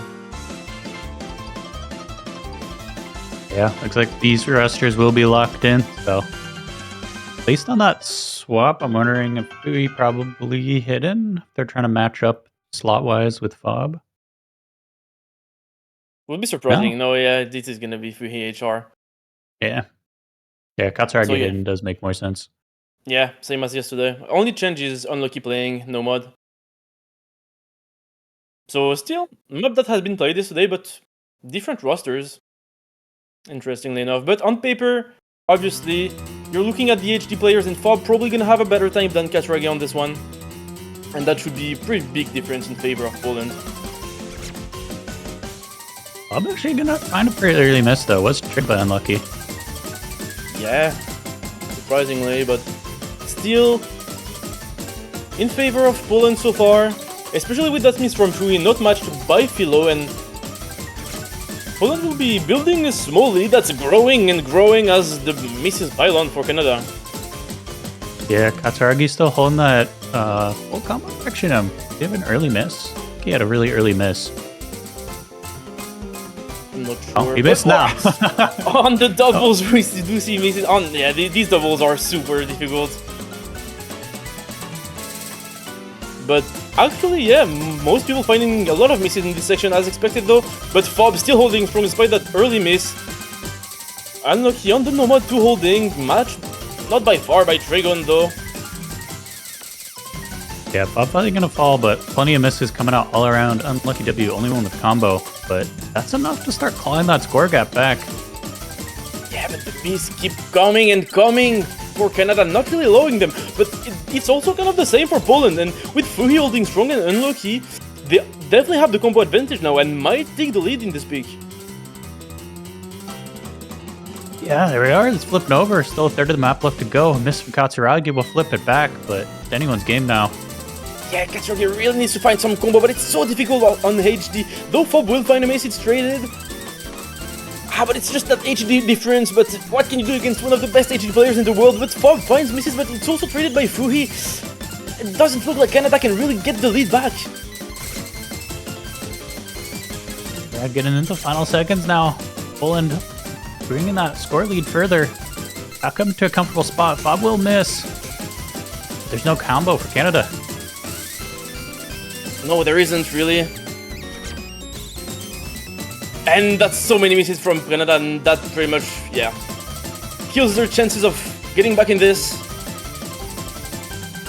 But yeah, this was, on paper, definitely a Polish pick, and worked out. That is to be expected. That is probably the most Poland-coded map in the pool, so good job for them. Very nice scores.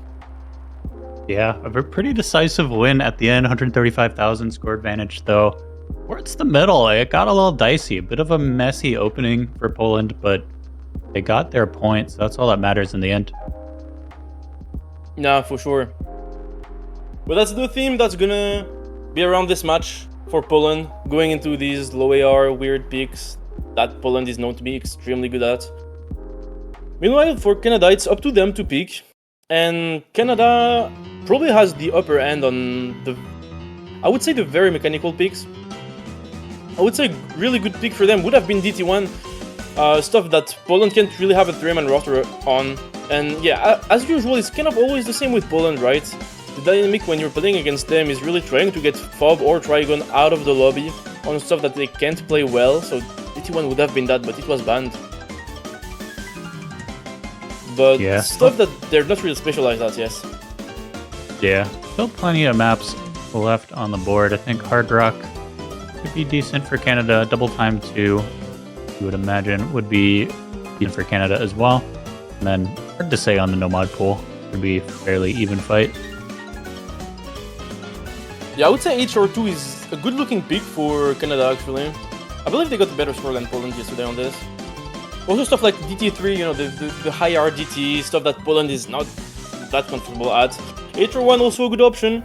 Although I feel like HR1 is a bit more coin flippy of a pick because it is one of the tamer maps in the pool. It's one of the easier ones. It's very much a consistency pick. And it's like the type of HR that all Polish players should be able to play well. Yeah, coming in at 4 minutes long, so definitely gonna be a bit of a long one. Difficulty is getting up there as we are far along into the pool, but like you said, this one is more of a consistency battle, so could be a bit of a coin flip. Might be trying to get it out of the way a bit earlier on, so that they have some more consistent picks to close out the match with, but we'll have to see what they're thinking. I mean, to be fair, I think it's an interesting pick from Canada. Looking at the matches yesterday, once again, just the data that we can base our analysis on, it was a map that Poland played but Canada did not play. So the performance from Canada is still unknown. Poland did lose that map to Chile, and had maybe a bit lower scores that you would expect, or definitely scores that were beatable. And I think that Canada saw these scores and was like, hey, on practice we do better than them. This seems like a good pick, let's go for it. Yeah, actually that's a good strategy too, since they didn't play this map. Poland wouldn't know to have to try and like practice this more and be ready for it, so definitely a good pick for that. No, for sure. And especially that's when the fact that Poland had to play a longer match with more maps and expose more of their scores comes into play. Small strategic advantage for Canada. But still, what matters at the end of the day is the performance on the match. Yeah, that can go anywhere. There's a big difference between practice and actually playing on the stage. For sure, for sure. You can have a total collapse compared to your practice, or just have a pop-up score way better than you do usually. You never know. That's the beauty of matches. But looks like the rosters are locked in. It's gonna be Trigon, Matsin, Bobber actually entering to play this. And against DX, Machina, Solaris, and Unlucky. So quite different rosters from the previous pick, but obviously to be expected. Yeah, complete roster swap up. I think Trigon only ones, and Unlucky only 2 still in from the previous map. Yeah. And compared to the time Poland played this previous match, Bobber did not play this. It was actually Fob instead. So maybe confident that Bobber can do better than Fob. Maybe he rather save Fob to play something else and stay warm for another mod bracket. Not sure what Poland is cooking, but I know they've got their stuff figured out. Yeah, Bob probably warming up on some hidden maps or something. But as it is, it's gonna be good. So far on the intro, we shouldn't be seeing that many misses on this pick. It's pretty straightforward, but it's still 4 long minutes of streams. Solaris gonna be that first miss. DX Machina going to follow that up. That's already 2 for Canada. It's followed by Matsin a bit later. Actually, Matsin and Bobber, which will keep things even and actually give the combo advantage to Canada now. Yeah, combo's going to quickly come back up, but Canada holding that small advantage. See about half a miss worth of advantage, perhaps. Yeah, that's really nothing, because everyone recovered after the miss, but Unlucky finding a break. Here we'll give the score advantage to Poland by just 1 miss and another break. Traded by Matsin though, but Unlucky keeps finding misses here. Though traded by Bobber, we have lots of trades right now. Yeah, and it's only Unlucky dropping for Canada, so that will favor them. No, that is true. We have the Machina and Solaris really holding. Yeah, score gap a bit bigger now. It's definitely over 1 miss. Unlucky gonna use one of those up right now. Yeah, it's definitely not a comfortable lead. Either team could still take this. We're like 1/3 of the map through. Matsin keeps finding small misses here and there. A bit of trouble on the consistency on the other side though. Trigon holding super well, and it's a double miss from Team Canada. Double miss now from Poland. The score just keeps going back and forth, but favoring Canada halfway through the map. 2 minutes left to go. Yeah, still, I mean, anything can happen at this point, really. Everyone recovering on these streams, hopefully no misses. Still Trigon, assessing them up still. Yeah, Solaris, just that early miss, still popping off as well.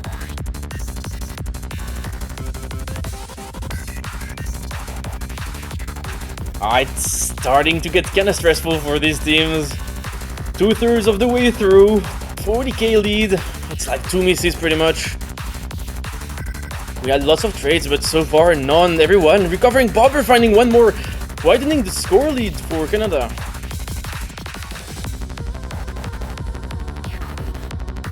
Yeah, a bit of a more calmer section. Unfortunate miss for Bobber there. Will get back up the combo. And Unlucky gonna miss right as Bobber hits 200. Yeah, but still, that's not enough for Poland to take this back. Especially Bobber finding another break, and Madsen! Trigon is doing so much work, but that's still not enough to get the score lead back. Yeah, it's looking like a fully capitalized miss is about 10-15,000 score right now, so Poland has a long way to go if they want to claw this back. Yeah, and you're not expecting many misses when you see... Actually, the X Machina dropping the huge 1000 combo, but traded by Bobber. We're getting to the end of the map. Solaris doesn't look like they're breaking. Unlucky also recovering. Trigon still assessing, but that's not enough. 60k lead for Canada. Looks like they will get away with this one. Yeah, not much map left. We're into the outro section. Solaris finally missing again. That's really unfortunate.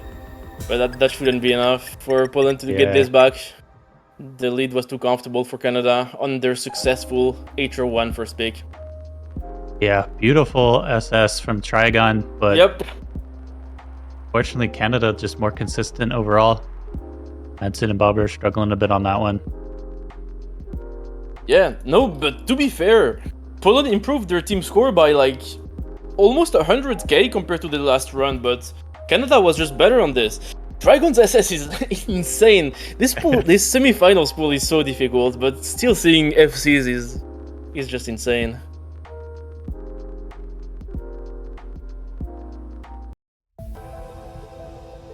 Yeah, Trigon doing huge things, but not gonna be enough.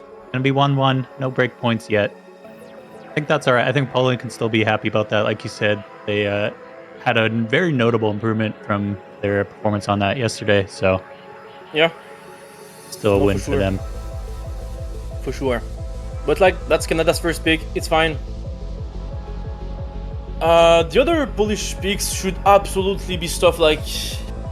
I mean, it's kind of weird, like, you would say that the very advantaged picks for Poland would be the stuff like HD2, you know, the lower HD, obviously, because it's Poland, but Poland has kind of been having an issue with their third on this type of pick, right? And if Canada has a more complete roster of 3 people who can play low AR HD, it could kind of backfire. Yeah, it looks like they're going to hold off on Hidden 2 for now. Going for Hidden 3 instead. Yeah, no, I mean, HD3, very, very, very Poland-coded map. They do love their awkward, weird gimmicky HD. This pick screams Poland, honestly. The funniest part about it is that it's a Canadian mapper. Yes, that is true. That is true. The Poland coded Canada map. That is very true.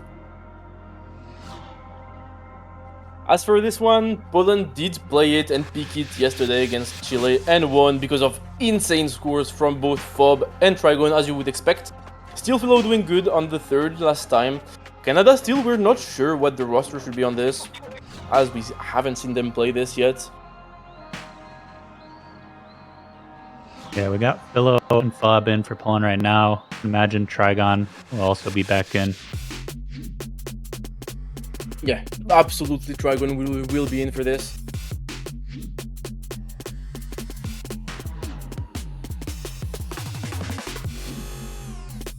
But let's see. I'm not quite sure about the HD roster. Yeah, I was gonna say for Canada, I could see DX being in with Katsura. Yeah, there's Red. I was unsure about Unlucky. So Unlucky's still in the lobby right now.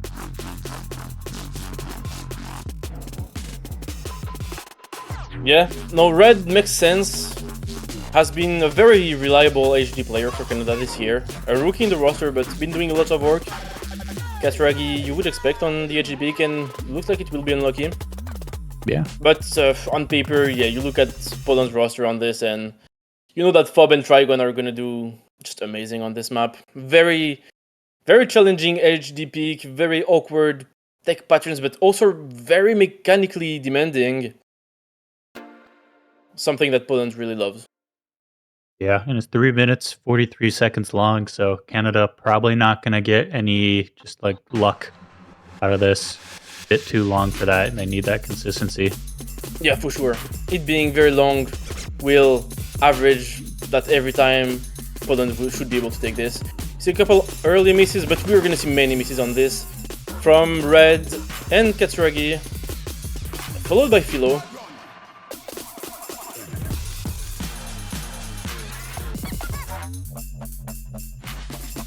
But so far, so good for Unlucky, Fob and Trigon.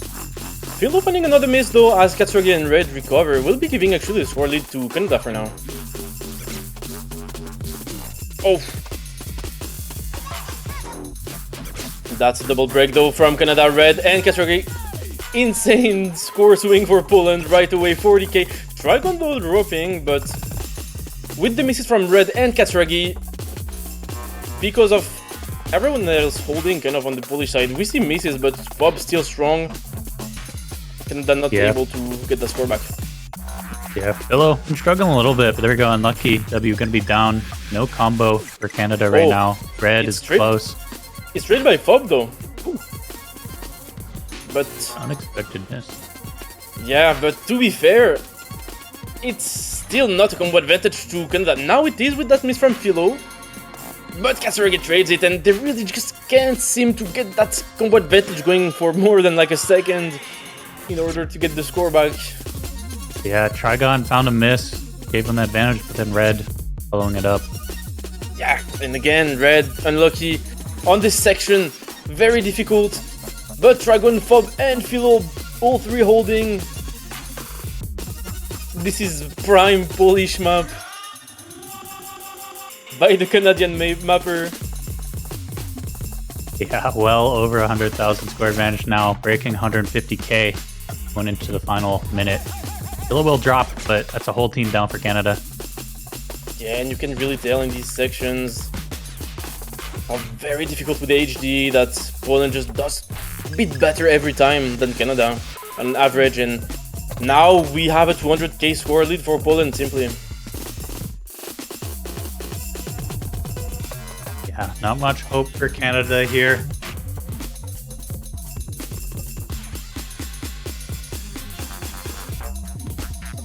But so far everything going according to plan. This is a pick that Poland should take, and well, they will take it very convincingly. More than 200k score lead. But Canada shouldn't be too upset about this. They know that this is 100% a Polish pick. Yeah. Hard to go up against Poland on a map like this. I mean, you can just look at Fob and Trigon. Single-digit misses in a nearly 4-minute map of that difficulty. How much you can do. No, that's for sure. And that's going to be also the interesting dynamic, I think, in this match, is that Poland has really, really clear picks that they can go for, like these ones, and they know for a fact that they're going to win these picks. But Canada, on the other hand, it's a bit more difficult for them to pick. Their strengths are not as defined as Poland, or at least they're not as good to pick into as the Polish ones, because everything that Canada can play really well, Poland usually can put a fight on, barring a couple of picks. But that's why I think it's really harder for Canada to pick in this, and it gives more of a chance to break point for Poland than Canada. Yeah, we'll have to see where they want to take us now. They started us out with that Hard Rock 1. It was a little messy, but worked out in the end. There is more Hard Rock available, or we could see the No Mod pool. Has not been touched yet. The other mod has been picked or at least banned.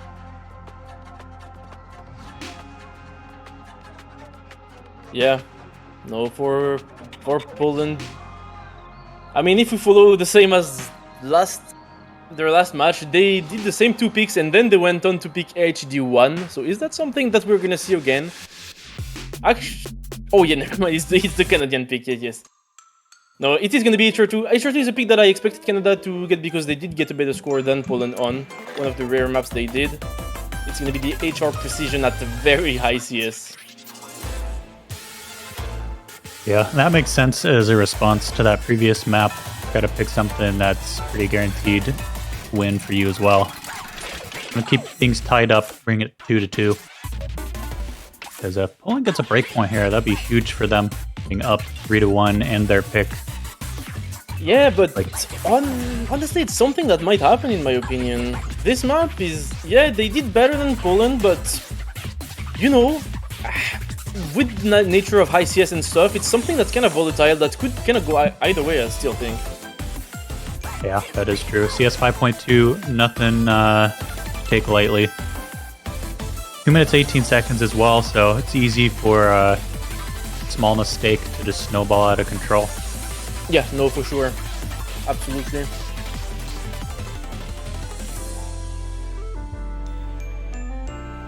We should be seeing Trigon as the last Polish player. Yeah, I'm not surprised. For Canada though, we have unlucky Solaris and probably the IX Machina should be playing this. Maybe you can see Fuhi on this.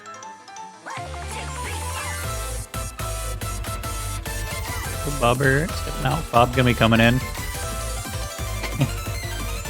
Poland just praying for some good luck on this one. Yeah, no, that's kind of the thing, right? We've said with high CS, it's very hard by nature to be very consistent at this very high CS. Because the higher it gets, the more human RNG there is, really, in your movements. And on these maps, you start missing once, you lose the flow, and it's really easy to just start chain missing and get a way worse score than what you're capable of. Hopefully it doesn't happen to anyone here. But we'll be seeing the IX Machina entering as the 3rd Canadian player.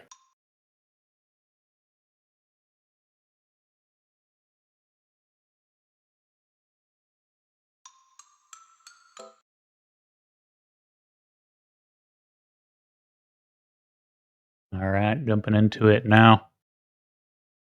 2 minutes, 18 seconds on the clock, and oh no, just stream bug. Bob did not miss that first note. No, but it is a short one, as you said, and any miss will matter a lot. Really. Yeah, Solaris did though, but it is a very early miss. This one won't matter much.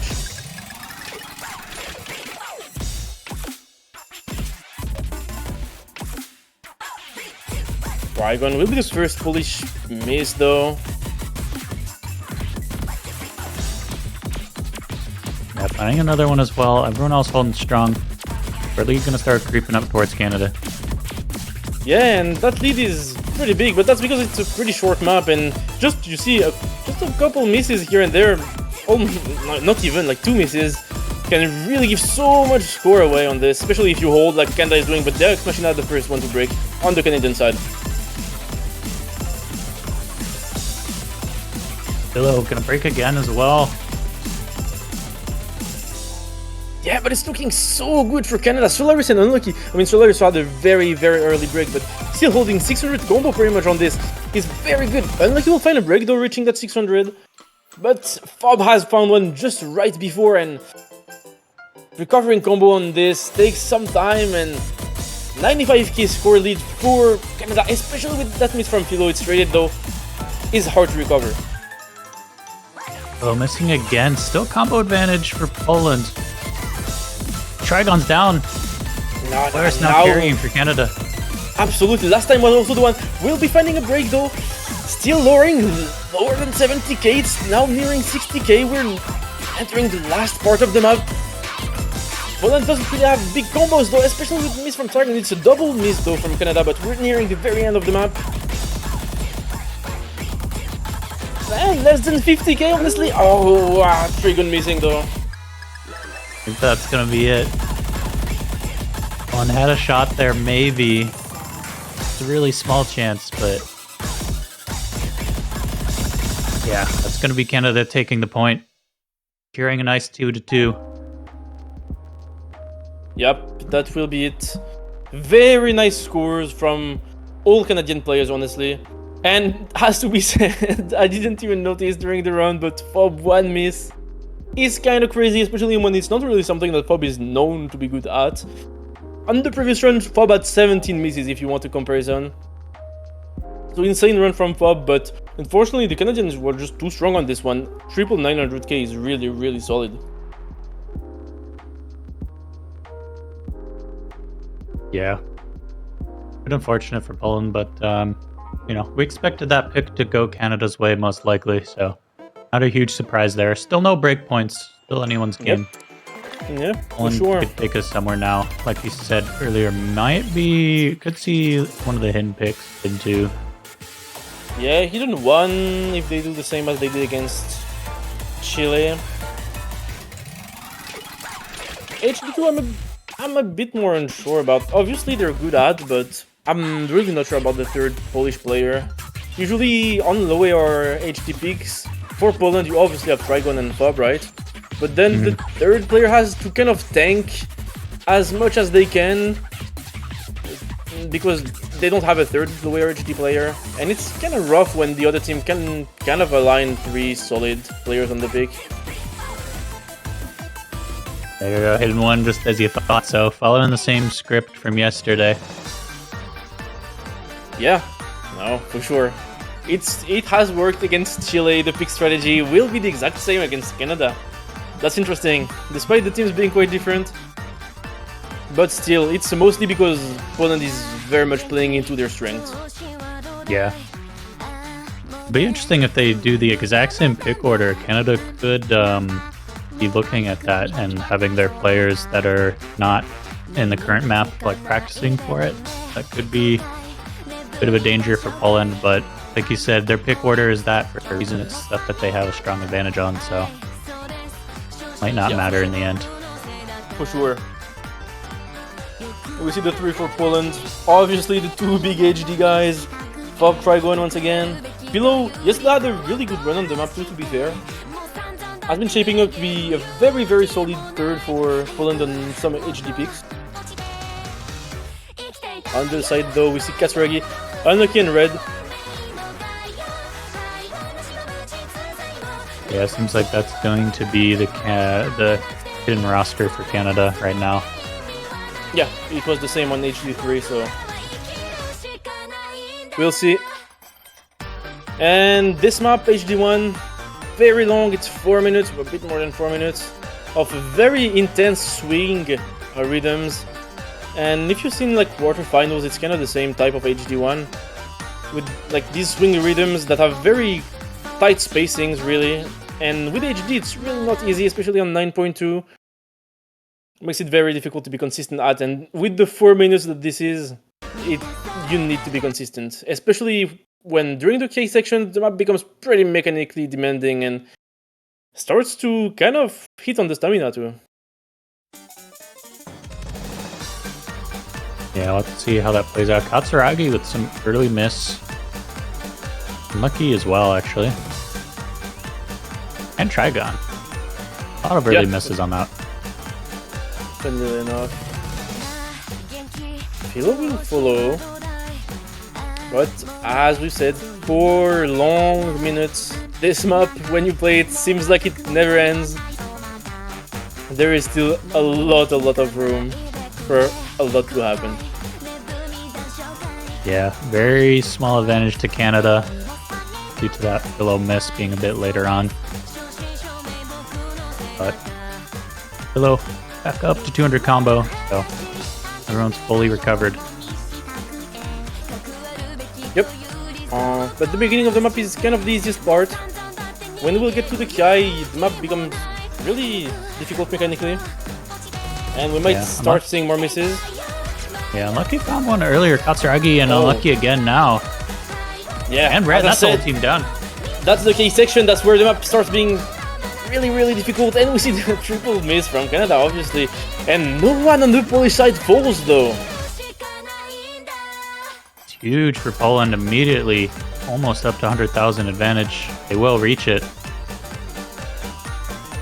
And yeah, that's where the difference happens. You see the non-K sections, the build-ups and everything. Canada was holding and matching Poland, but on the K section, Poland just shows that they're a bit stronger at HG and holds and gets the difference. But here we see a miss from Bob, though will not matter all that much in the grand scheme of things, as he will just recover to 200 without losing too much score, especially if it's traded by Unlucky.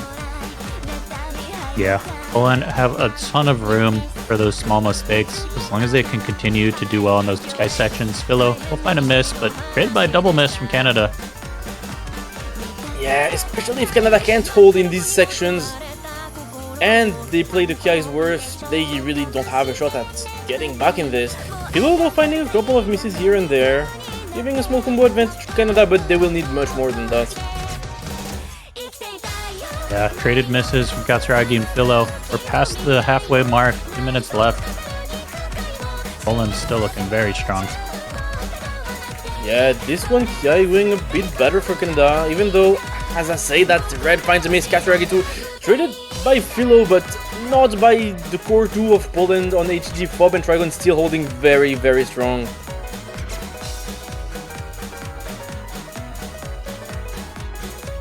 Yeah, not as much of a score lead explosion, but actually that's the whole team's down for Canada.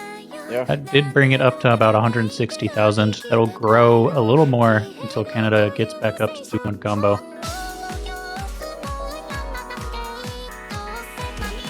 That's the thing, right?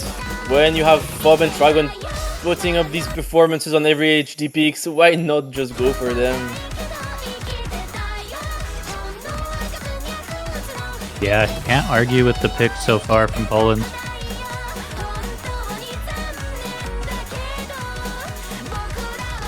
Looking like they could hit another 200k. Trigon gonna miss. Yeah. But 200k will not be reached, but still more than 150 on such a long map is a huge advantage. Red dropping to Unlucky dropping.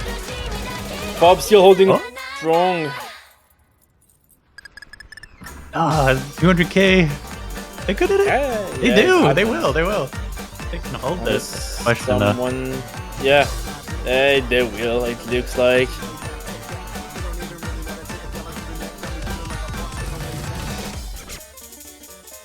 And that's a triple break to finish off from Canada. But what can you do? What can you do against this performance? Look at these scores from the Polish side.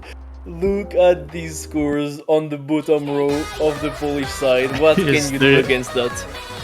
There's nothing. There's nothing you can do. No, there's nothing. There is genuinely nothing you can do against that. Only thing you can do is like maybe be Team USA. It also has strong hidden players.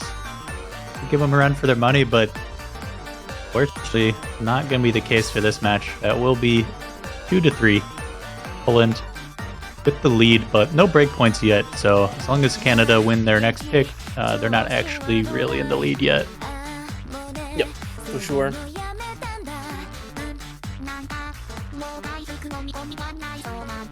So far, every pick was very confident from Poland. Worked great.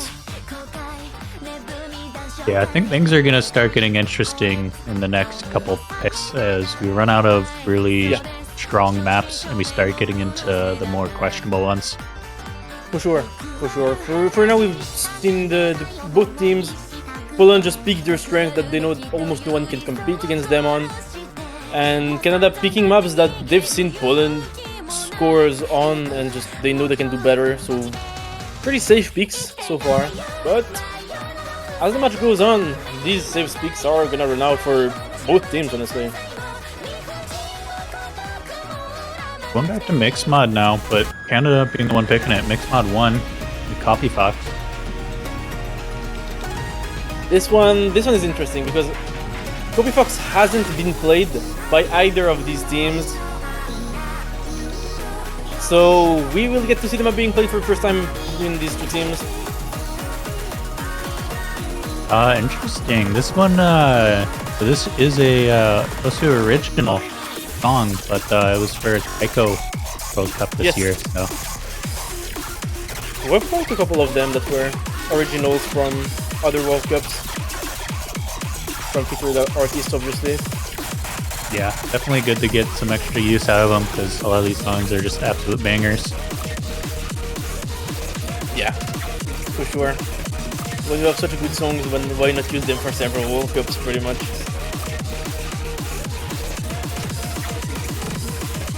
So on this one is gonna be actually interested to see the rosters on this. If I'm expecting to see finally Fuhi come in to play this. If Fuhi doesn't come in for this, I would be very surprised. For Canada. For Poland, expecting Trigon Fob. I'm not sure about the third.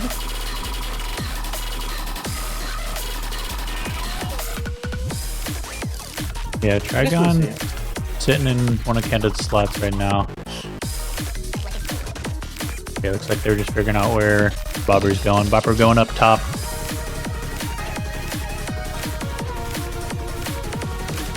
Yes, what I'm guessing would be Trigon HR, Fob HD, and Bobber Nomad probably. Would make the most sense. Bobber Nomad. Yeah. I mean, yeah, you don't really want HR and anyone else than Trigon on this type of map. Very mechanically demanding. Mixed mod 1 pick. Hey, Fuhi is coming in. Your prediction's correct.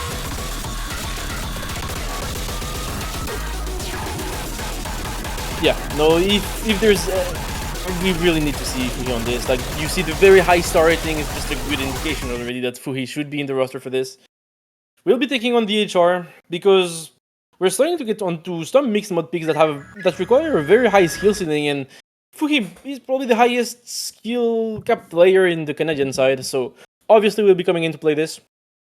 We see Solaris HD and Unlucky Nomad, and for the other side, all as expected.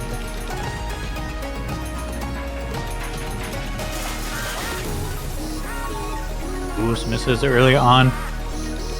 So Phil jumps right out of the gate. Fuhi gonna find a drop. Yeah, it's 3 minutes 3 though. Plenty more to go.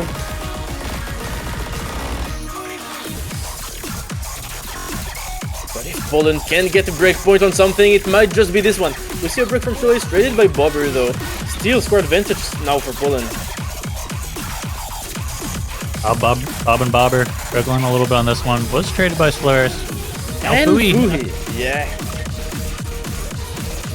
had the lead there, but that final miss was enough to flip it. Bobber might flip it back though.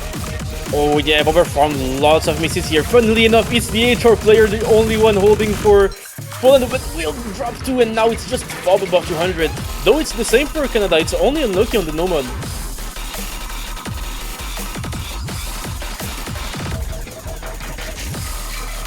Snap super difficult. Bob finds another drop. Gonna be traded. It's a triple miss from Poland though. Oh wow, yeah. I missed the Trigon one. Yeah. So pretty much a 1v3, and now Solaris Fuhi will be getting more score than their counterparts, especially with Bob finding another break. Trigon again, and it's looking good for Canada now. Yeah, just like that, Canada have a pretty solid lead. Right about 70,000. Bobber finds another miss. And Trigon, that's going to increase it more. Canada holding strong. Yeah, uncharacteristic misses from the mod players on the Polish side. Everyone kind of struggling, to be honest, on their side. I think no one is doing better than their counterparts on the Canadian side. Yeah. Other than maybe Fob and DHD, but barely. Yeah, Fob and Solaris pretty close, just about tied in score.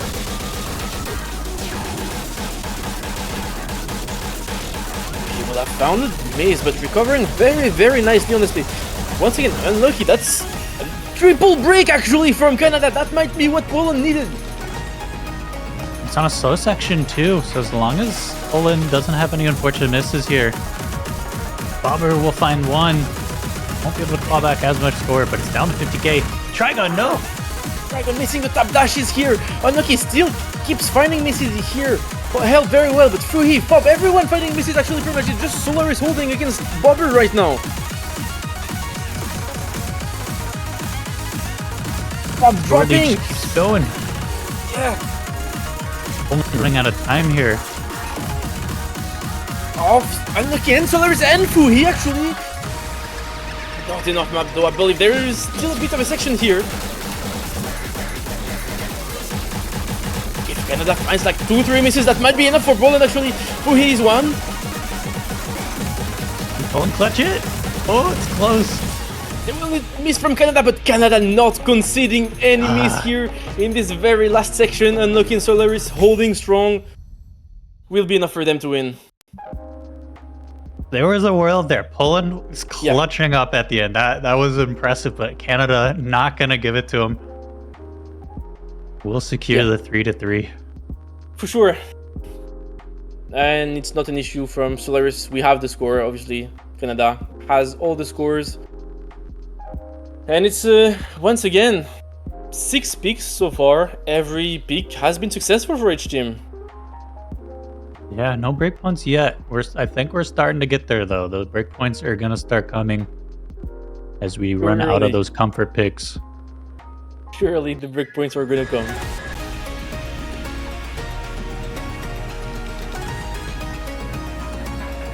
That was Poland really had a good shot at getting a breakpoint here though. Unfortunately, wasn't it? Maybe next time. Maybe not, we'll see.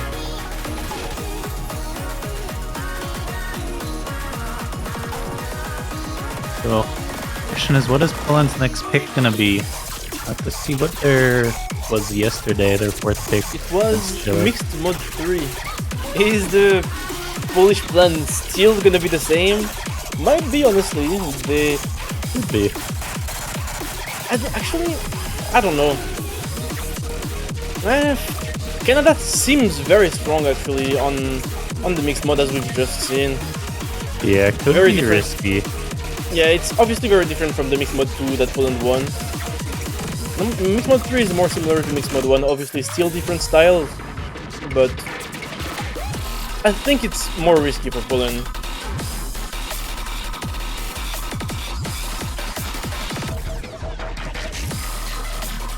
Me too. I get the Crowley map.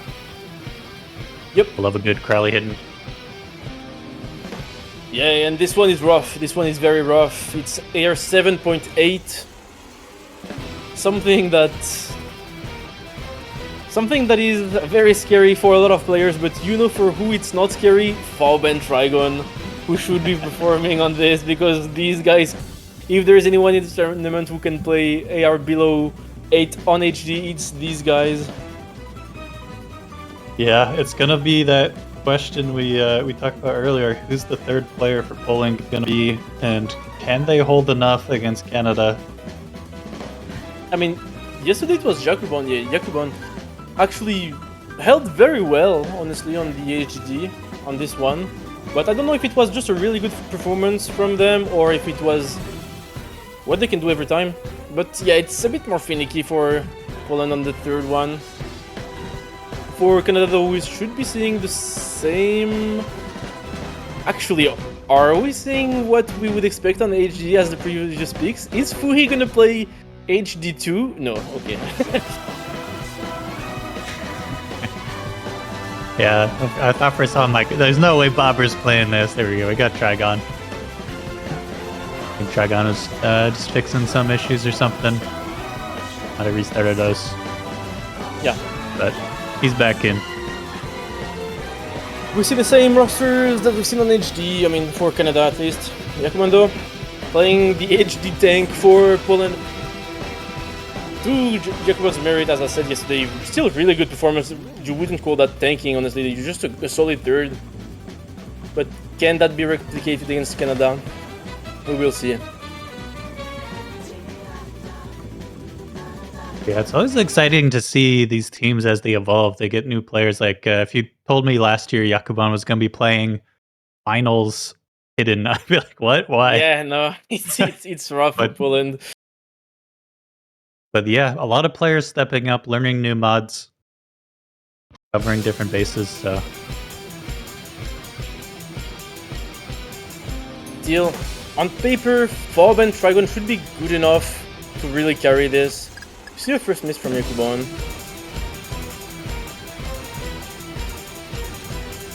yeah, seemed like a bit of an unlucky miss. Doing well on the rest of it now. Actually, we see so many misses. Everyone but Fob and Unlucky holding.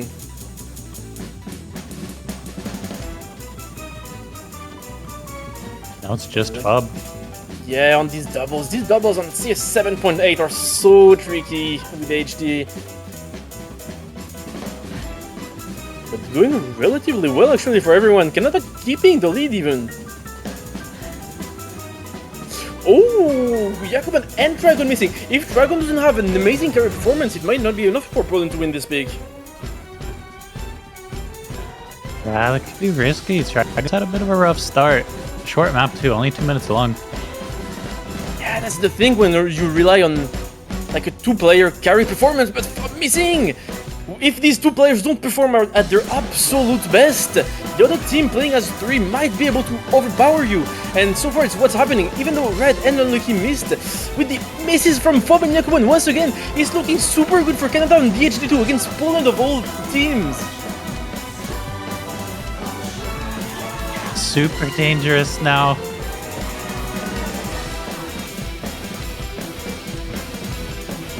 That is crazy. Time left. No, I think they will take it because Jakub finds another break. It's ready by 2 from Canada, but unless Canada completely collapse here, they should win. Katsuragi, insane HD performance, will find a break. Red as well, but it's ready by Jakub. I think they have enough room to afford these misses so far, but any more might be dangerous. Yeah, there's a little hope for Poland still. Katsuragi does miss. Oh, that's starting to look scary, but then we're running out of map though. Any other miss? Unlucky is finding one, but it's ready by Jakub, and this will be the end. There we go, first break point. That is... Canada winning hidden. I don't know. What is this timeline? How is the first breakpoint Canada on HD2 against Poland? Yeah, and if you look at the miscounts, Katsuragi popping off, but Dragon and Fob 2 and 5s, like they did pretty well. A bit unfortunate misses, and like you said, if they're not performing at their best, then not having that third player really hurts. Yeah, to be fair, it was really rough for Jakubon, but yeah, it's kind of the issue. It's they don't have a third low HD player. These guys, Jakubon, Madsen, Philo, can come in, and Bobber can come in and play other stuff very confidently, but low HD isn't really something that they do. And when you play against a Canada that is kind of popping off with that score from Katsuragi, hey, you can't afford to not have a third.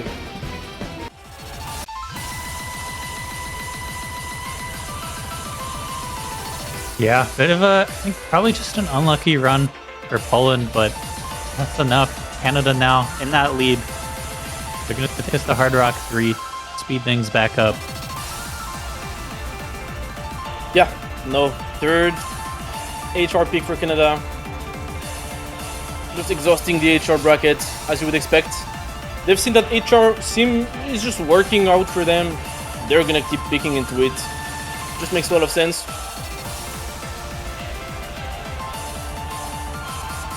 We should be seeing Fuhi play this. If we don't see Fuhi play this, I will be very surprised. As the very mechanical speed HR that is this monster HR3. Yeah, looks like we might have Bobber in for Poland. Everyone else out of the lobby right now. I'm taking a quick little breather. Trying to reset. Yeah. Looks like it will be the same roster for Poland that they had when they played this map yesterday. Canada did not play it, though I am confident that these guys can play this very reliably. But we'll see. Especially, yeah, you're going from Air 7.8 slow HD to this very, very fast speed HR. Quite the change. Honestly, the Poland roster might have just opted out to quickly get into a fast map and just warm their fingers up. Possibly. Yeah, jumping from 7.8 to 9.8, that's a huge jump. Yeah, 10 with HR, obviously. Oh yeah. Even worse. Yeah, and 210 BPM wiggles and the speed patterns that come at you. Super intense map. It's only 2 minutes, but it is very, very intense for the whole 2 minutes. We see Unlucky, Solaris and Fuhi on the Canadian side, and as we said, Bob, Trigon, Bobber for Poland. This one is looking good for Canada.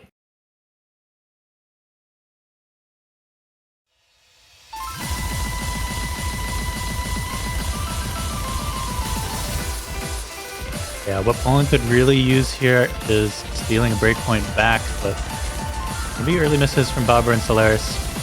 I'm just going to stay tied up for now. Yeah, Slight advantage Bobber to Canada. finding more and more misses actually. Created by Fuhi though will kind of stop the bleeding for Poland as everyone recovers pretty quickly. As you can tell, this map is really fast. And you can recover combo very easily, but it's also very easy to break. Fuhi though finding a bit more misses than you would hope for if you're Canada. Yeah, Poland gonna get that slight lead, but I can flip it in just a moment. So For sure. Poland need to hold. And I There's think that that break from Bobber. That yeah, might I be think the flip. that is gonna be the flip, but what does that even mean in the scheme of this map? Because anything else is gonna flip it. As is this miss from Unlucky, honestly.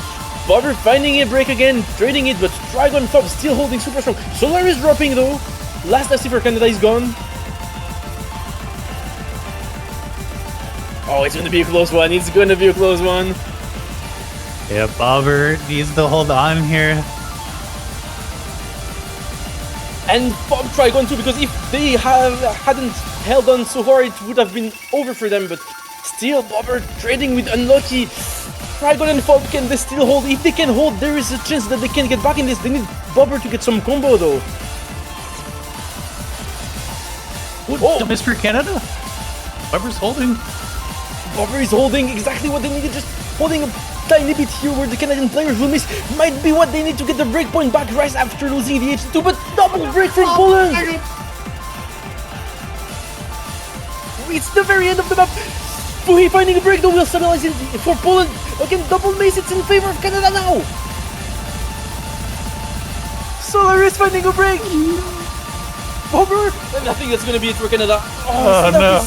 So unfortunate for Poland, they had taken it back, but they couldn't hold at the very end with a collapse from Fob and Trigon. Just a couple of misses more than you would hope for, and it's gonna be another successful pick for Canada. Man, that's so sad for Poland. I got on Fob. They did so well. 1400 combo each, plus or minus, and then but yeah, it just broke right at the very end.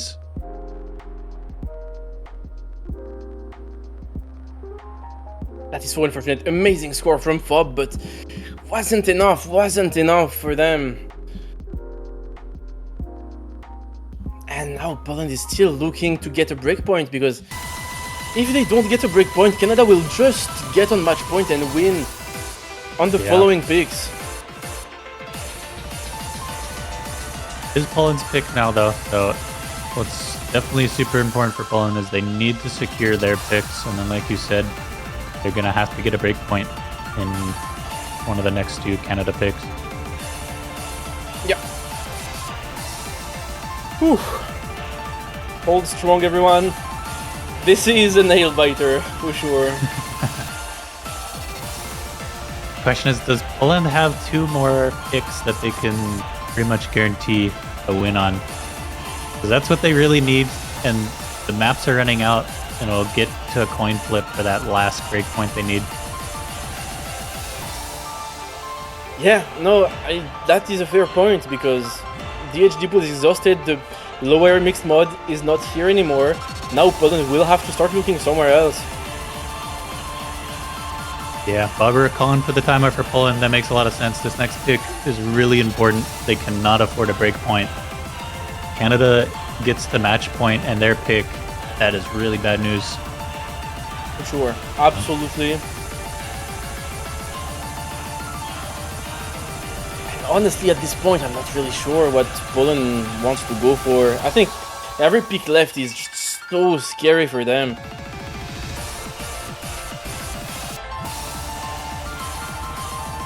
There is one more map that they did better than Canada on last time, but it was Nomad 3, and it was by like 20k better than Canada, so just literally just getting one miss more on your performance today and it's over. This doesn't say anything at all, it just tells you that both teams are matched on this pick. But having a pick that is kind of a conflict might even be the last best option that Poland has at this point.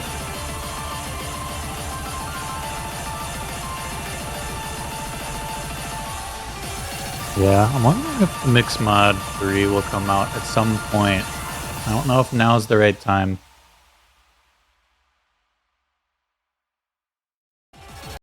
But it's sitting there. It's true, but Mixed Mod 3 is also scary for me. I think they can probably... I mean, on Mixed Mod 3 you have, you know, HD, HR, and Nomad. I think they do better on HD than Canada. Probably. HR, I'm not sure, and Nomad also, I think Canada is better, so... It's really just a matter of this, who's going to do better on which mod and by enough or not enough. It's really a tough call, especially when we haven't seen the teams play this.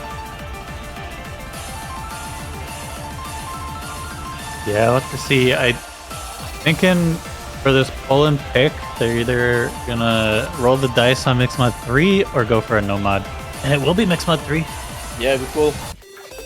It is not a comfortable pick to make though for Poland, and they know it. They took their time though to think about it. This is the best they could come up with. We'll see how it goes for them.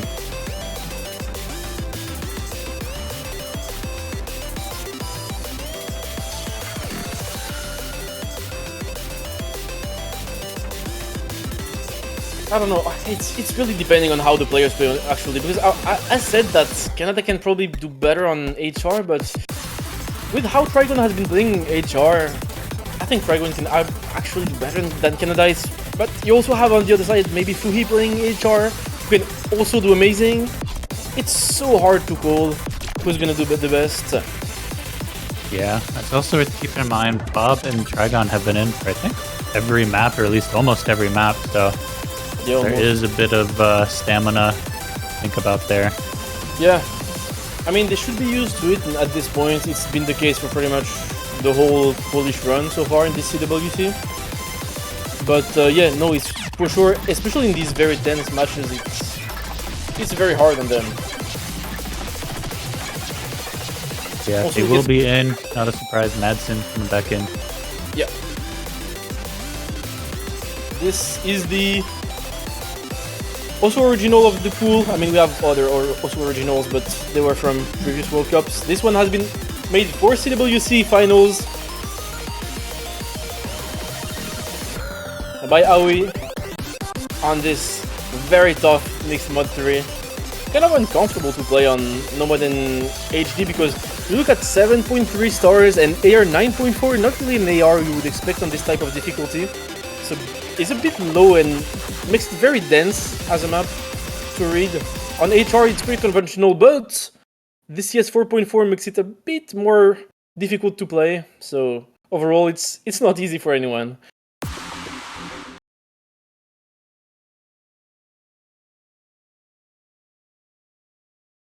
Yeah, hopping into it now.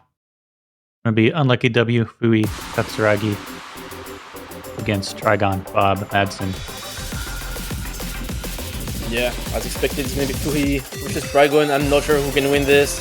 Katsuragi against Fob. Katsuragi just has to try to match Fob, honestly. And Unlucky versus Madsen. So for the first break has been Katsuragi on the HT, followed by Fob though, but it's a slight advantage for Poland. Another short one, 2 minutes long. Oh, huge miss from Trigon there. Yeah, it is not matched by Fuhi. Actually, it is, but a bit later. Really give the score lead back to Poland. It's double break on each side, actually. Just Fob holding now on the HD. Poland cannot afford to give this breakpoint to Canada, but Trigon and Madsen finding breaks. We're already halfway through the map. They can't afford to give up this point. These wiggles are just brutal. Poland is feeling them, but Poland finally gonna drop. And it's no one at 200 for Poland now. Against Katsuragi and Fuhi still holding. Unlucky find a break. Katsuragi finds a break. This might be enough for Poland to come back. Oh, but Madsen drops before he was about to flip. Katsuragi trades it though. Fob is holding a bit better. Oh, but Fuhi is also doing amazing on the HR. About a quarter of the map left to go. Yes, and at this point, any miss could flip the score. Fuhi is the one to find it, but it's traded by Madsen. Double miss on both teams. Yeah, the SG players, but Fuhi misses and Trigon still holding strong. Katsuragi finds a miss, but it's traded by Fob. Unlucky finds a miss, but not traded by Madsen. It is actually traded by Madsen. But the only one holding strong right now is Trigon, getting the score lead back for Poland once again.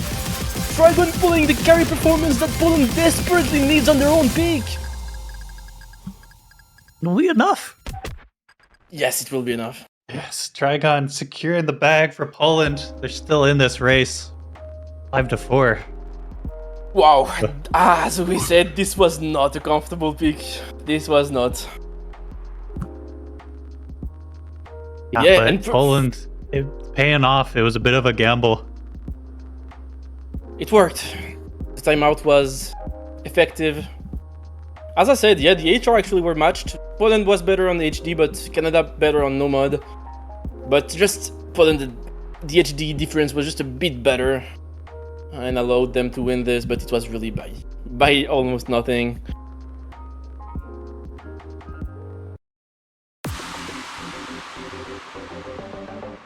Yeah, Trigon even surprised himself that he was able to carry that ending, but I mean, he did what he had to do. He kept Poland in it. Yeah, because if Trigon did not pull out that insane performance, Poland might just have lost the match right there. Because it was putting Canada on match point. Yeah.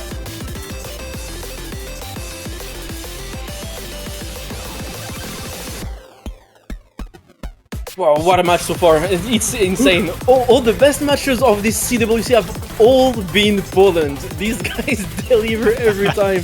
Argentina was the banger of the CWC. Then yesterday against Chile went to tiebreaker again. Now against Canada, it's a super close match. But the Polish team cannot catch a break. They're always fighting the battle, but they've been winning, so... Yes, I mean...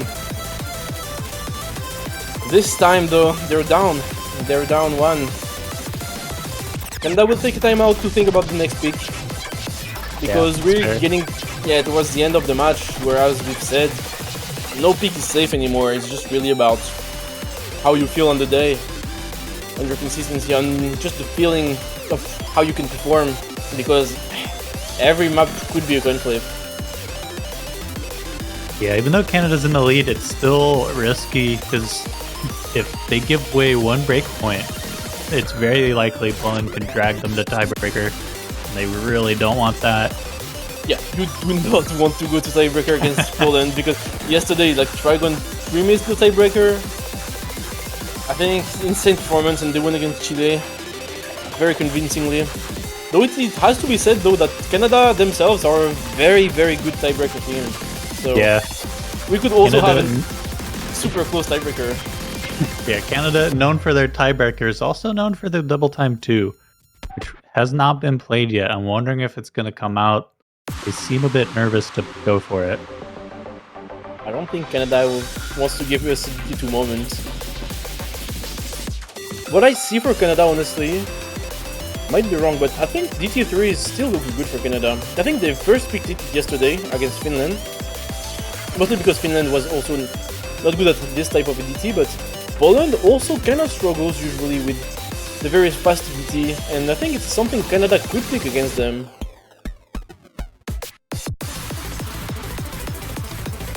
Yeah, we'll have to see. Got that extra timer added for the timeout, but it's gonna start running out fairly soon here.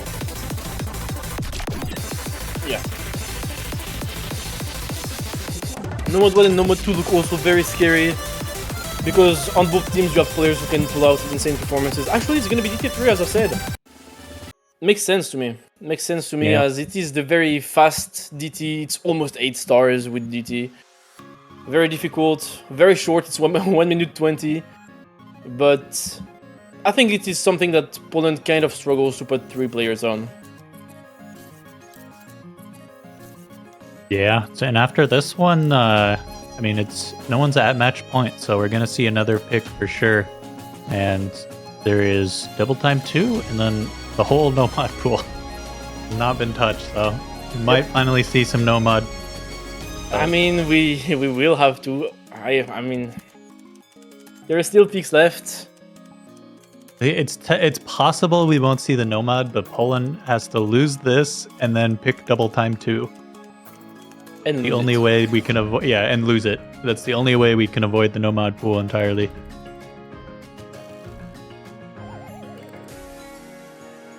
I'm curious to see who's gonna play this for Poland. Trigon probably, but again, like if there's one thing that Trigon is not known to be good at, because Trigon, as we've seen, Trigon plays everything for Poland. Amazing, well-rounded player, but maybe one thing that Trigon is not really confident on, I would say, is probably high RDT. It is AR9 though, it is not very high for players of this caliber, but still it's not something that Trigon usually plays that much. Same for Fob, usually. Don't really see on high RDT. So we'll see. And third for Poland, I would say, I don't know. Can be Philo, yeah, can be Philo.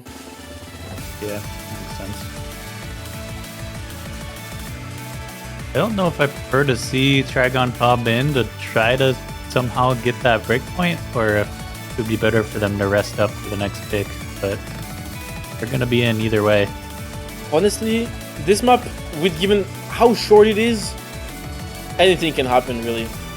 It's maybe why teams are a bit reluctant to pick it, because 1 minute 20, anything can happen, really. Especially when the map is kind of spiky in nature, also, at certain points.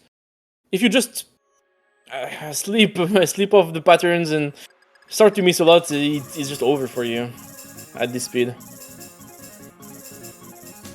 Very slight speed advantage to Poland, maybe. Not quite. Yeah, you don't want to drop any combo here in this section before the bursts happen, which should be coming soon. It's actually the trade between Philo and Fuhi. Everyone is holding. Already almost 1/3 of the way through. You can see this pick is going to go very fast, but it's going to accelerate right now. At least in a couple seconds. Very slight advantage to Canada. Philo dropped a couple more notes than Fui. Yeah, but everything is going to be decided in the second half here. The burst section, Fa finds a break. It's traded by the Ix Machina, still even for both teams. Cool. The Ix Machina finds a break though. Everything is gonna be decided on this last section. That is gonna spike in difficulty. Let's go. It's a double miss from Canada. Poland can get the breakpoint they want. It's a triple mix actually from Canada. Only Fob holding on the ARDT. 100k has been secured. It's dropping really quickly for Poland. Can they hold them with the miss from Fob? I don't think they can hold. It's gonna be close. Oh, they do it! They do it! They do it! Poland wins it! DT3 the breakpoint! Oh my god! Everything was decided on like these last 20 seconds on the deep spike. One miss from Unlucky, but not enough to carry the team. Everyone else doing good, honestly, in the lobby. Wow. We have a match.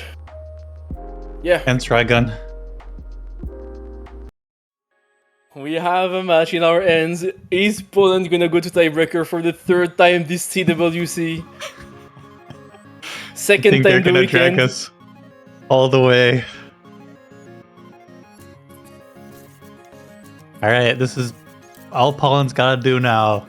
The last pick they gotta make. Wow, and everything's up to the gameplay. Yep. As we said, Nomad 3 is a coin flip between the two teams. Poland did like better by 20k on the first run, which is just not a reliable difference to pick. But at this point, they know it's something that Canada doesn't have a huge advantage on, so it might be something that they can go for. Yeah, I mean, it's Because- if they're just not sure about the rest, that's better Yeah, than no, nothing. and it's so scary, right? Because it's either they go for this and it's a coin flip, or they go for something else, which might work really well for them. But since they don't have the data, they don't really know, and it's kind of a shot in the dark.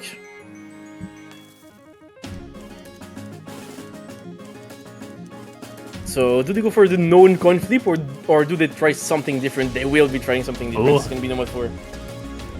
Going for the convert.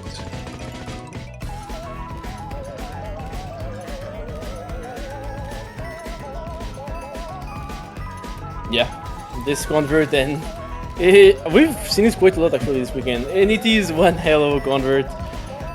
Very difficult, so much you can miss on. Though it is one of the maps that both teams have played. And Poland also did a bit better, but by like 100k, which is probably the best they have left. Anyways, it's going to be the last peak of the match for them. So I think it's a good choice. Yeah, choices are done for Poland. All they have to do now is play. Only Canada has an option left in this. Yep.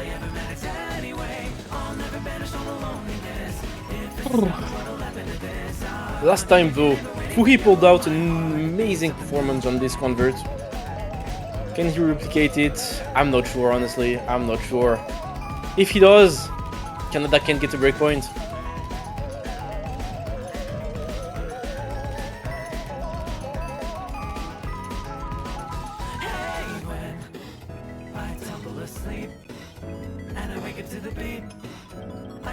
Got Trigon, Fob, Jacobon coming back in.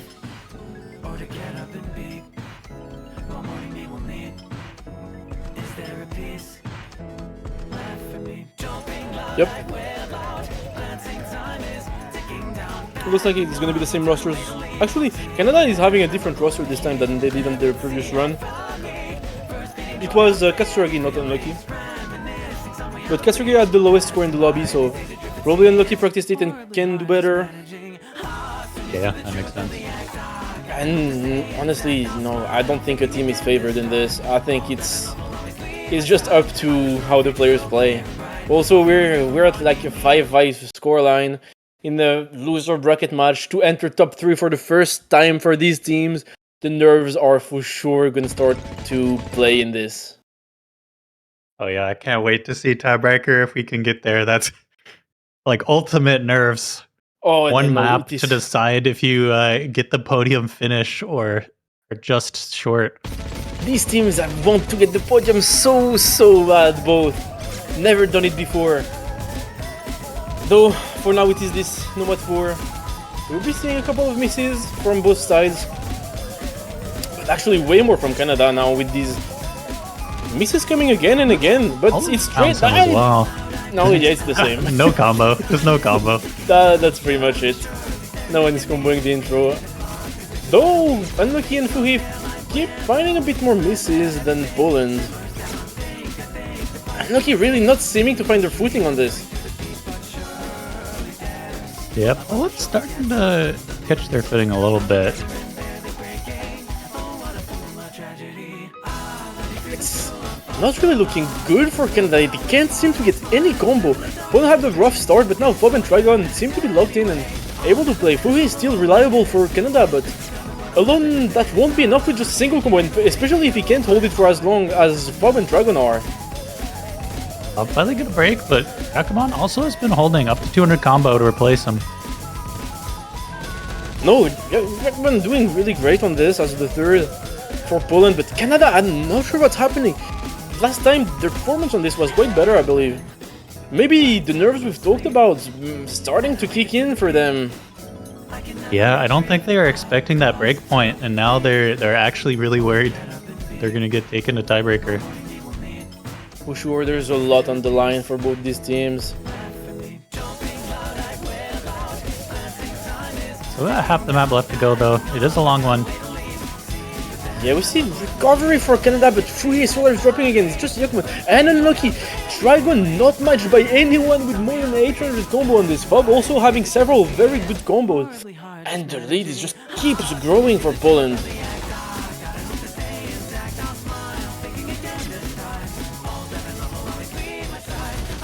Trigon finally gonna break. But huge lead for Poland right now. Yeah, but like Canada has no combo in getting back 170k in a 3.5 minute map. Is just they need to hold on to a lot of combo, which they haven't been doing at all so far in this peak. And we don't really see that many misses from the Polish side. I mean, we do see now a miss from Fob and Jakubon, but still, we will need way more than that. Yeah, Poland have built themselves up a lot of comfortable gap here. They can afford some misses like that one from Fob. Yeah. In a tense situation, that would have been a really bad miss, but thankfully they have room for it. Yeah, that would have been tragic if it was super close, but yeah, but to be fair, it can be stressful for Fob because he doesn't know the score lead at this point. Yeah, he has no idea. But they're good. Yeah, Canada just can't hold to any combo on this. Trigon, Jakubon, and Fog just getting good combos, obviously finding breaks, but way less often than Canada. This is going to be really rough for Canada because they're going to come out of this. They have to make a pick. 200k lead, it's a bit demoralizing. Oh, what happened? Even then, I don't. Even without Trigon, they get this. We have the score from Trigon. It is 925k in the MP link. The score is good for Poland. They get it.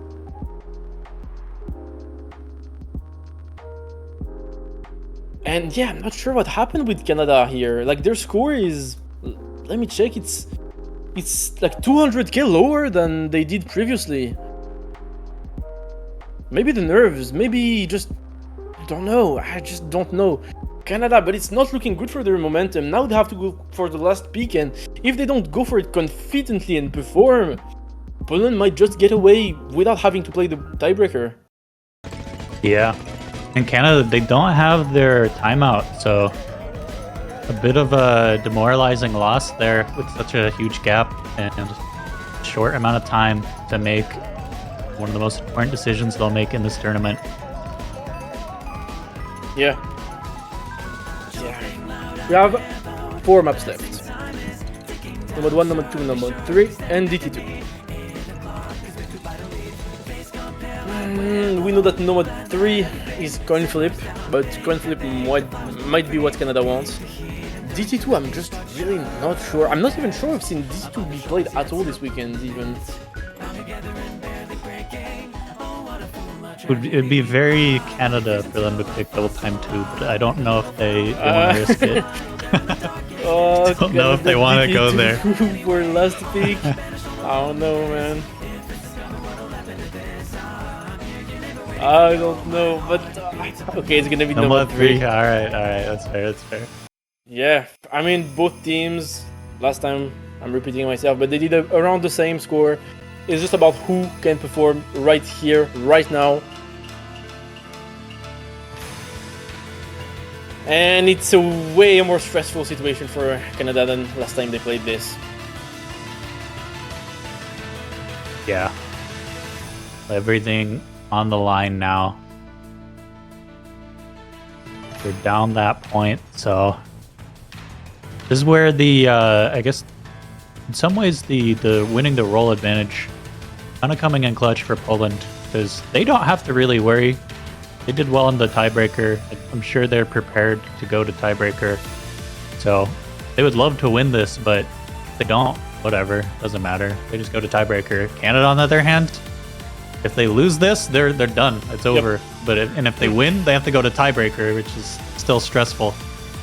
So. Yeah, they have a lot more on their mind. But to be fair, even if you're Poland, you don't want to go to tiebreaker. You just want this to be over with.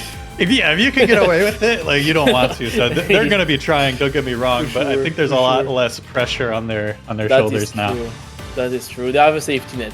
Canada doesn't have it.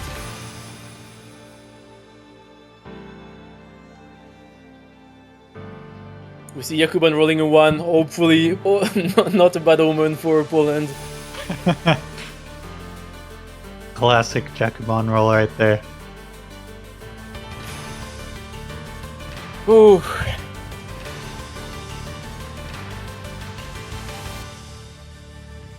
Stop staying hydrated. That's good. All you in chat, if you haven't been drinking water, get yourself a drink of water. Maybe wait until this map's over. Get some water for the tiebreaker. Stay hydrated out there. Yep. Yeah, you can see Fob saying, "Don't TV, please." Fob has had enough tiebreaker. He doesn't want anymore. Yeah. Bob just wants to take a nap, man. Yeah. But it's gonna be this Nomad 3, very gimmicky, CS5, AR9. Don't be fooled by the star rating. It is a Nidoking map. If you know Nidoking, you know the map. It's very reliant on movement. Very few hyper dashes. Almost none, I think. I think only one at the end. Yeah, I think Very tight Nidoking movements. goes for the no dash type style a lot. Yeah, very reliant on your movement, but still very mechanically demanding. Fob first miss for Poland.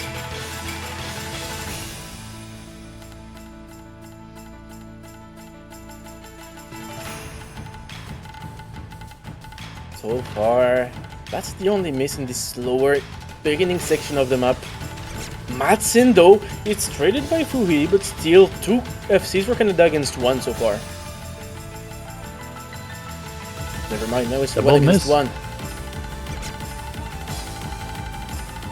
We get into this section with lots of wiggles. And we see a bit more misses from the Canadian side. Fuhi finding many misses, as well as unlucky. While the Polish side seems to be holding strong, will be taking back the lead. Madison finds Trigon now as well. That it's being traded. Yeah, there's Canada, no combo in the no Canadian combo. side. Yeah, that's the main thing right now, where Phoebe is holding. Reminder, if Canada loses this, it's over for them. Halfway through now. A little over a minute left to go. A nice slow spinner. A little slow section again. Canada, give it a roll. This might be your last chance. Yeah, everyone rebuilding that combo. Will be able to capitalize on misses if not traded. On the last quarter, it's one from Matsin. Can Canada hold? It's a double miss! Really not looking good for Canada. There's still time. Still got some difficult wiggles to go, but they need to clutch up. There is still time, but Poland is not giving them an inch. Matsin Feinberg, but it's only traded by unlucky. If we don't see any more misses from Poland, this is just over for Canada. No chance at comeback.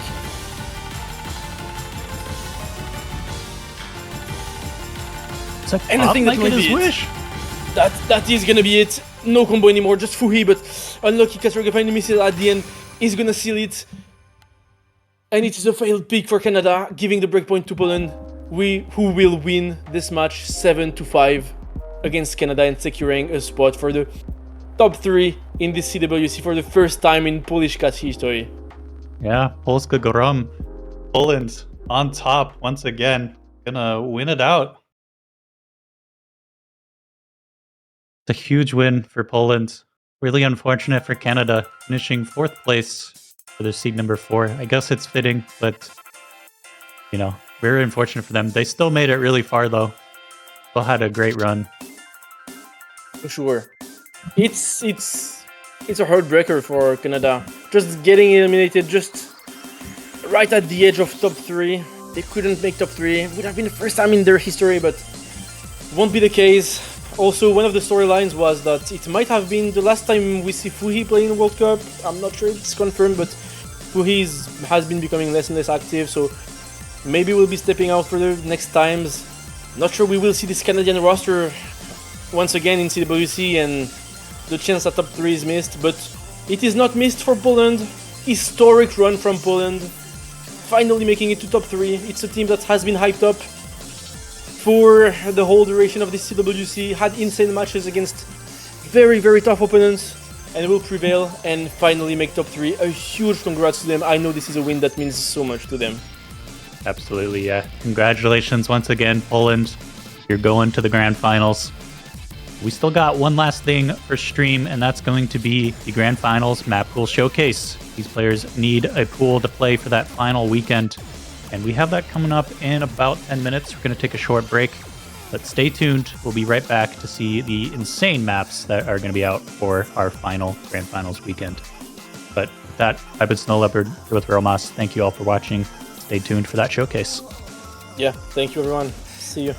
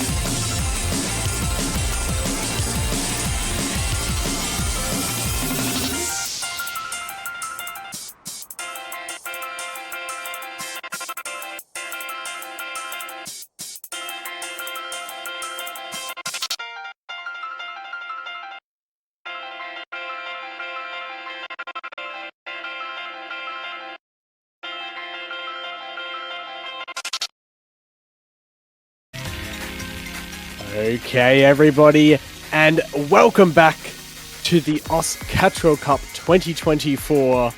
We are finally here with the first official match of the weekend.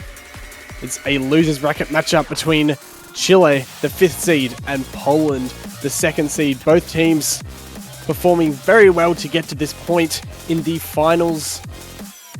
However, one is finally going to be getting themselves on their way home after this match. Looking to be a really close matchup here. Hopefully going to be very entertaining. I am Maito, joined by Sekre. How are you doing? I'm doing great, and I'm so happy I get to cast. This is probably going to be my last match that I get to cast, but it is going to be a banger one between Chile and Poland. These two teams, I think, probably the closest matchup that we're going to have this week, actually, between the two. I mean, you think about both the teams, and they kind of counter each other's strengths and weaknesses pretty well, all things considered. Yep, for sure, and we've already actually done the roles, I think. So it's a DT1 ban early on here from Bubba on Poland's side, which definitely makes sense. Yeah. I'd say that Chile quite a bit more confident on DT than Poland. I think Poland, maybe compared to Chile, DT being a bit of a weak point for them. So I guess that makes sense, and it's going to be Mixed Mob 1 for Chile, their ban here. Yeah, not too surprising. Maybe we could have seen something like a no mod 1 instead of a mixed mod 1 for Chile, but I think this one pretty much does the same job that a no mod 1 ban would do. It's going to be Chile's first pick as well. I'm expecting them, even though they banned mixed mod 1, they're probably going to be pretty good on mixed mod 2 especially. I think mixed mod 3 might be a little bit more challenging for them, but potential picks of Chile probably in mixed mod 2 could go into double time as well.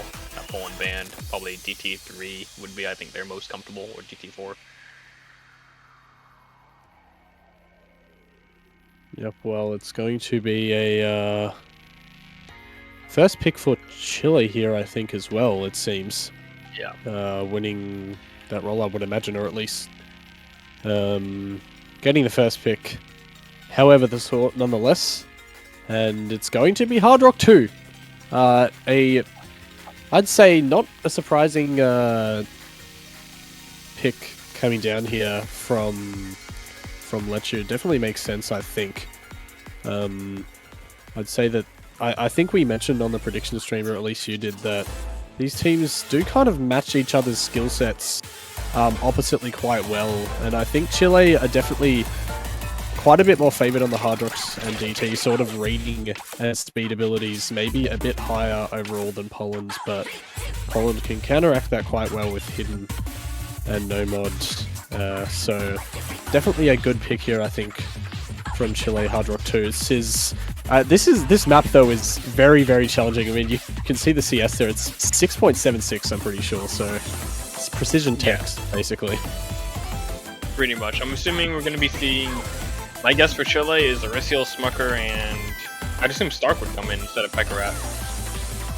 But we'll have to see. Poland, it's got to be Bob Trigon, and then I assume Madsen for this.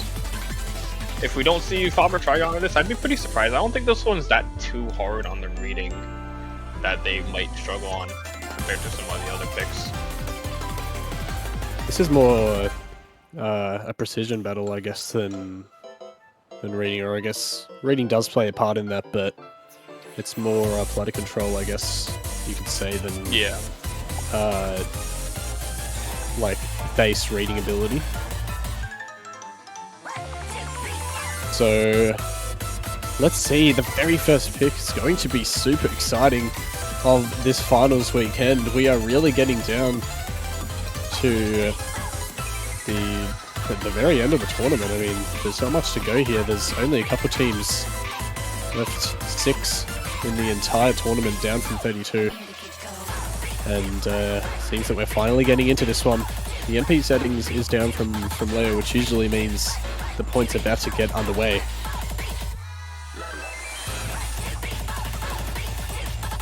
And yeah, your prediction's just right. Madsen, Fob, and Trigon going to be there for Poland. Aristiel, Stark, and Smooker for Chile. So expected lineups as we enter into Hard Rock 2, the very first map of this finals weekend. Yeah, no hiddens on the side of Poland along with that Hard Rock. Bit surprising because you usually see, Fob and Trigon, the hidden players for Poland, but this one probably don't want to go hidden on CS 7.6. See one very only miss from Fob, but that's not going to mean anything in the grand scheme of things.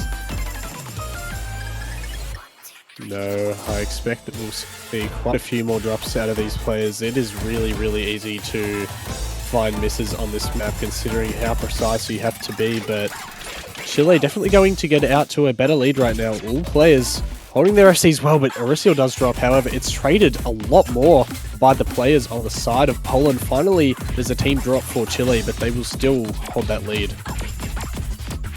Yeah, it's only been a few seconds already, and pretty much everybody is down. Fob being the first one to miss, now he has the biggest combo, and that's gone too. So, a little bit traded from Chile. All things a little equal. Madsen's trade getting a bit more favor for Chile here, but it's really who can get a big combo and kind of hold it down. Right now, Stark and Trigon kind of matching each other on those combos. Yeah, both teams, bottom right players, facing off phenomenally, but Stark is the first to drop in that mini matchup, and it's going to give Poland a little bit more of a hope to take that lead back now. It's still around 40k score in Chile's advantage with that drop from Madsen, as well as Aristiel is also going to be building right back up too.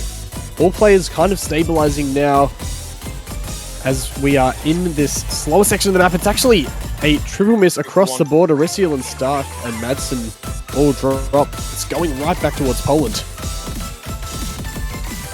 Yeah, but it's gonna not go back towards Poland anymore. Madsen and Bob got 2 drops, while Stark is the only one who trades it back. Trigon is holding on with a really good combo, 670 combo. Trying his best to keep Poland in the game on this one, but it's looking not like it's gonna be enough. There's only a little bit of a small section here, and this one pretty easy compared to the rest of the map with mostly verticals. Oh, and Trigon drops that huge combo. Oh, that is definitely going to seal it for sure. I mean, Chile was probably going to take that one in the end, but that is for sure the dagger on this first pick now. All the Chilean players also ending it out with really nice combos too. Very good team score in the end, and well, that gets them their very first point on the boards. Good to have that no break point early on. Yeah, and this is kind of what you would expect, at least from the start of this matchup, with Chile pretty dominant on this hard rock. You can see Madsen and Fob not really the most comfortable on this one, both lower than all the Chilean counterparts. Trigon did have a pretty good score though, so at least that is something to look forward to for Poland on potentially future hard rock with double time picks. It's really just about having that third and even second there. I mean, can they match Chile on, yeah, as you said, future hard rock? It's going to be difficult. They are such a formidable hard rock team. So, yeah, Trigon performing absolutely phenomenal for that first pick, but it's hard when you're not quite backed up the same by your team as your opponents. And, well, that's what gets you points or loses you them. And, well, now it's up to Poland for their first pick. Having a bit of a thing here. What do you think they'll pick? Probably, I don't know. I don't think they're feeling super confident on the Hidden in particular, because, you know, it's all about the third player for Hidden.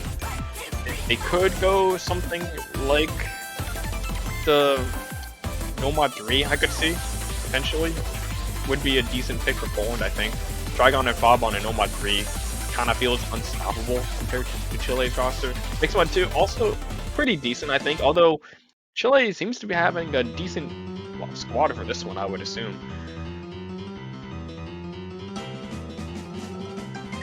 Yeah, we've seen Chile put really incredible team scores on Mixed Mod before. They can really put up a great fight, even on maybe a pick that doesn't necessarily advantage them. I mean, you'd assume that's what Poland is thinking here, choosing Mixed Mod 2 as their very first pick, but I don't know who's actually going to come in here, however, but definitely going to be a really good roster.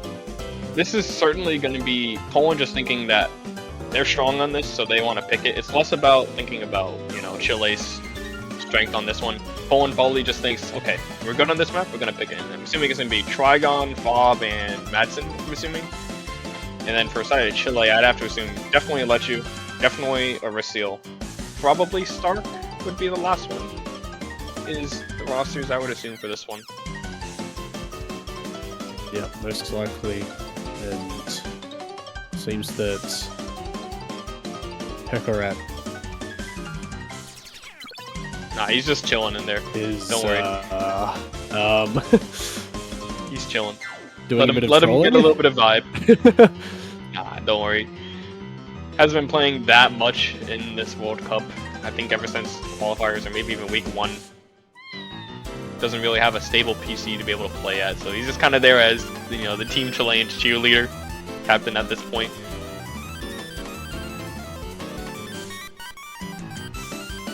Now the big thing that I'm concerned about this one is you go, sorry. Poland's hard rock on this is going to be the real question. I think there's going to be a pretty big gap between hard rock players between Chile and Poland. But on the other hand, there should also be a pretty decent gap between hidden players in Chile and Poland. Poland being favored on hidden and Chile being favored on hard rock. I think those two are probably going to cancel each other out. Maybe a slight advantage for Chile between those two. But Poland's Nomad player I also think is probably just gonna go beyond on this one as well. So should be a really close one, all things considered, between those aspects. Yeah, well, that's what we want to see, of course, as viewers. I mean, you know, if you're Poland, probably not as much, or Chile, to be honest. I mean, close points always really get those nerves up, especially for quite a lot of players. I think seeing breaks in the middle of maps too, and knowing just how close it is, and it's also very nice to see that all of the mods are lined up perfectly here. So no need to confuse your eyes looking all across the screen. Erisial going to be facing off against Madsen, Fob versus Lechu, and Smooka and Trigon on No Fail. I love myself the No Fail mod. Yeah, I meant no mod, and then I just like said it so confidently that I didn't want to say it again. No, it's okay, it's okay. We do see Fob with a very early miss. I'm expecting at least a few more misses from both hidden players. Madsen getting the first miss on Hard Rock, not traded by Erisial. It's going to be a far jump on the Hard Rock coming right about now. They both hit it actually, so I guess I'm just wrong. Chile still holding the triple FC with 2 misses from the side of Poland so far. Yeah, right now this is looking promising for Chile. Water point of the Erisial map is here. getting caught out a few times on the doubles, more than a few times. It's actually going to even things up just about, I think. But that miss from Fob is actually going to send it right back to Chile, as well as Madsen dropping there too. Chile maintaining that lead around 40k score. It's going to just stay there, actually. Oh, that lets you. Does drop. I was going to say, something that's a bit unexpected probably for Poland is Lechu being able to hold on to a 600 combo from the intro. It's kind of collapsing now as, you know, we bring notice to it. Going to be a little bit equal between the two teams. Very, very small lead for Chile into this. Traded misses from Madsen and Smucker. Yeah. But Lechu finds another drop, and that's going to cede the lead over. All the way to Poland's side. Fob and Smucker trading yet again. Lechu, however, drops. So does Erisial. That's a team miss from Chile. And look at Trigon right now, holding on phenomenally for Poland. What a monstrous combo through this wiggly section. Has not dropped absolutely anything right now. Gets all the way to 1,000 combo, is still holding on for Poland.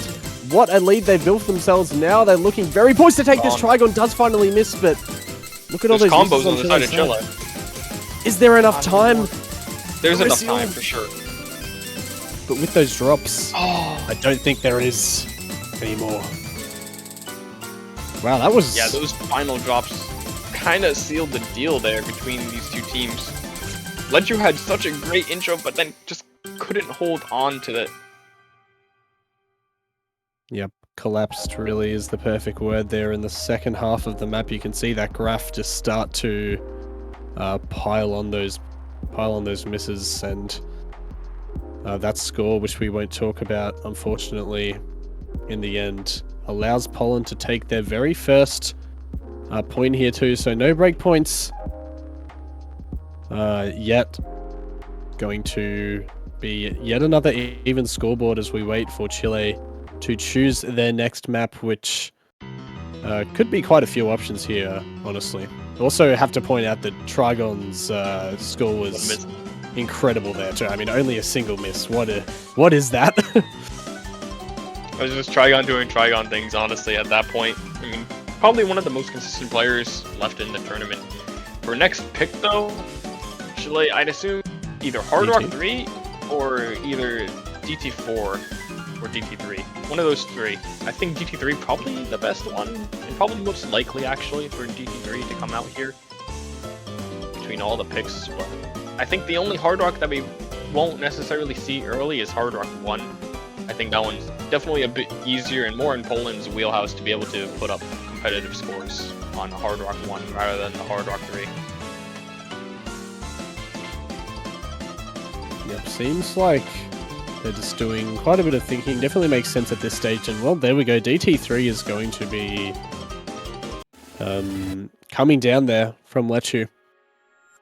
Last page. No surprise at all. Forest. Yep. They're a great double time team. We've seen them perform so well on this mod.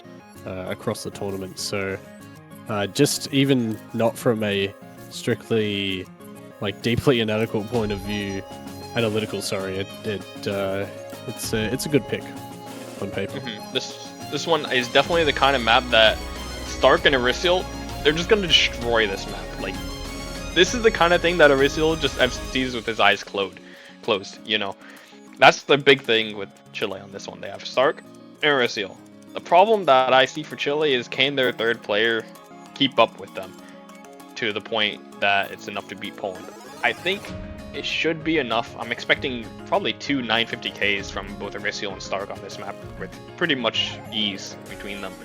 Poland probably going to be a little bit lower as an average, but their scores might be a bit more equal as a team. Yep, and of course those players coming in, Erisial and Stark. I think Lechi's going to be that third. No, he's not. Oh, no? No way! There was Actually, no shot that Lechi was being the third on this. That would be kind of surprising, wouldn't it? I would expect like that would be like having Zach play Air 11. You know what? You know we used to call Smucker, surely, right? It's Taming. What Taming? He asked in the chat for Taming to move, or Pekaret did. Oh, but I didn't even. There's see a running joke. There's a running joke between America and Chile is that we have Chilean Zach, or they have Chilean Zach with Lechu, and we have American Lechu with Zach. That used to be the old joke between the two teams. They were just trolling. Just waiting for their members to get in. But we do see Trigon, Fob, and Madsen. No Bobber. I'm a little bit surprised to not see Bobber on this, or Jakku. Jakku actually would have been pretty decent on this one. Probably would have been one of his better maps, which I'm a bit surprised to not see him on.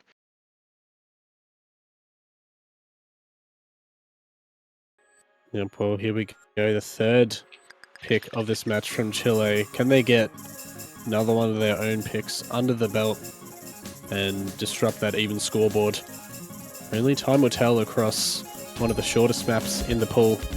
It's basically TV-sized, and already we see a whole bunch of drops here from Poland. Double miss there from Fob and Madsen.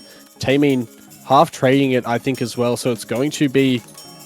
Oh, I think Taming actually found quite a few misses there, and that lead's going towards Poland. No, it's staying as Chile's for now, all things considered. They have about half a missed gap. That one miss from Stark in the slow part is really painful. There's another bursty part here. Could definitely see a few misses on this section. Nobody had 2 misses from Poland with Bob and Madsen. And Erisial trades 1, but there's going to be a really long slow part. It's going to be a lot of score building for Chile here, assuming they don't miss on the slow part, which please don't miss on the slow part. That would be very unsatisfying. Okay, they didn't. Final bursty part here, going to be seeing insane amount of misses. Stark first one to go down. Everybody else holding so strong, but Poland collapses. Taming, the only one actually with the combo now after those early misses, it's gone too. Chile, 100,000 points into the very final ending, and there's not enough map to be able to come back at this part. That's pretty much the story of this map. You blink and it's gone. At the ending is pretty much the only places where these teams are gonna miss. And we see Chile triple 900s. Trigon having the match MVP on this one, but Madsen Fob a little bit further behind. Yep, 111k in the end there for Chile. Pretty convincing. It was looking quite close, even towards the end there, but just multiple team misses at the end of Poland, you can see. Unfortunately, despite Trigon's best efforts, was not able to hold on Poland there when it mattered, and Chile take a pretty convincing win. All of the points so far have been actually above 6 digits at around the 111 or 110k so score advantage. So hopefully you're going to start seeing possibly some points that could dip a little bit closer, but I imagine both teams still have quite a lot of firepower in this map pool to work with before we get into the more risky picks for Chile and Poland, I would say. But DT working out very well for Chile, as you would expect. It was a bit nervy there, but they pulled away in the end pretty comfortably. And it's back to Poland. What are they going to pick now, Poland Sakurai? pick. Honestly, there's a lot of things they could do here. I still think Nomad 3 probably the best pick for Poland. They're trying to stay away from the Hidden for now. I think they want to use Hidden as sort of like a second resort rather than like a first resort. And not a last resort. They're probably going to go to it. Okay, they're just going into it now with Hidden 3. This one, I think, is good for Chile's third member. They're listening but also to a little bit worrying. They want to troll you. Yeah, I mean, that is true. The thing is, this is not a Let You win map.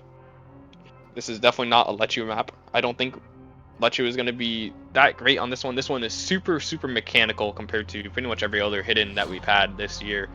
Definitely going to be seeing a Rissiel on this one. Probably a Rissiel, Smucker, and Stark would be my lineup on this. And you think, that's not a Hidden lineup, what is that?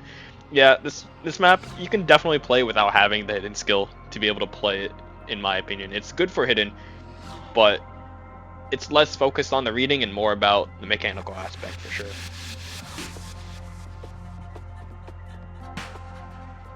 Yep, thank you for your detailed analysis so far. You are the true... Yeah, I played the pool. Bro, you are the true JBH replacement in this weekend, although I don't think we'll... Actually, I mean, with so little matches, of course, you know, gotta have a wide balance of casters, but I very much appreciate your analysis when I definitely am lacking in that department. As Hey, I we mean, kind there's of like- wait for this, all the rosters to get in.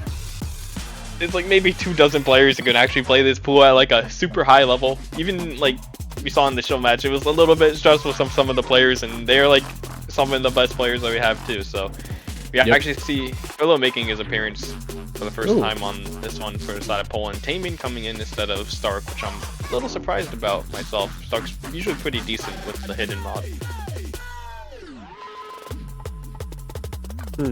That is interesting, isn't it? We have seen. I mean, it works. We have seen Smucker perform quite well before on, I think, Hidden 3 last week. Maybe they played 2. I think if I looked at the stats before, I think I saw. But and top scored that as well. So maybe going to put on another good performance here. But it is this map is definitely all for Poland to win. It's their pick. Definitely not wanting to get out to a breakpoint, especially when the scoreboard isn't even. That is just a little bit more painful when you're broken. So, well, already, I mean, we're seeing a whole bunch of misses everywhere. Rissiel, Taemin, all the Chile team FC is gone. I think it's only Fob and Trigon who maintain those double S's right now, and early on seems very, very nice for the Polish squad as Rissiel finds another drop. Yeah, I mean, with this map, this is pretty much Fob and Trigon's playground. You kind of just want Philo to, you know, alright, get in there, do your best, you know, keep up the score for Trigon and Fob to do their thing. And right now, yeah, they're doing their thing. You can definitely see. Yep, they are putting on an absolute show right now for this pick. Taemin also matching those combos pretty well too. Has a very nice score going, as does Rissiel. Smucker definitely being that unfortunate third that's just not able to quite match up, but Taemin finds that drop. Rissiel still holding onto the combo, but look at that lead now for Poland. I mean, Trigon also did find a drop actually that I didn't see, but Fob still with a monstrous combo here, maintaining that FC right now, and it's 75k in Poland's advantage at the halfway point of the map. It's going to take quite a bit from Chile to bring this back, but it's all within the realm of possibility if they hold on. But Rissiel finds another miss, and it's looking maybe a bit less and less so as this keeps going on. Yeah, I mean, all things considered, the gap really isn't that far on this map so far. We still have about maybe 1/3 of the map left, only about 100,000 points, which is very easy if we get a collapse. I mean, Fob's still holding on tremendously. Trigon with the 1 miss. Philo is, they're doing their job so far, still keeping the lead for Poland here. But Chile needs to be able to come together with their scores, and it's not really Fob. happening. We see a triple miss from them. Fob does finally fall, but I mean, Trigon is still holding the huge combo. Yep, when the other It's like when one of them falls, the other just picks them up. I was going to say the exact same thing. They really work well as a duo on these kind of maps, and that is playing out to perfection right now. Poland, Hidden 3 working out very well for them in the end. Did look a little dicey there in the middle of the map, but in the end, the scoreboard is all even once again now at 2-2 each. Philo doing their job as well. Arisial, of course, trying their best, but those Poland scores are simply too much to match. 2 misses from Trigon and 4 from Fob, 950 and 960k. Great performances there on the side of Poland, and it's back to Chile yet again. Yeah, Philo getting the new honorary role of Poland tank hidden player since 2017. Usually it's been Bobber, but hey, we got a new person in town. They can take on that tank role. Bobber probably feeling very happy he doesn't have to do that anymore.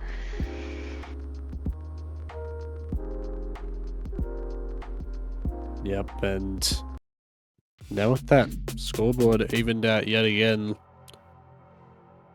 what will be the choice here for Chile?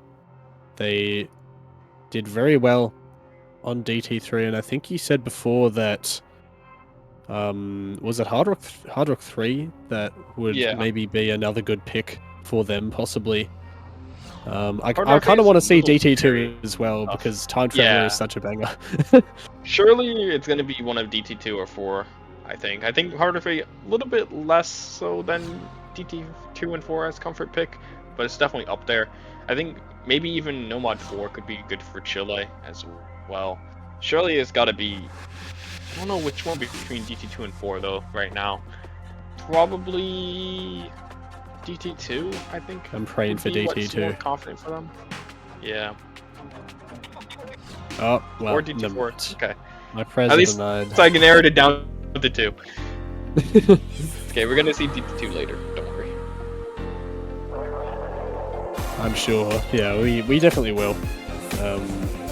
This is also a really cool song though, to be honest, so I'm not too opposed, but probably going to see that same lineup, I would imagine, on Chile, at least those 2 anchors of Stark and Arisial, right?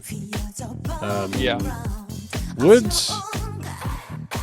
Tammy be back in here, or could it be... I think it's either Tammy or Smucker. Either one of them works for this kind of map, I think. It's really just who feels more confident on the older style, and if there's also a thing as well with this map is there could be a speed gap for some players. It is 180 BPM and I think 6-note wiggles. So even though most players are probably going to be able to do this at this level, finding a third phase might be a little challenging for some teams. We do see Jacobon making their appearance for Poland. Which means you see Bobber as well, which means maybe you don't see one of Bob or Trigon. This one. Nope. I mean, hey. Oh, nope, never mind. There, never mind. He's back. Okay. I mean, I could have definitely seen Bauer playing this. I mean, we're probably going to see Fob and Triangle on almost every map, right? Yeah. I mean, if there was a map that they didn't play, it was either this one or DT3, I think, so. Given that, they're playing both DT3 and they're playing now DT4, yeah, they're staying in the lobby, I think. Yep. It's a marathon of a match here for those 2 players, of course, but they are 100% up to the task. They've shown that so far already.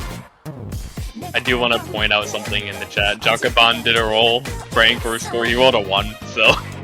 I saw Not that the too. kind of thing that you want to see if you're going into the map when you roll a 1.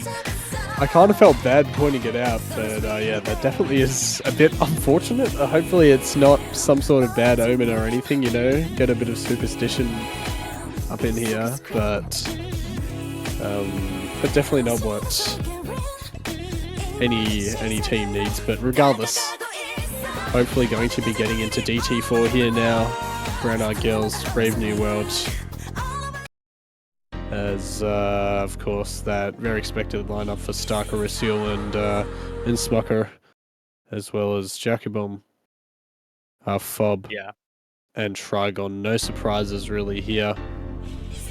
Will we see another point that looks pretty close at around the middle section, but then kind of falls off and goes Chile's way again. Or can Poland find some sort of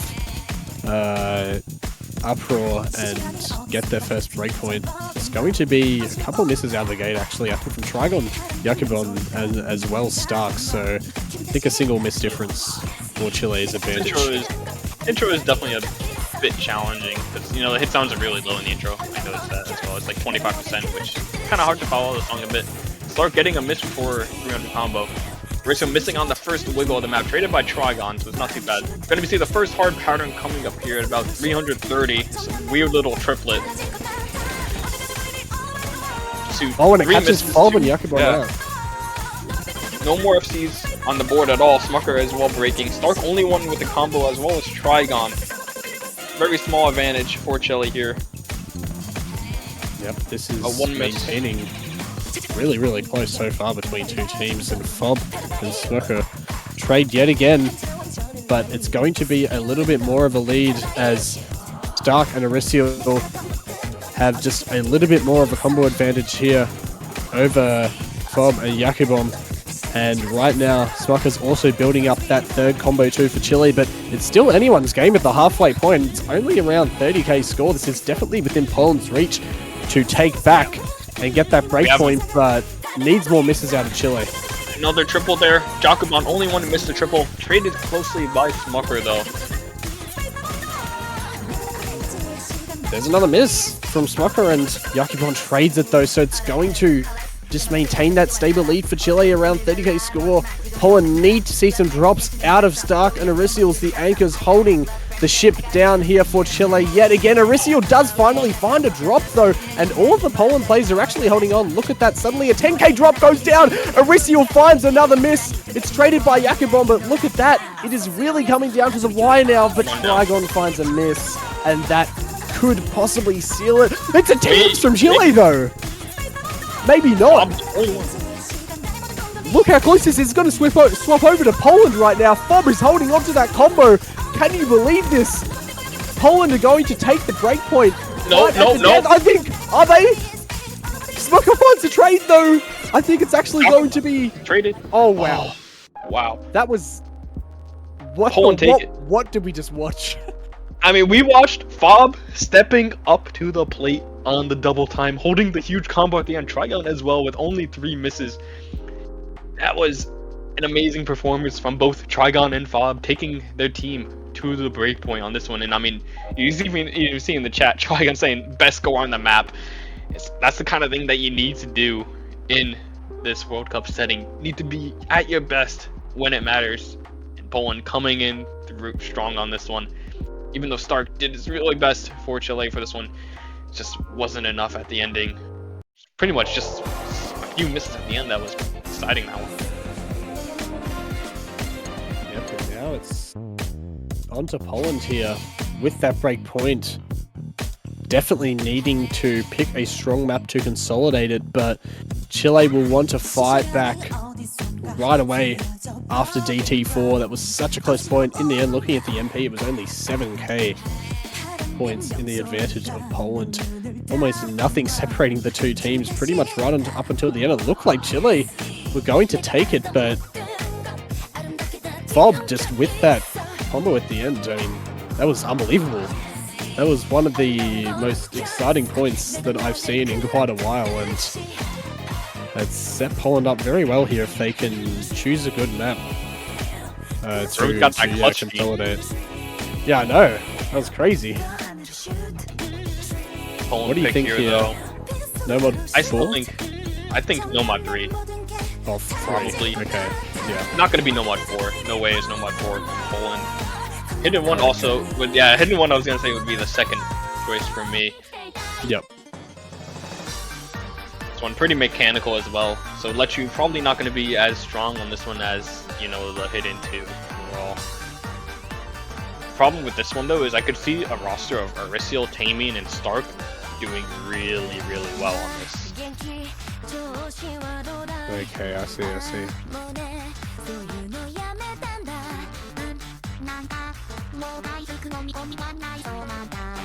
That would probably be the expected lineup. Yeah, either that or Smucker coming in. But I mean, any one of those 4 I think would be pretty decent overall on this. Lechu could as well. It's really a question of reading versus mechanical prowess on this one. There is Lechu.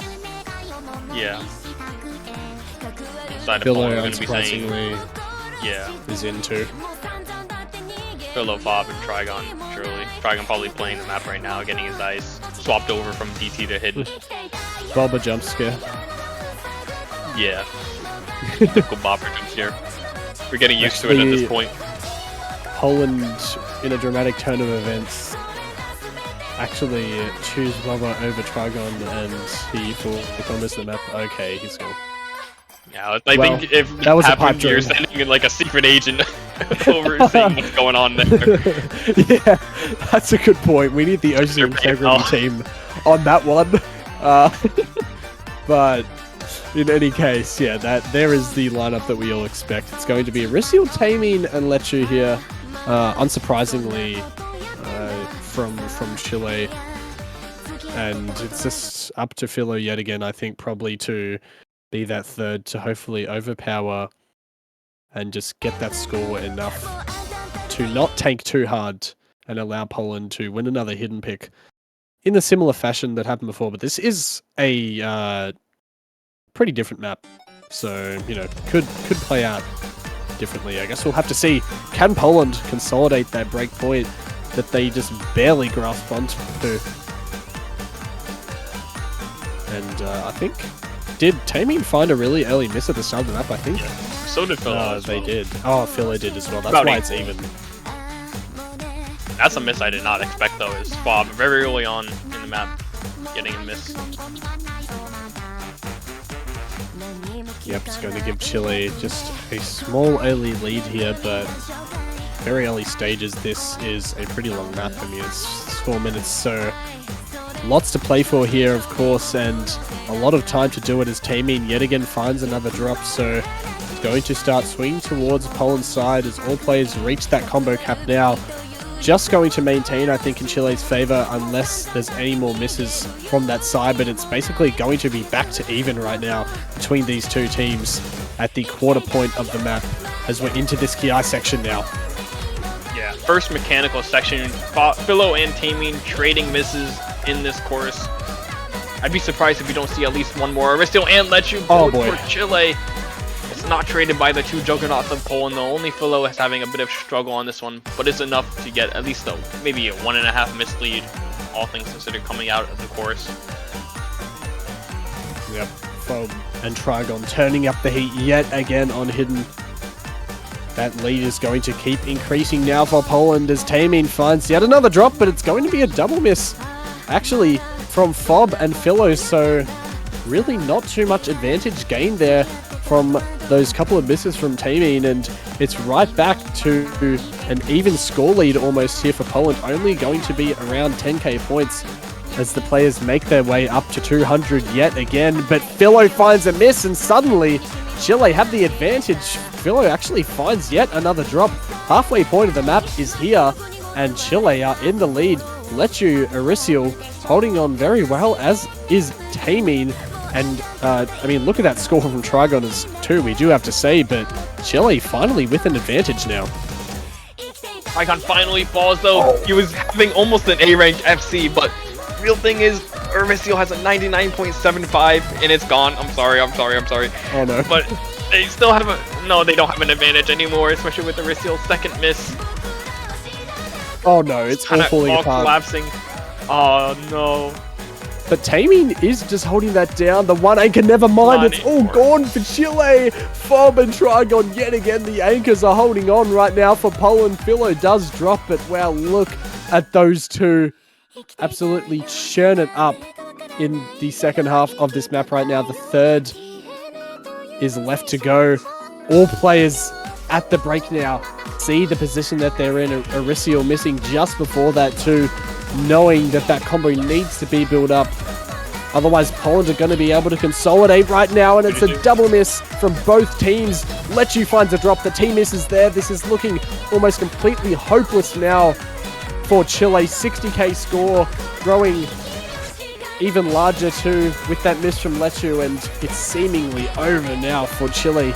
Don't see any way that they could do this. Wait, it's getting a little bit close. There's still a little bit of map left. If they get maybe 2 more misses, maybe 3, it's not gonna be enough, especially with that final hard pattern, nobody missing out on it. It's looking like, yeah, just barely by the, you know, just small little gap of 50,000 points. One of the smaller gaps of this match. Gonna be getting a little bit more. See some misses from Lechu, but all things considered, not that far off on this one. 58k in total. I mean, again, we just see Fob and Trigon, pretty much the same exact score, only like 200 points difference between the two. Carrying it home for Poland on that hidden pick. Going back to Chile's pick. And they need this pick. Yeah, they really, really do. If they lose another one of their own, it's going to be a very dire position to be in. Poland take another point, and then it's on their own. I mean, they have a chance to bring it all the way to match point, and that's when the absolute pressure, the max amount, is put on you. So they have to think really carefully now on what map is going to be next. I mean, it's probably going to be DT2, you'd have to say, right? I mean, it could be DT2. DT2 or Hard Rock, maybe Nomad 4, possibly? Yeah, pretty much between those three, DT2, Hard Rock 3, and Nomad 4 is where I'd give the advantage to Chile. The problem is, for Chile, I'm looking at the rest of the maps. Even if they win all 3 of those remaining maps, they need to win 1 more. And I don't really see the world where they can win another one. It's going to be so hard for them to win any other map besides these 3. They do go into Nomad 4, which very good pick for Chile in my opinion. Horacio pretty much a god at this kind of stuff. Problem is, they need to get 1 more apart from those other 3 maps, and they need to take a break point as well. All things considered, it's going to be a really hard road for Chile to be able to close this one out. Yeah, Poland though, they're just in the driver's seat right now. If they can take this break point, it's going to be amazing. That'll be great for them and absolutely terrible for Chile. Getting another break point taken away from you on your own pick. I mean, especially at a stage like this, going to be not all over for them, but they're really going to have their backs against the wall. Need to perform on Nomad 4 here. Q, Kudarin, Will Stetson. I'm not sure if it's an original or if it's a cover. Will Stetson is a big cover artist, so I'm actually not sure. But yeah, this is a cover. Okay, that makes sense. So this is a cool song there. So the funny thing is, I know a lot of these players not really that fond of the Will Stetson cover of this one. Erythil being one of them. And I know that he swapped it out for Suisse cover the audio. I know quite a few people actually did that. I know some people on my team did that as well. Even Steve in the chat saying, hey, I hear Suisse. Jock was like, I hear it too. Oh, well, we got some real Will Stetson haters here. I mean, I don't know. I'm not a big Will Stetson hater, to be honest. I like most of his covers. Anyway, that is besides the point, or I guess the main attraction of this match right now. Can Chile get another point under their belts and stop Poland from simply running away with it? 3 minutes and 33 seconds will pretty much decide their fate. This one, we do see Jakuban stepping in for Poland. This one, I'm not too sure on how he's going to be able to do on this one. He is a pretty decent convert player, but usually he's better on the jumpier converts rather than the more mechanical ones like this one. First miss coming from Smucker in this intro. We're going to see a few. Fob gets another one followed up. And we see a multitude of misses actually across the board here. Smucker finds another drop, and it's going to be an early lead here for Poland. Trigon does find a drop there, so it's going to start never mind, Stark with that drop doesn't work its way towards Chile. Yakubon does find another miss though, however, finally Chile's going to start clawing that advantage back towards themselves. It's a pretty long map as well, Nomad 4. First, we are... Wow. Oh, I'm shocked that everybody hit that stair pattern, if I'm being completely honest. That's probably one of the harder patterns in the map. Trigon missing on nothing comparatively same, which is Lucker.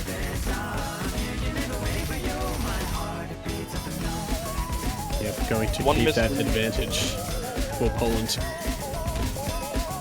Oh boy. Stark missing too, and Smucker down. It's going to be a really large lead. Arisio trying their best to be able to, you know, hold off all of the Polish team pretty much right now.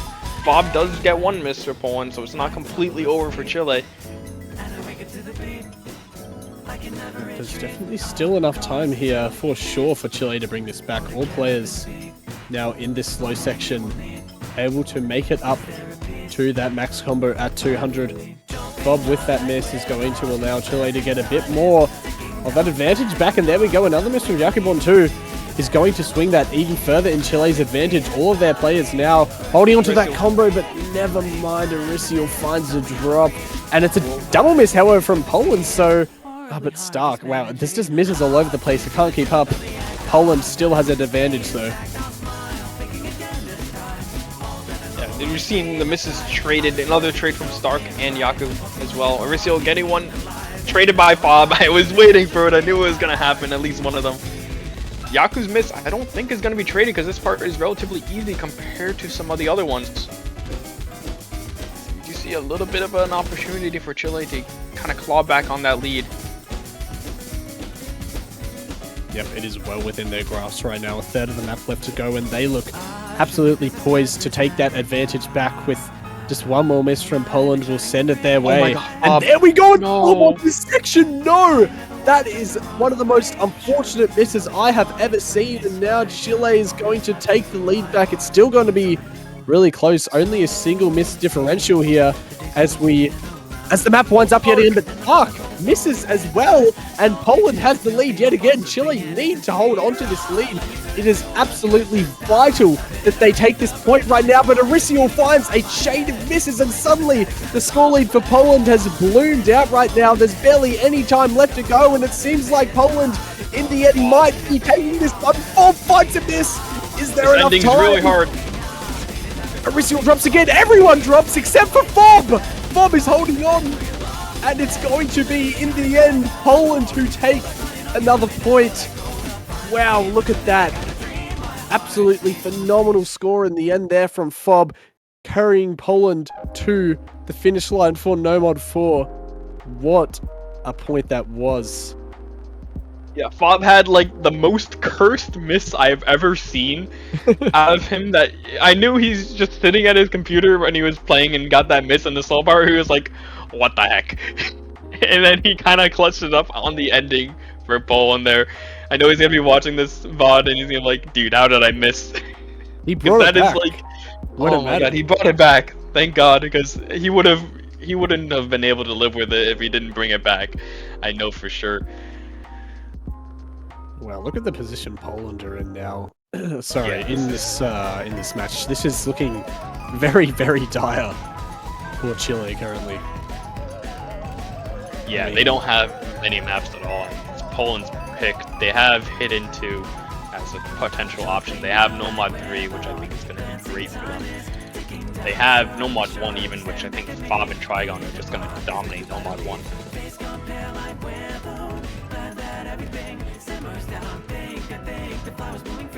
We've seen a few unexpected points, I guess. I mean, most of the picks that we expected to be kind of close have turned out that way. Nomad 4, both teams pretty evenly matched. I mean, it's really up to individual scores like Fob there just to clutch it up on a match like this. There's been quite a few points that if they just went a bit differently, Fob winning those 3 in a row by all under 100k. The last 3 points have only amassed to, I'm not exactly sure, but it's been about 93k or so in Poland's advantage. The rest of the maps have been way above that. I mean, this really could have turned out differently for Chile, and now it's Poland who are just completely in the driver's seat, and it's Mixmod 3 to get themselves to match point. Yeah, this one, I think it's not the best pick personally, but I also think it has a lot of potential for Poland to pay off here. Again, the question on this one is really how are the Hard Rock players going to match up on this? Chile probably going to have the advantage on Hard Rock unless we see Trigon popping in on the Hard Rock for Poland, which is definitely an option for this kind of map. I mean, Trigon probably their best player when it comes to actually like pushing the hardest things with just raw skill. That's kind of what you need from the Hard Rock player on the mixed mod on this. A lot more so than the previous mixed mod 2. Assuming we're going to be seeing Aricio on the Hard Rock for Chile. Probably... I don't know. I want to see Stark play Hidden for Chile, but he hasn't been really playing Hidden that much in this match. I'm kind of a little shocked. Stark's been really good with Hidden as of the past, like year or so. That's a good point. I mean, I think it was Lechu before on Mixmod, right, that came in for Hidden. That was a Chile, completely different map. but that really, that was a very different map, of course, but that definitely didn't play out the way they probably wanted either, but guess we'll just have to wait and see. The roster's taking a little bit to filter in here, but it's another important pick for Chile. I mean, if they lose, definitely have chances to take this map, right? There is a chance. It's really dependent. I mean, I'm just wondering who's going to play Hidden for them. You do see them trying to take a timeout for Team Chile, probably figuring out what their roster is going to be. Seems like there might have been a blackout issue for Taming, which would be really unfortunate.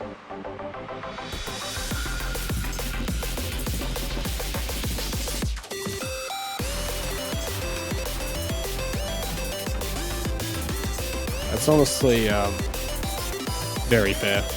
I think maybe they're having some technical issues as well. I'm not sure if it's just maybe a nerve coming thing or what, but nonetheless, I think a timeout in this situation is honestly pretty deserved, whatever the reason is. I mean, I'd definitely take a timeout at this point, to be honest. Being That's down a good time. 5-2. Taming has been swapped over. There he is, coming in for Chile.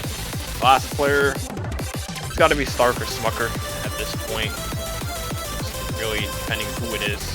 Poland, we got their lineup locked in. It's going to be Madsen, Bob, and Trigon. I'm assuming actually Trigon on the Hard Rock based on where everybody is slotted up, because we know Aristio's playing Hard Rock. That's like a guarantee. If Trigon is matching him in that little spot, in the bottom right, and I'm assuming Trigon's going to be playing Hard Rock. Top Hidden, of course. Things like Taming probably on the Hidden. Madsen, Smucker battling it out on the Nomad. What I would assume based on their positions, Getting started with this one momentarily in just a few seconds here, it seems.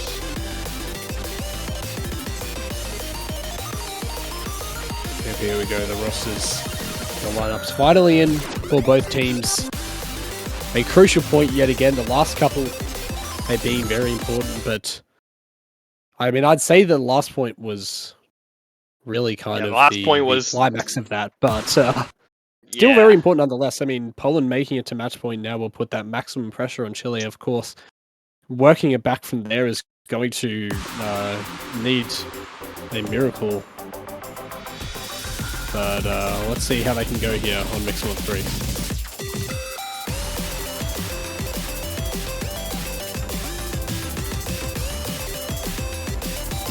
No misses early on, which is a good sign for both teams. Smucker, right before a 200 combo, does find the first one. We're going to be getting into the first really challenging part of the map right after the slider. Right here, so many technical movements, very small technical movements. Trigon, first one to fall for Poland on the Hard Rock. Yep, Aricio wow, follows look it at up. that huge drop from Aricio. Quite a few notes there missed, I think. And struggling too. Yeah, Trigon also does find a drop there. Fob really being the anchor right now for Poland. Taming and Smucker both holding their combos on too very well for Chile, giving themselves a very narrow advantage, but it's absolutely still anyone's point. It's halfway point of the map here as well, and wow, that miss from Madsen, and Fob is going to send Chile to the sky in that score advantage, but Taming does finally find a drop, so it's not going to be too much as Arisial. There's drops all over the place. Yeah, the only one who's really not dropping is Smucker right now on the Gnome. Only one miss in the intro for him. Oh no! Fortunately, it's going to swap over to Poland here as they're holding combos. They're holding combos into the slow part. Madsen falls, but it is traded by Taming. That is such an unfortunate miss there from Smucker, really at a crucial time, and Arisial does have that combo.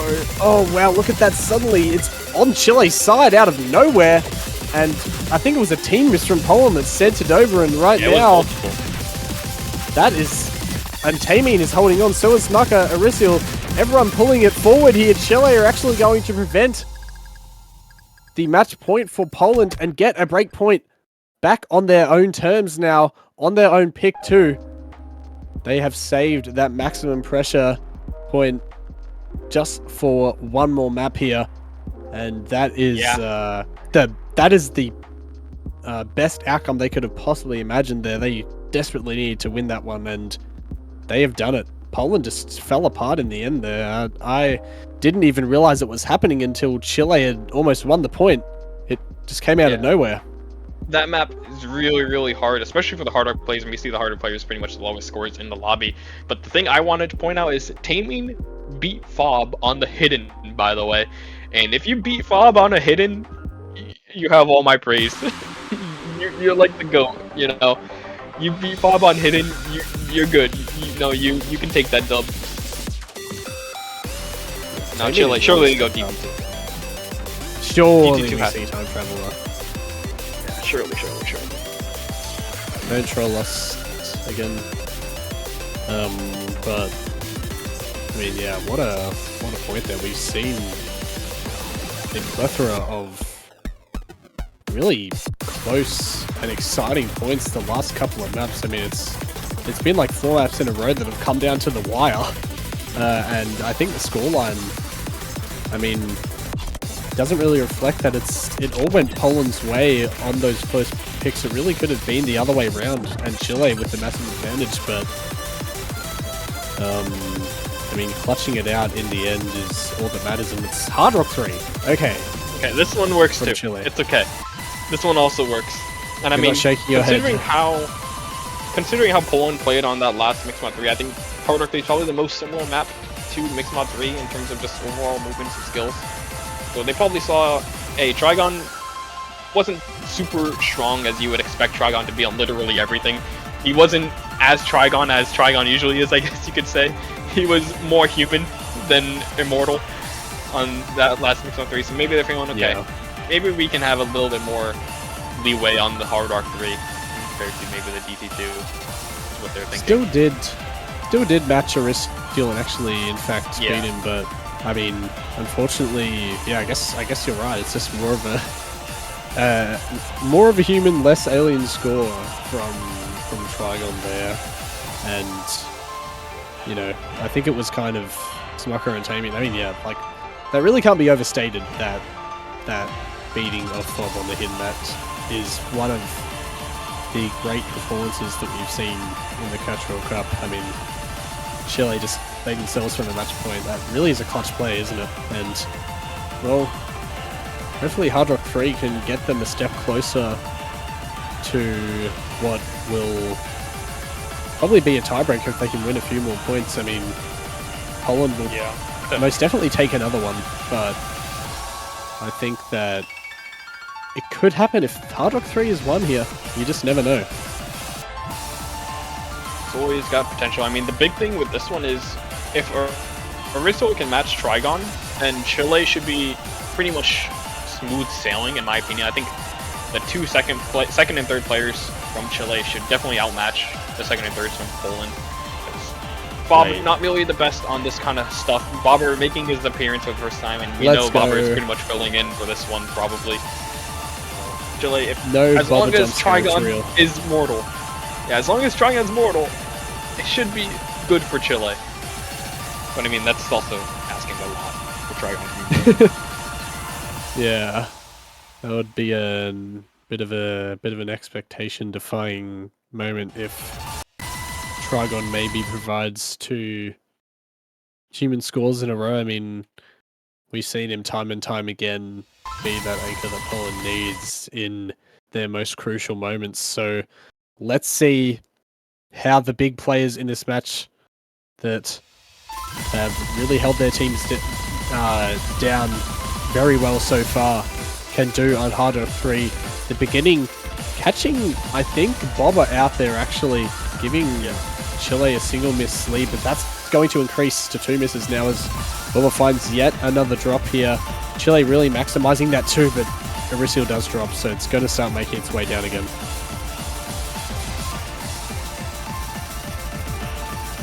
Sitting at about 15k score on never mind though, Bobba finds a few more drops there and suddenly back out in an advantage here right now. Trigon definitely holding well, but Bobba seems to be lagging behind here a little bit compared to Fob, and Trigon Stark also finds a drop too now, which might give Poland a little bit more leeway to start dragging this point back. Taemin performing phenomenally, as are Fob and Trigon. Bobba finds another miss though. They really, really need Bobber to at least have like some semblance of a combo on this map. If he can get like 400, 500 combo, that is pretty much all Bob and Trigon need for this one. But it's just not happening, unfortunately. One miss traded from Stark and Bobber. But I mean, Taemin's still holding with the SS, by the way. Still really good. Bob does drop, like you said. Oh, Trigon too. Yeah. Oh. Look at Taemin go right now. I mean, what performances we've seen here from this newcomer in the Chilean scene and the World Cup scene. I mean, this really is such an incredible showing. 1200 combos still going. The lead and win here is probably safely in Chile's hands. It's all about watching Taemin and Arisil too, both with 4-digit combos. Just run away with it for Chile. Trigon and Bobba double miss yet again. We are seeing a blowout. Finally, the last couple of points have been so close, but this one, Hard Rock 3, in their darkest moments here when they really had their backs against the wall, Chile were able to bring it back, and now suddenly it's only 5-4, and I mean, this match is still very within the realm of possibility, and Taemin finds an FC too. I mean, that is crazy. Yeah, wow. If there's any player on this map to FC, I wouldn't have expected Taemin, if I'm being completely honest, but I got proven wrong. Taemin, he just cooked. He cooked so hard for Chile to be able to bring this point back. I mean, Arisil also cooked. He had a 1 miss. 1 miss on this is already an insane score. Then you got a FC. 1 droplet miss as well, by the way. That is just insanity from Taemin. That is exactly what they need. First FC, by the way, of finals week, and I don't think we're going to be seeing many more, if I'm being honest. Now, there is a real problem for Poland, actually, going into this. You would expect Chile to not be as strong mechanically as Poland, but they're kind of destroying them on the mechanics. We saw them do really well in Mixed Mod 3. They did really well in Hard Rock 3. So now you look at some of the other picks in this remaining map pool. You think Nomad 1, Nomad 2. Can they really even, like, can Poland match Chile on Nomad 1 and Nomad 2? It's part of the question that you're asking. Poland, surely they have to go with Hidden 2 as pretty much, I think, their last pick, or Nomad 3 even. Nomad 3 as well, but Nomad 3 pretty mechanical compared to some of the others, so I don't know, you might be in a bit of a worrisome state for Poland here. I would definitely think it would be Hidden. Just, I mean, we've seen them. No, it's a timeout as well. Okay, that's interesting. Definitely makes sense here to take a timeout. This is a very crucial time in the match. I mean, Poland have won both of the Hidden maps so far reasonably comfortably. I'd say that Hidden Run was actually pretty close, though, to be fair, up until the end. But, of course, Hidden 2 is yet another different map. Each map in the mod pool, in each mod pool, really, provides a different challenge for each team. But I mean, Hidden 2 is like AR 7.9 or something, 7.8, which is something that we haven't really seen too much. I mean, I think Mixmod 2 has 8.3 AR, but we haven't really gone below 8. I don't think I've seen a map below AR 8. Yeah. I mean, yeah, right? I mean, it's the first one this year. So The thing is, what I want to see from Poland, I want them to go Hidden 2. I think Hidden 2 slightly better than Nomad 3 here. Poland has 2 guaranteed picks left. Chile only has 1, no matter the outcome. We're getting 2 picks from Poland unless Poland wins the next 2. They're guaranteed 2 picks. Chile only have 1 pick left. That 1 pick from Chile is going to be massive. Now, the problem is, I think Poland has 2 really good maps over there. Hidden 2, Nomad 3. That's my opinion based on what I've seen from, the teams. I think Poland pick Hidden 2 here, kind of go from the hard R3 to a low AR. That means Chile is going to have to pick something that's like really high AR. They have to pick either Nomad 1, 2, hard R1, or DT2. They're going to be swapping from low AR Hidden back to high AR, and then Poland can go to Hidden to Nomad 3 in all worst case scenarios and bring it back to the low AR. That would just be like the ultimate eye-boggling scenario to have. And if you're really trying to catch a team off guard, that's probably the play I would do myself. Whether they follow it, we'll have to see. But I think that is the way to go for Poland. And if you're Chile, you're kind of hoping that they maybe pick. Well, there we go. It's going to be Hidden 2. Okay. On the money, Sekre. Very nice. I was also on the money, they but did it. not deeply analytical. Not a deeply analytical bet, but a bet nonetheless. Hidden 2. I mean, just looking at this, you feel that it is the most confident map for Poland. Even if you don't know the ins and outs of the teams and the map pool, they have performed well on Hidden so far. They've won both of the maps, of the other maps in this pool, on Hidden. So, I mean, just based on previous results, they very well may be favoured to take this one and go to match point, put that pressure back on Chile, who have kind of turned the tides here, won the last 2 picks after being down 5-2. Yeah, the only problem is, for Poland, Bobber is having to do like the biggest tank test of all time, is pretty much what he's having to do on this map. It's like he's playing RuneScape and he has like 10 people attacking him all at once. If you're a RuneScape player, you'll know what I mean. This guy is having to do like the tank test of all time on this pick to be able to try to hope that Trigon and Fob will be able to carry them. I mean, Bobber himself knows that he's definitely not as good as Trigon and Fob on something like this. This isn't their playground, right? Bobber is just hoping to do, just like an 800k, maybe that's enough. On the other side of Chile, their score is going to be a lot more well-rounded. Yeah. 2. This one, not too surprised. Aristiel, a little bit worse than Stark on the lower AR. I'm assuming we see Lechu coming in for this one as well. This is Lechu's playground, I would assume. Okay, maybe Jaku is being that tank test. I mean, there's definitely going to be a tank test for Poland. Just who's going to be the tanker.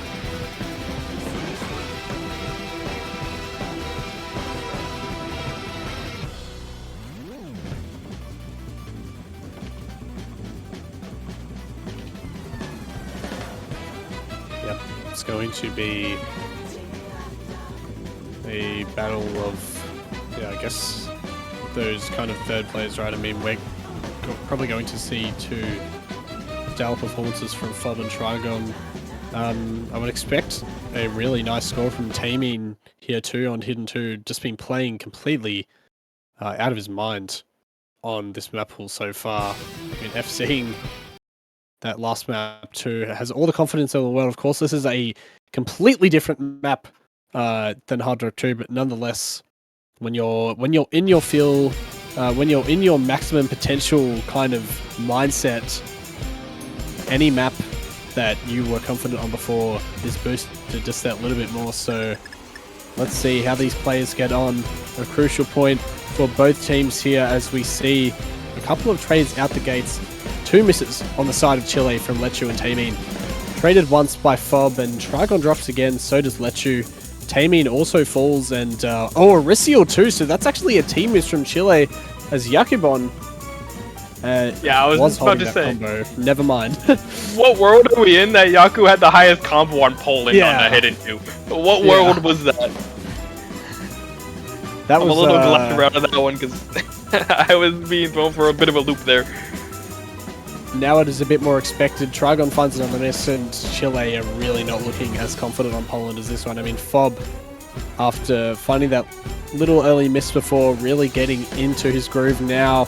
Trigon did find a drop, but simply the Chileans cannot match up to the Polish here at all right now. It is a huge lead with not a lot of the map left. I mean, it's halfway here, but it almost looks... I mean, this basically is insurmountable, right, Sekre? I mean, Chile would need a complete miracle and just some, like, total PC crash or something from Poland for them to be able to take it back. There's really no way that this could happen. A third of the map left to go, and Poland are simply going to be able to take it and move to match point, which is absolutely... Oh, God.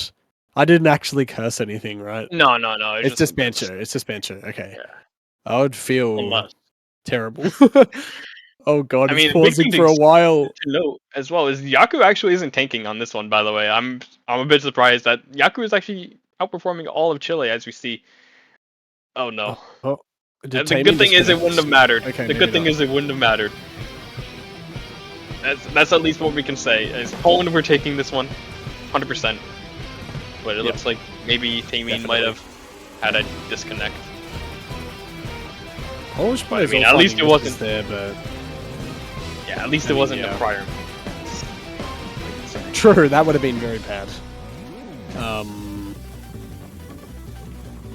Okay, Taemin just seemingly hanging in limbo right now on the Bancho servers. And, well, yeah, Poland definitely taking that one, no questions asked. With Taemin's score, there was simply not enough for Chile to take it back. It's a Poland match point right now. They have two of them. They have two chances to close this map out. Sorry, this match out. As we just wait a little bit for Taemin to get that score back in, and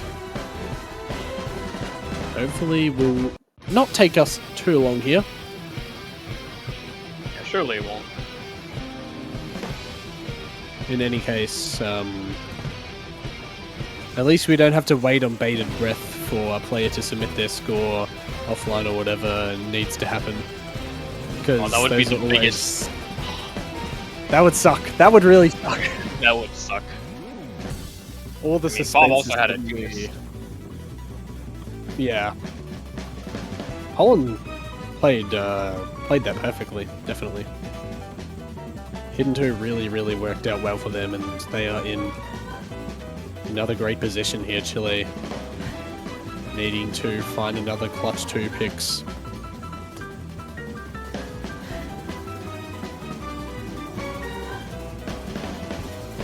And I think we're just waiting a little bit more. Yeah. Hopefully not going to be too much longer.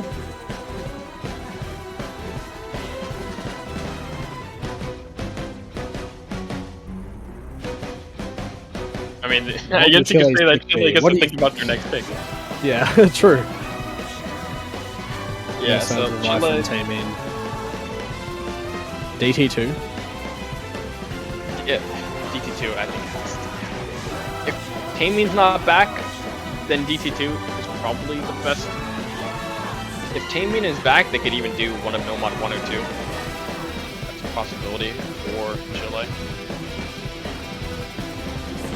Seems like it's having a bit of a bad storm for Taemin is, so hopefully we'll be able to get their power back on for the rest of the match.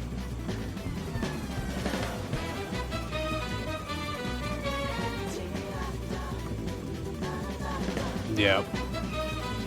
It's definitely not what we want to see here, of course. Want all the players to be playing at their full potential. I mean, Taemin definitely has been, probably even exceeding that in this match right now, so it'll be a big blow if they're not able to come back online, but I'm sure they will in due time. At least I hope, because that has been a great story so far in this match. Taemin has really stepped up to the plate and clutched up when Chile needed it. And it's Hardrock 1 here in the meantime from Chile. Definitely making...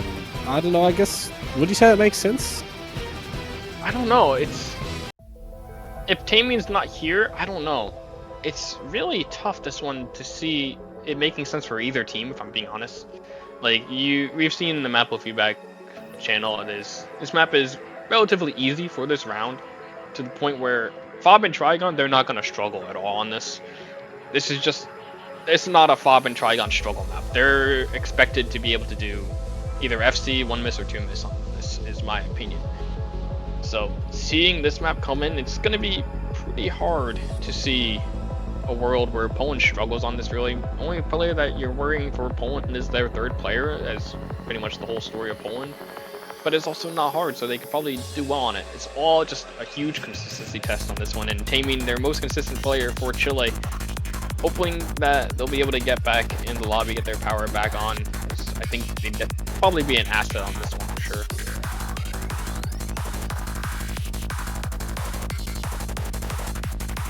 Yep, just doing a little bit of waiting around for Bancho to reconnect everyone here, but yeah, we're really getting to a crucial point here in the match. I mean, I've said that for the last couple of points, but I mean, they need to win this, otherwise it's all over for them, Hardrock 1. Yeah. I mean, it's absolutely essential that they take this pick. There's no backup plan at all. If they lose this, they can't think about what comes next. All minds have to be focused on Hardrock 1 and putting their best performance in. And Tamin is definitely back in here, it seems, which is very nice to see, of course. Wanting Chile to, and Poland as well, to be at their full potential for this one.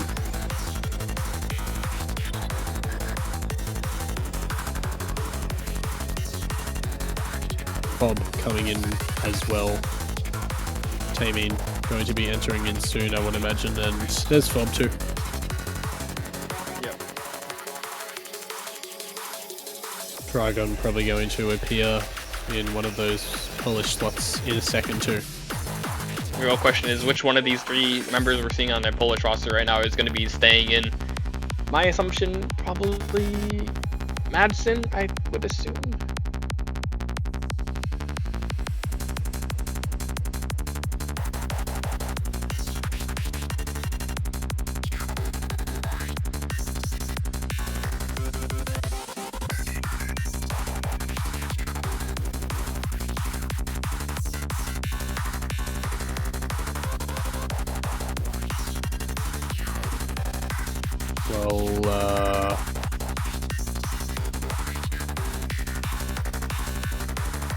Wait a minute. So it's Fob, Madsen, and wait. Oh, Surely not. Right. Okay, where's Trigon? Is Trigon actually gone? No. Okay. Okay. Early, right? Okay.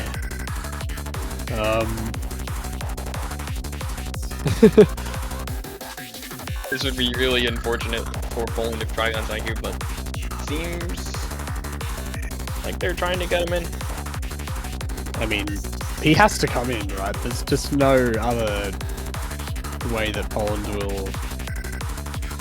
I mean, this map's easy enough where it's possible, but it would be really unfortunate. Like, it would be super unfortunate. I do wonder what is happening there, but hopefully it's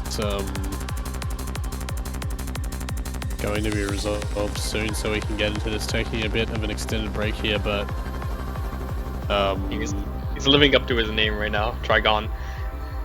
Ha. I think he needs That's to a turn good into one. Try Here. Get a name change, please. Make it happen in the next, like, 20 seconds, please. I'm begging. I can't. I actually may have burst out into laughter. Anyway. Guess Okay, no so one there will is- ever know. There is an update. Trigon is saying he can't enter the lobby, So there is at least discussion in Oh. the World Cup channel. So if you want to follow in your favorite player, go into #Tourney channel. You can look at what's happening. Don't like spam it, but like just see what's happening. You can at least see. TLDR is Trigon is there. It's just having some connection issues with Bancho. So looking positive at least to get things going through.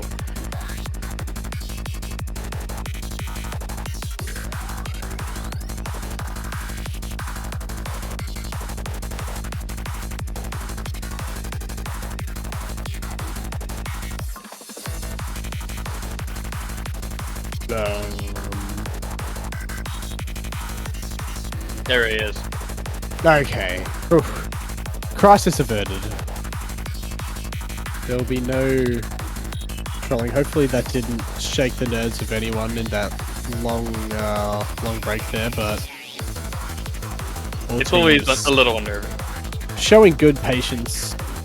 Regardless, I mean, yeah, definitely, I'd say both probably evenly unnerved, I guess you could say. I mean, maybe Poland a little bit more. than Well, yeah, probably. Chile. Probably.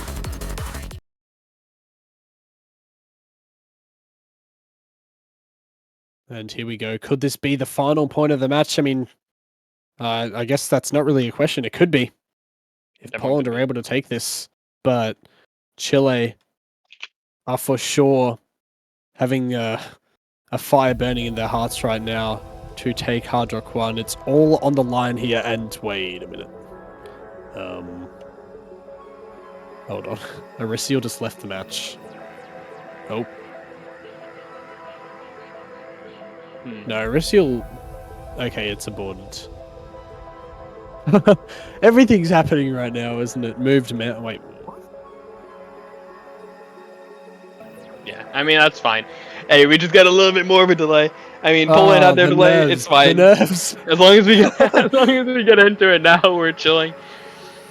I mean, At least it's just the map unfortunate didn't start. timing. That would have been annoying, but, you know, all players Yeah. get to reset again. I mean, it's No before one 10 started seconds, it's like the playing. first. Yeah, Yeah. We're chilling. That's got to be a bit unnerving for Aricio as well, but I mean, I guess no player had any mishaps at the start of the map that they'll be worried about in the future. You know, it's all still a completely even playing field for everyone. As we finally, hopefully, actually get into Hard Rock 1 this time with no extra interruptions.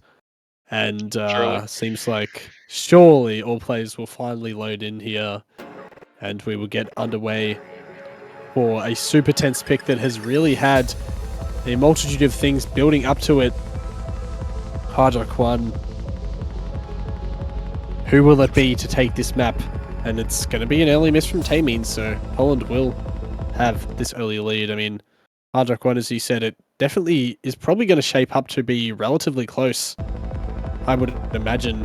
I think it's, I think you said, easy enough for both teams to keep it pretty tight, unless we see some unforeseen misses from players here, but we'll just have to wait and see how that goes. Taemin going to be, of course, that first drop, but it's only a single miss advantage for Poland, and a lot of map to go. This is a juggernaut of a Hard Rock map. 4 minutes and 5 seconds, and there we go. Fob trades it right back.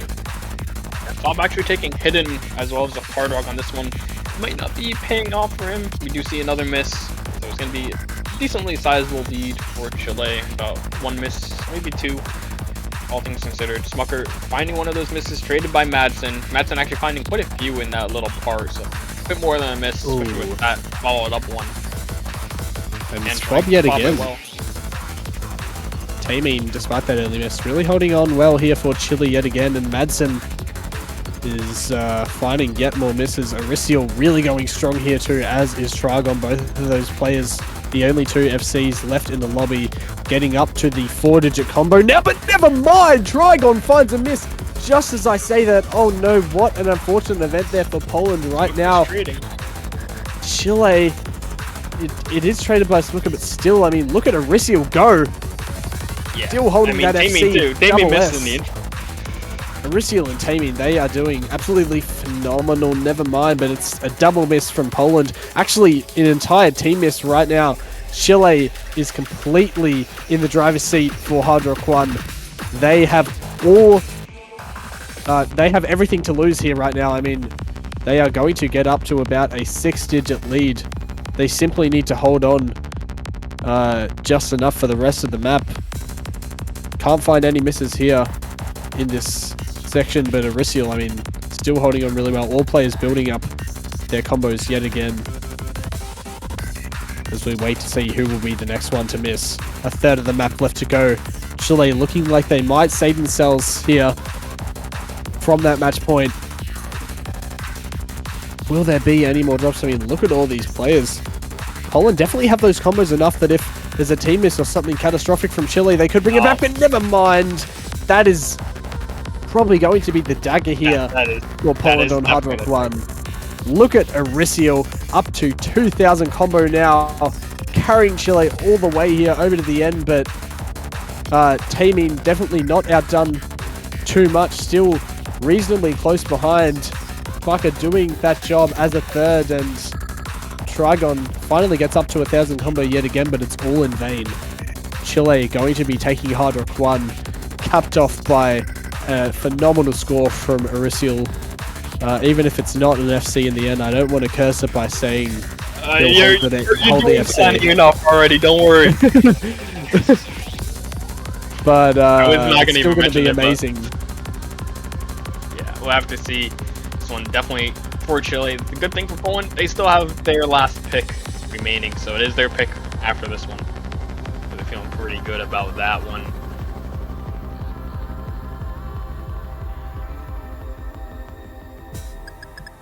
Okay, he did. Let's go, Arisial. He got the FC. SS even. What? I mean, what a score there. Can you believe that? This is almost here all the way at tiebreaker. I mean, if Chile can get a breakpoint here against Poland, what do Poland even have left? Sorry, let me think. I mean, they have... Is it... do they have Nomad 3, I think? To pick? Possibly here? There was such a long wait there in between maps that I can't remember what's even left here, but I'm pretty sure that Nomad 3 is still left on the table for them. Yeah, I would assume Nomad 3 is the pick for Poland. I'm thinking that just has to be, right? Like, you have Nomad 1 and 2, which they're both special maps in their own rights. It's the best way I could put it. You have DT2, which I think both teams don't want to touch DT. They don't want to touch it anymore. So we're really just looking at Nomad 1, 2, and 3, right? Nomad 1, very challenging with a lot of 1/8 patterns. I think Fob and Trigon should do really good on that, but the third player for Poland is gonna not have a good time. The thing with Nomad 1 that's scary for Poland picking it is Taemin is probably going to do very good on something like that. You go to Nomad 2 as well. That's something that the third player from Poland might do a little bit better on, but it's also going to be harder. Okay, they do Nomad 3. This is exactly what I've been waiting for about 10 picks now. Finally, they do it. And this one is going to be hard. So many times you said Nomad 3, and it just hasn't been there, and yep. It is finally on the big stage. This map is pretty much... Fob and Trigon are going to destroy this map. The other thing, again, Poland is their third player going to be able to hold up on this one. 178 BPM wiggles that are just like kind of offset, so you have to actually have a lot of speed, a lot of precision for this one. At air 9 CS5, it's just all around super, super hard. I'm assuming we're going to be seeing Arisial in on this one again. That's pretty much a guarantee. Taemin probably for Chile. The thing is, you usually can't see your best mechanical players alone on this. They need to have a really good reading aspect on this, because it is AR9 CS5. Very hard to read. Yep. Absolutely. Really all comes down to this. Chile, I mean, you have to say they have a chance to snag this one. For sure. We've seen them play really, really well. They've won 3 of the last 4 points. They are in a good position to take this to tiebreaker, which would just be great. I mean, the first match of the finals going to tiebreaker, that would be simply incredible. But, and you know, for other reasons that I won't say, I would be very happy if it goes to tiebreaker, but nonetheless. It would be definitely amazing. I will give a bit of an update as well. Right now is scheduled for Finland versus Canada. I believe that match is going to be delayed until the finish of this match, and it is going to be on this stream. So even after this match, even if it ends right now, even if we go after T3, we're going to be having another match right after it. So make sure you're sticking around. Just a bit of an update for people who might be waiting for that match to come.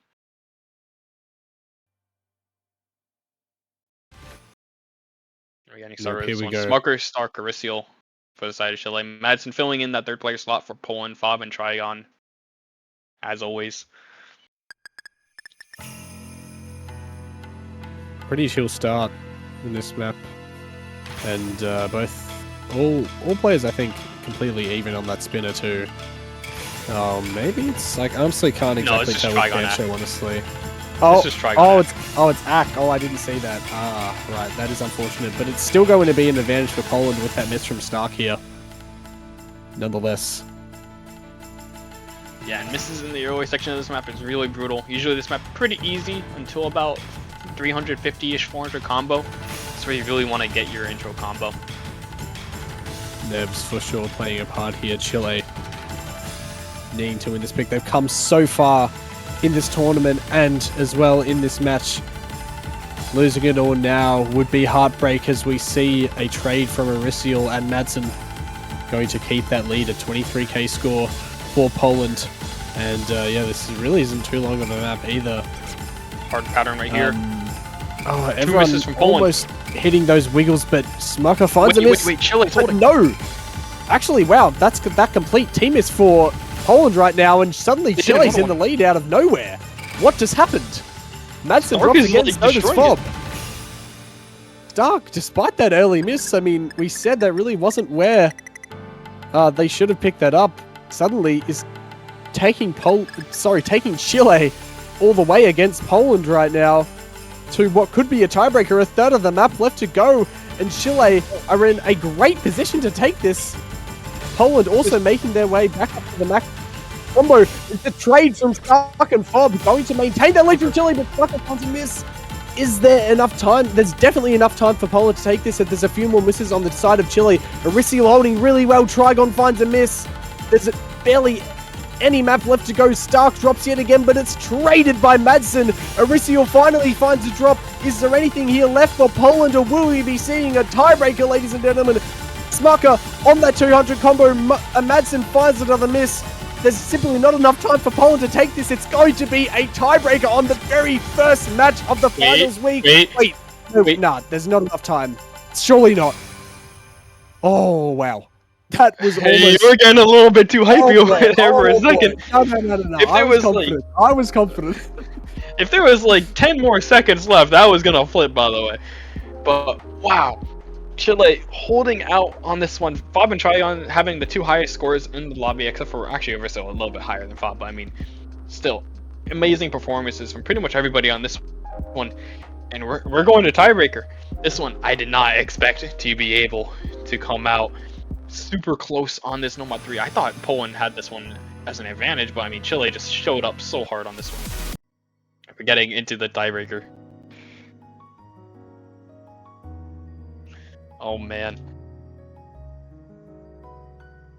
I mean, if I called that and then it wasn't, I would have been so devastated, but the slider, that slow slider at the end, simply just didn't allow Poland to take it. I mean, yeah, if there was even 2 more seconds left of patterns in that map, it could have been over, but no, we are seeing a tiebreaker. Sound Architect. Or Architect. Yeah, no, I don't know why I read that. I don't know why, but like for some reason, okay, it's 4 AM and like I looked at the word and it just didn't look right to me. That's why I said it again. Yeah, it's okay. It's okay, buddy.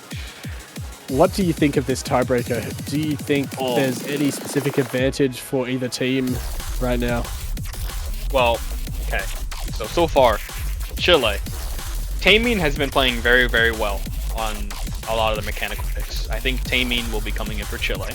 Aristiel has also been playing very, very well. I think Aristiel's probably in a very good state to be able to do good on this. The third player for Chile, I don't know who it's going to be. It could be Smucker, it could be Stark. It's going to be either one of those two for sure. Right? Either one of them I think is pretty good. Poland, on the other hand, you have Trigon and Fob. Like, it's the Trigon and Fob story. I think Philo is definitely the best third player for this map. Philo probably their best mechanical player as a whole. But it's really going to be just keep up with Fob and Trigon. I mean, that's impossible. I'm sorry, it's impossible to keep up with Fob and Trigon. They're going to do really well on this. I think Trigon is going to do a bit better than Fob on something like this. This is Trigon's kind of bread and butter. You see Stark as the third player for Chile. It's really about, can Chile as a team overcome Fob and Trigon, or will Philo be able to bring it home for Poland as the third player? Kind of defeat Chile in the tiebreaker. We'll have to see going into this one. No hidden. It all comes down to this. Fob hidden. Okay, that does make sense. Fob hidden, of course. I mean, definitely not really too unexpected. As Benchu does a little bit of a lag at the start of this. Hopefully no real complications from the players, and it's just a little bit of a server issue. But okay, I think we're finally going to get into it now. All players in here, and that wasn't a miss from Fob. It was just a Bancho moment. Wow, I mean, it's all come down to this. Finally, I mean, we're here at the tiebreaker. Who will be moving forward in the losers bracket, Chile or Poland? Taemin, Stark, Aristiel, Fob, Trigon, and Philo. It's all up to these players right now. Double from Chile is going to be that first lead here for Poland now, but this map, an absolute juggernaut at 6 minutes long. There's so much time here for drama to happen within these two teams, but entire team miss already so far out of Chile and Poland, looking very confident so far. Yeah, I mean, Poland's already got this is a massive lead, by the way, for tiebreaker. This is, they're cooking it so far. Like,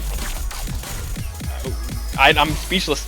It's already going to be like 70,000 points on a tiebreaker. Triple FC still already at 800 combo, and we've seen like 10 misses from Chile. 1 miss from Philo. It's just complete domination already from Poland on this one. Finally a miss from Fob. Yep, Trigon doing really well here too. Still holding onto that combo, that double S in fact. Now, past 1,000, 4 digits is here for that Polish anchor that has brought them over the line so many times. Might be doing it here again. Fob finds another drop, but look at those misses just come down, falling like rain on the Chileans, and simply not good enough against these Polish scores right now. Finally, Trigon does drop that FC, and Chile's going to start making a little bit of leeway, but I mean, there's still so much left to go here, and with that team miss yet again, they just can't match Poland right now. It's back out to 6 digits, and this is looking very, very dire right now for Chile. They need to lock in immediately if they want a chance of bringing this back. Can it happen though? It's looking really, really grim for Chile, unfortunately, here. I mean, Trigon is just destroying this map as we expected of Trigon, but Chile's just not finding any combo whatsoever. I think Aristiel's 500 combo here is the first time they've ever touched 500 so far on this map, which is really not that good. They're making a little bit of ground here, though. Aristiel and Stark holding combos. Taemin needs to be able to hold at least some semblance of a combo. Philo is like collapsing very slightly, but it's not enough, especially with the hyperwalk section. Aristiel missing. Yep. 100,000 gap, they see it. Yeah, they know how far down they are and how much they need to climb what seems an almost insurmountable gap here from Poland that they have built for themselves. Can Chile bring it back in the second half of this map? The break is past them. They now know they need to hold those combos and start pulling that score lead back toward themselves. Philo does find a miss, but Chile is going to need to hold on and see a lot more from Poland, but that's simply not happening right now. Stark does still hold that combo, but that double miss from Tameen and Aricio. Fob does miss, and so does Trigon here. Philo actually missing just before that too, and Stark really holding on very well for Chile. Does bring that lead around 13k score down towards them, but they're still going to need so many more drops out of Poland, and to keep holding on if they want a chance here, it's really... it's still a huge task for them with a third of the map left to go. They need like 2 or 3 triple misses from Poland to be able to even claw back this 100,000 point lead. Like, 100,000 points on a tiebreaker that's 6 minutes is massive. It's like 200,000 points on any other map, and we're just seeing Chile's not holding combos at all, except for Stark. I mean, he's got a 2k combo pretty much at this point, but Aricio and Tameen not holding anywhere near that kind of combo. Yep, Trigon and Fob setting this map up so well so far. Philo also doing their part, but in the end here, it's simply not enough. Stark drops that massive combo as well. Not enough for Chile to really just have any chance of bringing this back. The biggest lead now for the Polish side. Aricio drops yet again. It is all over. You have to say now there's just not enough. This really intense section is simply going to favor Poland, as Chile cannot hold on to their combos whatsoever. 6-digit lead, it's simply going to stay that way. Poland walk away in the end despite an incredible fight back from Chile in this match, bringing it back from 5-2 all the way to 6 each. Poland simply too strong, too consistent, and too good to end this map out. Trigon topping that off with a 960k as well, completely gapping the rest of the lobby. And there we go. I mean, 970 in the end as well. Poland move through in the losers bracket. They escape their terrifying opponents in Chile, who unfortunately, commiserations of course, will be going home here. But they can't be mad at themselves of what a battle they put up. Yeah, super well fought battle from Chile, all things considered. Trigon, is he going to reach 1 mil? No, just under 1 mil, but 99.9 AC on that tiebreaker. Only 3 misses? 3 misses, yeah. 3 misses is insanity. You can just look at... Everybody else had at least 10 times the amount of misses than Trigon on this one. Trigon pretty much made up most of the diff, but again, Philo as well. Even though they were the third player for Poland, outperformed Fob, and they outperformed every single member on Chile, so huge congratulations to Poland. They're going to be moving on. They're going to be playing against the winner of the matchup that's going to be coming right now, actually. So I'm going to introduce your new casters for the Finland and Canada match. I'm going to be replacing myself and Maito. We're going to be getting Ash Ketchum and El Skefe to take you guys to this one. You guys can take it away.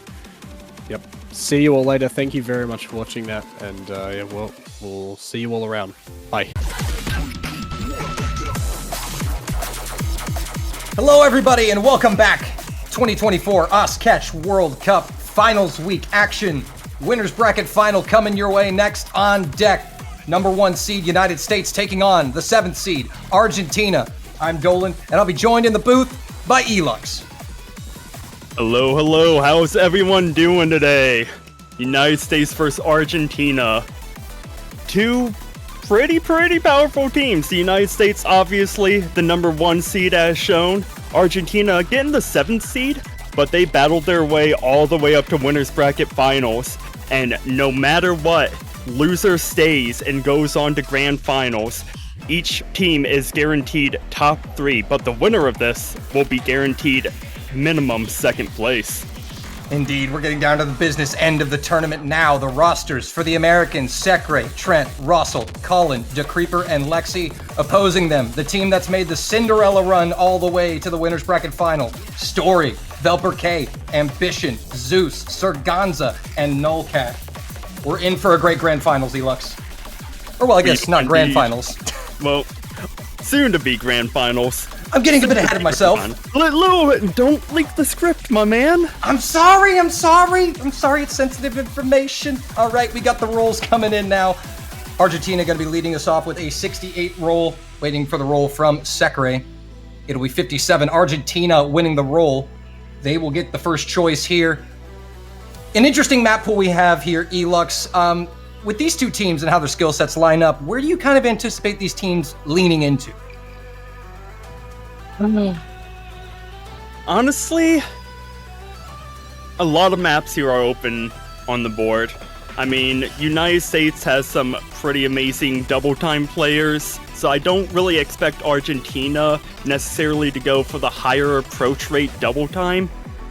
However, the more gimmicky maps could be down Argentina's alley. Definitely like Nomad 3, they could possibly steal a point away from if the USA decides to choose it. And one map that I'm really curious to see how the players are going to be doing is Mixed Mod 2. That is a brutal mixed mod if you're playing on Hidden. Yeah, and that's another thing we need to mention. We've got two of the very best Hidden players in the world in this matchup on opposing sides. Lexi for the United States and Story for Argentina.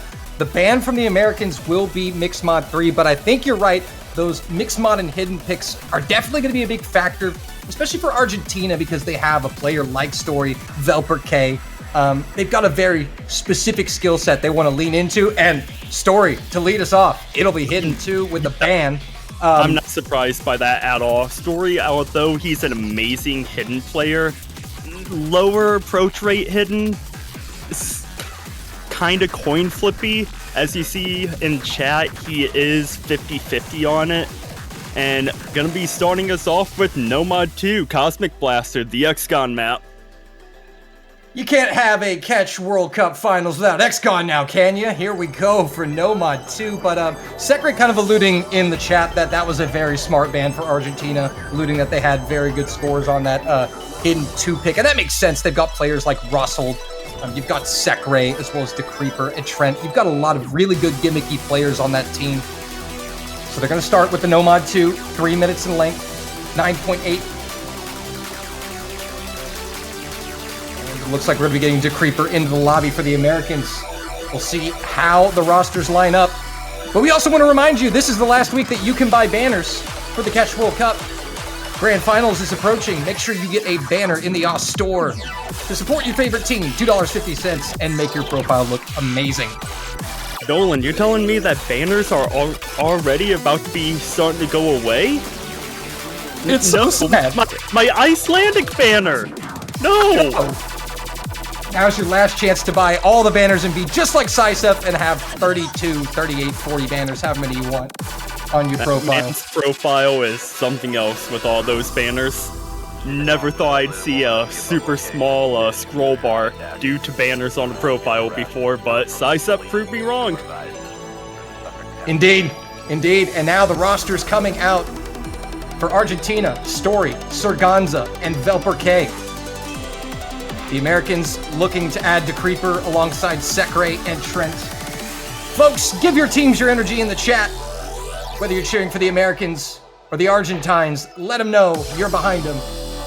We already see the Si Se Puede chats going on in the chat. That, of course, Spanish for yes, we can. And there he is. There's Creeper rounding out that third slot, getting moved in, getting situated. And we're going to be getting that start command right now. The good lucks, the have funs are entering the chat, and we're about to get map 1 underway. Cosmic Blaster. Lore, mapped by XCON, Nomad 2. Our official K sending them on their way for round 1 of this winner's bracket final. Who will advance to the grand finals this year as champions of the winner's bracket? We're about to find out. Map number 1 underway.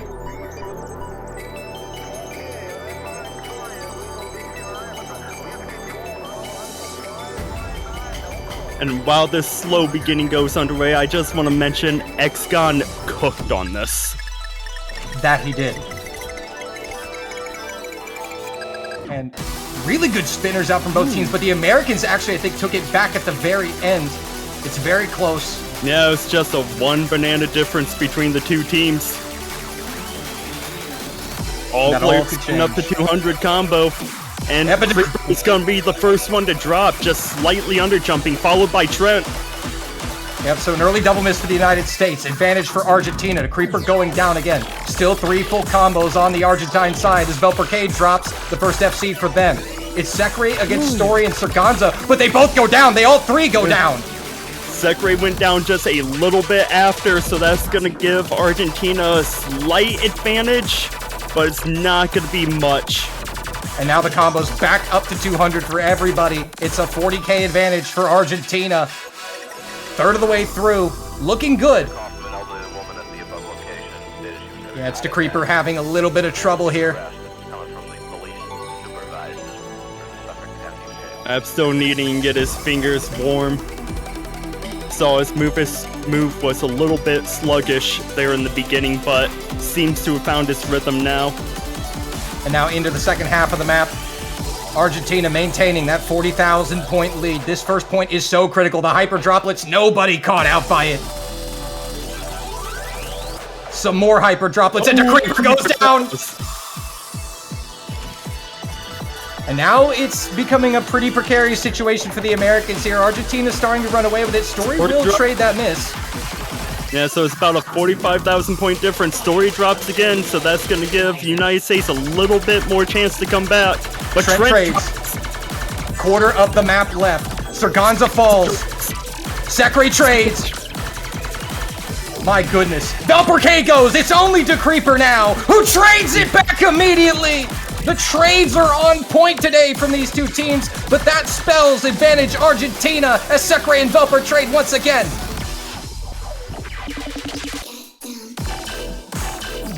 And it looks as if Argentina may have done enough here. If they can hold on to the closing sections, they will have the opening point. Story trades it, Trent drops, and that's gonna all but seal it. Barring any disconnects, Argentina is gonna walk away with the first point of the match, and this is exactly how you want to start out if you're going against the #1 seed USA. Argentina showing the glass slipper still fits. 1-0, Argentina.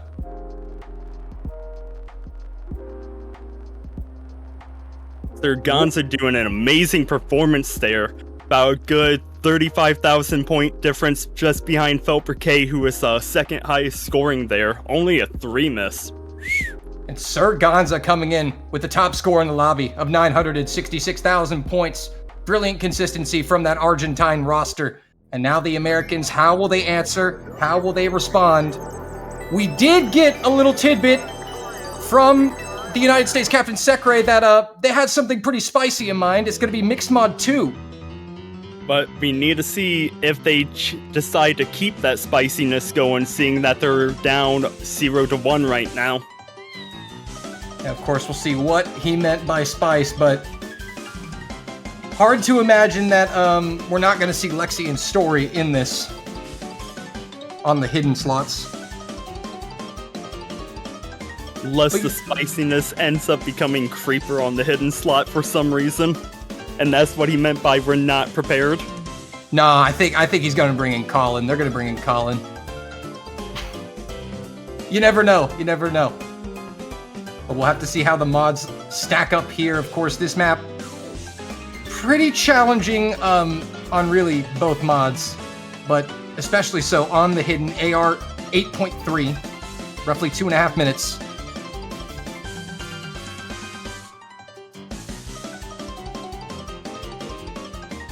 And there's a start command in. We're going to find out where these mods stack up. Hopefully they don't make us cross-eyed. Hey, I called it! Wow! You did! You did! It is the Creeper versus Story on Hidden. Lexi will be going on a Hard Rock with Serganza, and Trent against Velpercade on Nomad. You know, I could see it. I know I expected Lexi because just of the hidden skill, but it is low approach rate hidden. But I don't think we were ready for the Creeper. It is low approach rate hidden, but this low approach rate is very mechanical with the movements. These are movements that you have to practice every single day to be able to hit. Trent drops. Yeah, it was an early miss from Story, and he'll find another one, so that will keep the United States in front as Serganza also falls. Yeah, now it's only Velpercade for the Argentinian side, and the Americans looking solid with the Creeper and Lexi. Story drops, so that's just going to keep that scoreline building for the United States right now. Trent looking to get back up to 200 combo as Lexi drops. And he will. Belper goes down as well. Things starting to get a little bit out of hand here, but DeCreeper will finally find a miss. Was on a double S on that hidden. Story trading that miss. Serganza, Felper K, no combos on the side of Argentina. Lexi getting up to 200 combo. DeCreeper trades one of those misses back. Yeah, Serganza doing everything he can to keep pace with Lexi here, as DeCreeper and Story now trading back and forth, and Trent seems to have found his footing after the early miss, but will go down again. Yeah, score lines just over 100,000 points difference, but that's gonna start dropping. But Story's miss is gonna prevent that from going below 100,000. Yeah, Argentina are really going to need to see a meltdown, and they're going to have to find some combos pretty quickly here. 130,000 points into the final third. It's not looking good as the Americans hold. Yeah, no player on Argentinian side has any combos whatsoever. Creeper trading, but Felper K trades that miss back. Story drops, and Lexi is just popping off right now. Approaching 700 combo. Drops right before he gets it. Yeah, finally gives it up, but that accuracy tells the entire story for Lexi. A brilliant score. And the United States running away with this one will equalize at 1 apiece. We'll just wait to see what the final margin is. But you see how mechanically challenging the back half of this map is. And Elux is a former World Cup player yourself. You know how demanding it is. Brutal. This map is brutal. Like, I think my best score with hidden on it was like 660k. This map is brutal as all crap. But United States evening out the scoreline, a 250,000 point difference, a commanding win on that pick. 921,000 points out of Lexi, the top scorer of that map. And immediately, Argentina will fire with Mixmod 1 as their second pick of this match. Now, this one, a bit different than Mixmod 2.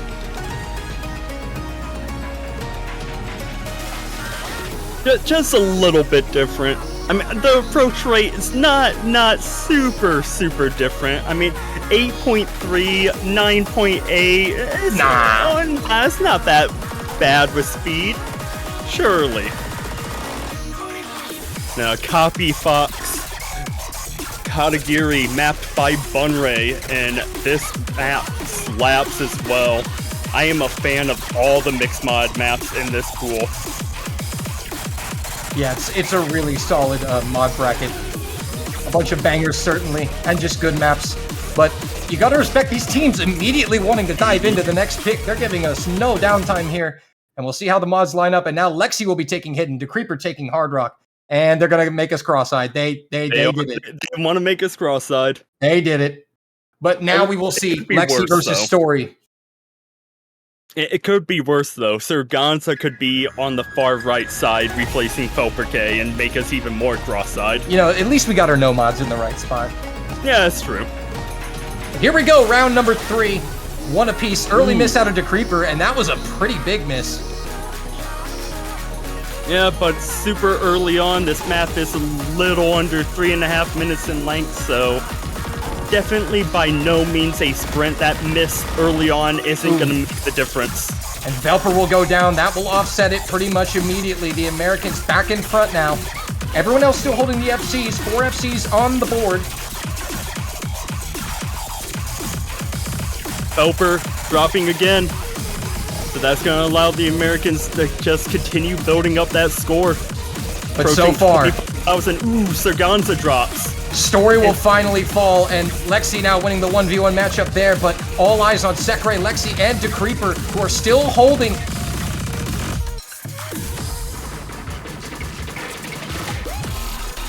And Lexi will finally find a miss. Traded by Serganza on the other side. Story and Velper K with combos over 200 being matched by Sekre DeCreeper. And speaking of Sekre, he is the only player left in the lobby holding on to a full combo, and he's holding on to a double S at that. Yeah, on the no-mod slot. Absolutely tearing this map up. It's a 60k advantage for the Americans. Argentina still not out of this just yet. They've recovered quite nicely here. If the Americans find maybe a double, triple miss, they can get back into it. Velperk and Sekre will trade. And no more full combos with that miss from Sekre. However, Lexi drops, and that is going to allow Argentina to build some score back up. It was approaching the 70,000s. At the break, it's 48,000 and decreasing. And did Lexi also find a miss there as well? Maybe just before or after the break? Yeah, just slightly before the break. Argentina now narrowing the gap to 40,000. It's shrinking. Story will go down. No trades. Oh, there it is. It comes out from Decreeper. But Velperk dropped as well, so that's going to keep the score advantage in favor of the American side. Yeah, misses coming out like crazy here as we enter the final third of the map. This gap is still only 60k. That's about 3 misses right there. 2-3 misses. Yeah, but with a quarter of the map left to go, couple misses on the United States side. There's one. Oh, start to instantly swing it as long as Argentina. Lexi. Yeah, Sekre with a big mix and Lexi as well to follow it up, but Argentina might need just one more coming into the final seconds of the map here. They're all holding beautifully right now. Surganza is popping off.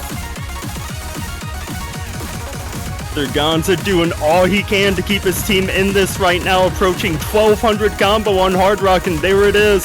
30,000 points separating the two teams right now.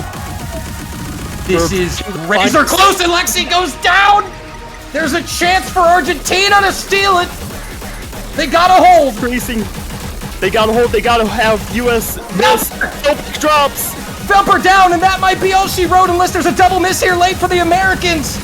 And it does not look like that double miss is gonna come. It is a single miss from Lexi. Wow. And this ending section is just super slow and not gonna be enough. 17k! The final margin! 17k. Look at these scores coming out of Surganza, Story, Decreeper, and Sekre. Brilliant scores. Only Velper and Lexi both struggling, and it was really the difference between Lexi and Velper that gave the point to the United States. That's a huge break point, but Argentina showcasing their skills and showcasing why they deserve to be here. Definitely the United States might have won that map, but one miss would instantly swing it over to Argentina's way. And this match is, if that's any sign, the rest of this match is gonna be a nail biter. We knew we were in for something special here when we saw these teams in this map pool, but now we'll have to see what the Americans have up their sleeve for their second pick. Notice they're taking a little bit more time, but it's good to see out of Argentina. They seem to have their picks calculated, Elux. Oh, definitely. I can extremely see why that they opted to go with that Mixed Mod 1 as their second pick. They all looked extremely comfortable, and it's, as you said, only a 14,000 point difference between Lexi and Velperk, so would have been about a 2 to 3k score advantage to the United States if their score line was even, but that's just a few spins. Yeah, and it is going to be Nomad 4, the second pick from the United States, the Nomad Convert, the Will Stetson map, mapped by AFB.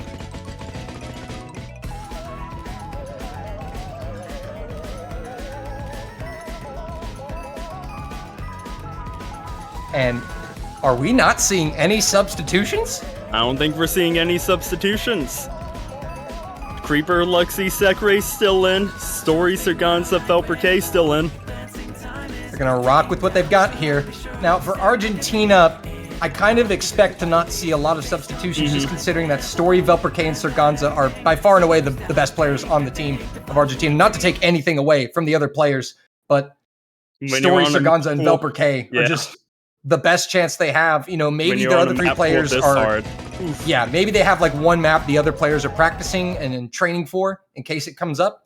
But most likely Argentina is going to be relying on this core roster to get them through it. And so far, they have been putting up an incredible fight here.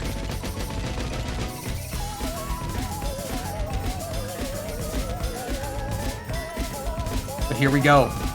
On to Nomad 4. This Nomad 4 Convert pick gets crazy and later on in the map. Sekre, Velperk trading misses there. Sekre finding an additional miss after that trade.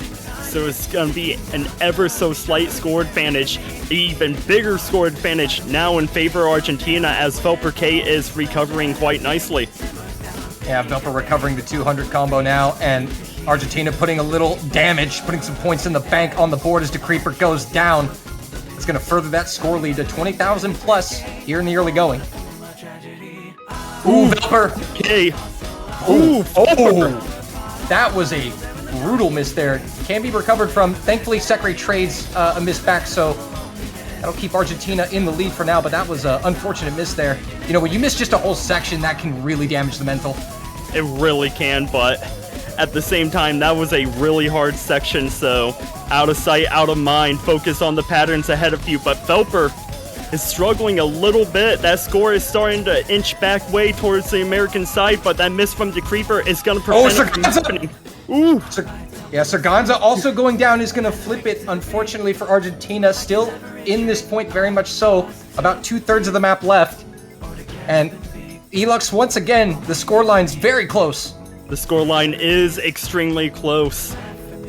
And right now, I just want to mention Lexi is popping off 1,000 combo. Yeah, near double S, just like one droplet miss, I believe. Is absolutely cooking, but so is Story for Argentina. Story is indeed cooking as well as Felper K finds a miss. Story about to approach 800 combo here. And it's only 20,000 points. That's a single miss. Sarganza going down. Yeah, and that score line is going to start growing even more. Lexi finally falls. No more full combo for Lexi, but there was a double miss from Sarganza and Felper K there. 1 miss to 2, and that score line is now over 60,000 points in favor of the Americans. And now we're starting to hit critical mass here for Argentina. They're gonna need to see a couple misses come out from the Americans. They can't afford to lose any more ground if they want to come back and steal this point. But 66,000 points with a quarter of the map left to go, and the map only has hard patterns from here after this slow section. Yeah, as you said, this map ramps up in difficulty right here in the last quarter. We're about to get into it. Yeah, Argentina is gonna need a miracle here. I mean, it could still happen if, again, they're gonna need a double or triple miss from the Americans, and they're gonna have to hold combo. That's unfortunately what they're gonna need, but it is still doable. Sekre will provide 1 miss, DeCreeper another. Ooh. I don't think that's enough for the Argentinians. It might not be enough. Oh, Sekre dropped though. Hold your horses! Come on, all the Argentinians are holding. And oh, we get lag right here? Right here we're gonna get lag? Really? With 12,000 points of difference in the final sections? Oh no, Bancho! Bancho, how could you? Like this. Bancho! Bancho. Peppy, why? Why, Bancho? Now we're gonna have to look at the MP. Sarganza and Velper K missing though, right there. We might get a little trio performance from Story, Sekre, and Creeper, though. It is going to be the United States taking the point by 10,148 points. Bancho robbed us. I hate it. Bancho robbed us. A 10K margin for the United States is how that one will unfold. Even though it gave the point to Argentina on the scoreboard, we are having some technical issues at the moment.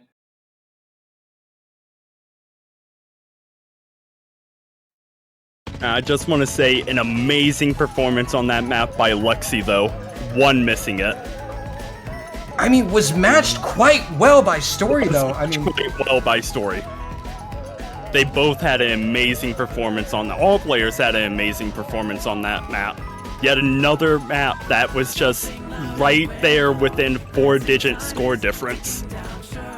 Yeah, and I think already, even though the Americans find themselves up 3-1, I think they're already understanding that they're getting a lot more than they bargained for out of this Argentinian roster, who will follow up with Hard Rock 3.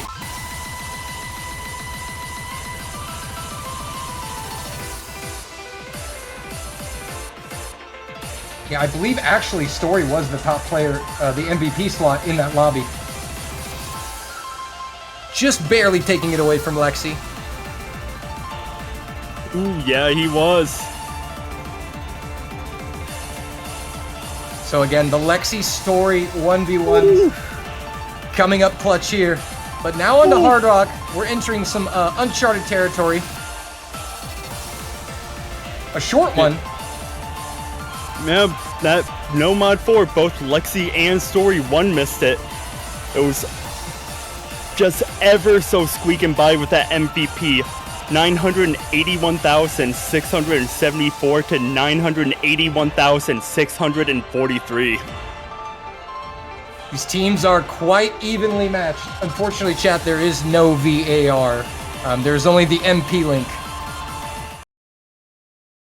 We're going to get into round number 5. Argentina picking Hard Rock 3. Story will also throw Hidden on with the Hard Rock.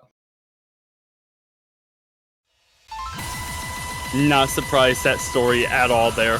Wait. Looks like Surganza had some trouble loading in, so we're going to get a restart here.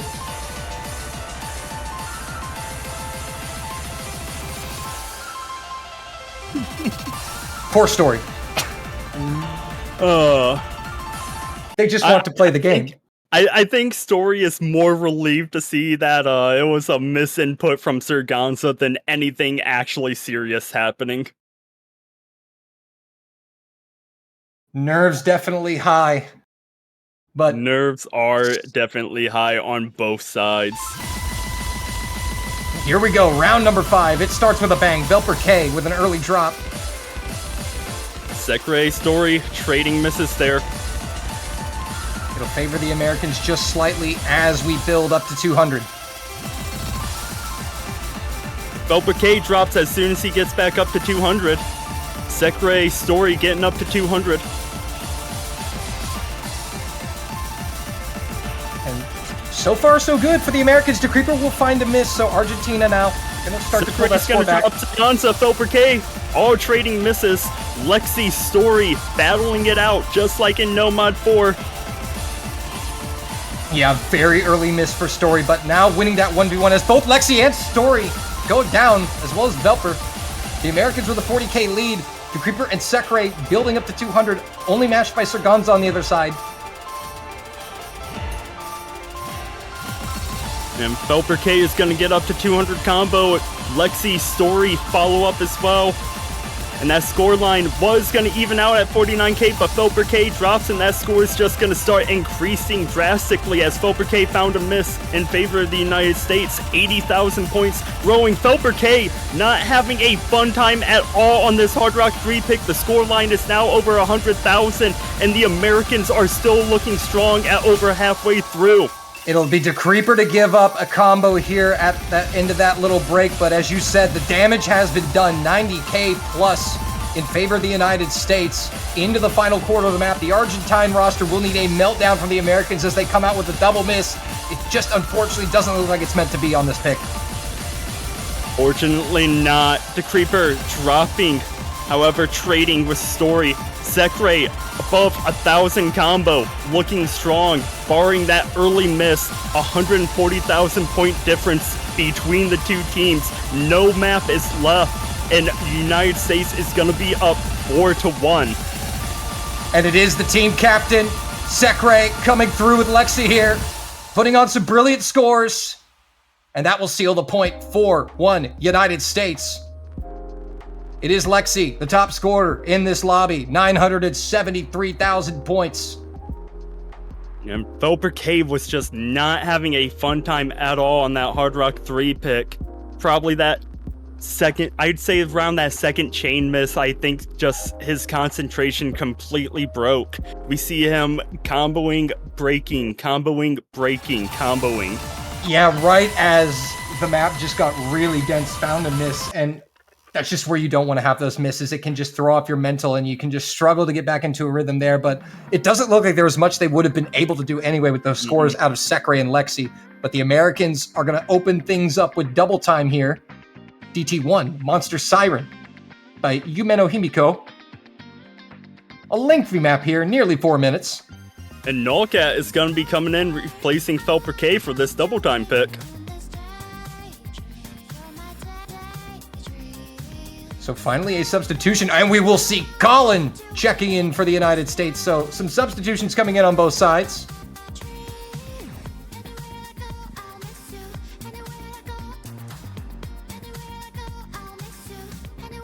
Mr. USA himself coming in, replacing team captain Sekre on this double time 1 pick. Nullcat replacing Felper K on the Argentine side.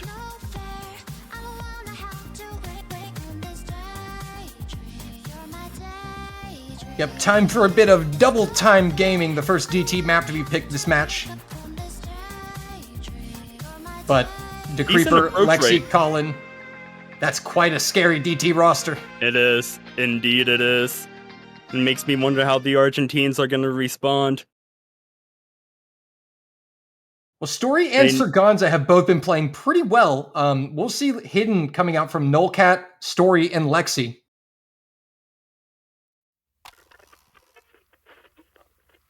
What was over 3.5 minutes drops to just slightly over 2.5 minutes once double time is applied.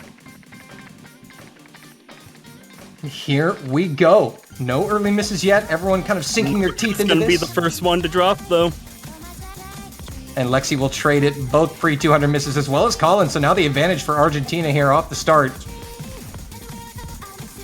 Nullcat's going to trade it, though. And score advantage is going to be... Ooh, Nullcat! Finding multiple misses. Yeah, having to stand still there, find some rhythm back, start recovering. Sometimes you have to, but Creeper, Nullcat trading, Colin dropping, Serganza dropping, Story dropping. The misses are coming out from everybody but Lexi here. Lexi, the lone savior here for the United States. 60k already in favor of the United States as Story, Serganza, Colin, and Lexi go down. Now it's just a Creeper against Nullcat.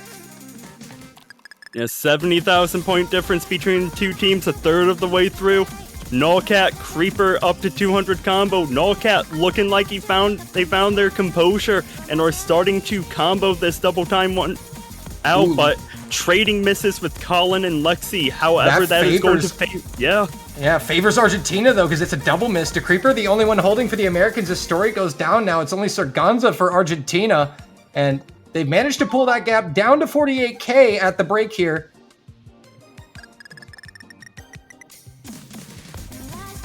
Colin Brilliant dropping right after that spinner though. Yeah, getting caught out, and that will help Argentina even more here. To Creeper going down. Here comes Argentina with a third of the map left. They've got a chance. They do indeed have a chance. That score instantly shrank below 20,000 for a little bit, but that miss from Story is going to inch its way back over. Team miss! Ooh, team miss from Argentina. The Creeper's the only one to trade. Now Lexi and Colin applying the pain, dealing some damage here. And unfortunately, that might be it for this point. Lexi trading team miss again from Argentina. It was a scattered team miss, but a team miss nonetheless, and over 100,000 points in favor of the Americans with no map left to play and come back. The United States is going to make this a 5-1 scoreline. Indeed they are, as that score is going to rocket up towards the end of the map. Over 200,000 points of difference. And as you said, 5-1 to the United States. Argentina with the next pick, and they need to make it count. You just hate to see it. So many maps for Argentina in this competition have been close. They've been within striking distance, and it just has slipped away from them.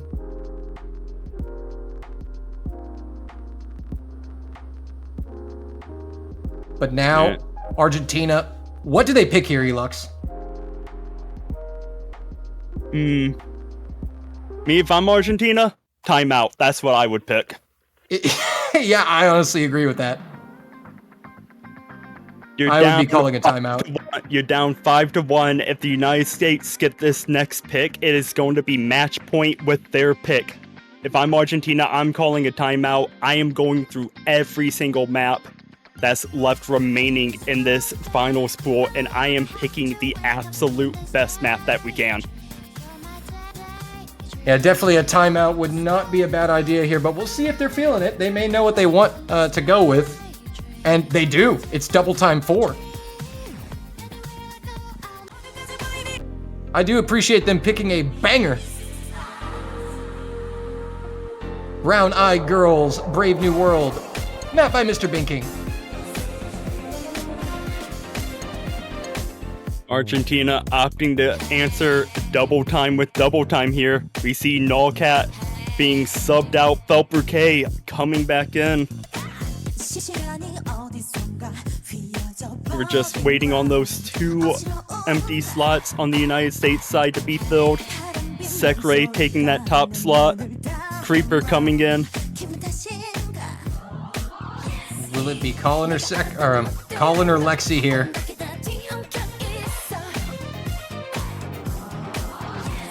That is the question. As compared to Double Time 1, which was 9.2 without Double Time being added, this one's only approach rate 8, a bit higher CS, but drastically lower approach rate. And it could be that if Colin does come in, it could be that he is trying to adjust his eyes. Yeah, the Americans taking some time and thinking about their third here. And they have about a minute left until they are going to need that third player to come in.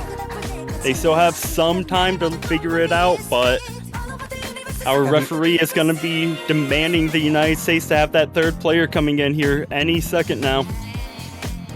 Yeah, and the only player for the United States that we have not seen at all this match is Rossel. It is going to be Trent checking in. I believe it's his second map of the match here. Indeed, you are correct. The Creeper, Sekray, and Trent wanting to force this to match point. Sori, Serganza, Felper K, the Argentine trio that has climbed all the way to winners bracket finals, trying to find a miracle run here, wanting to answer Double Time 1 with Double Time 4. Will the change in approach rate be the answer for the Argentines to get their second point on the board? Or will the United States squash that hope and force match point? And what's crazy is this match, we could realistically be looking at a 3-3 scoreline if those 2 maps go the way of Argentina that were just so close. But unfortunately, that's not the timeline we're on. Early misses from Sekray and Trent as this one gets underway.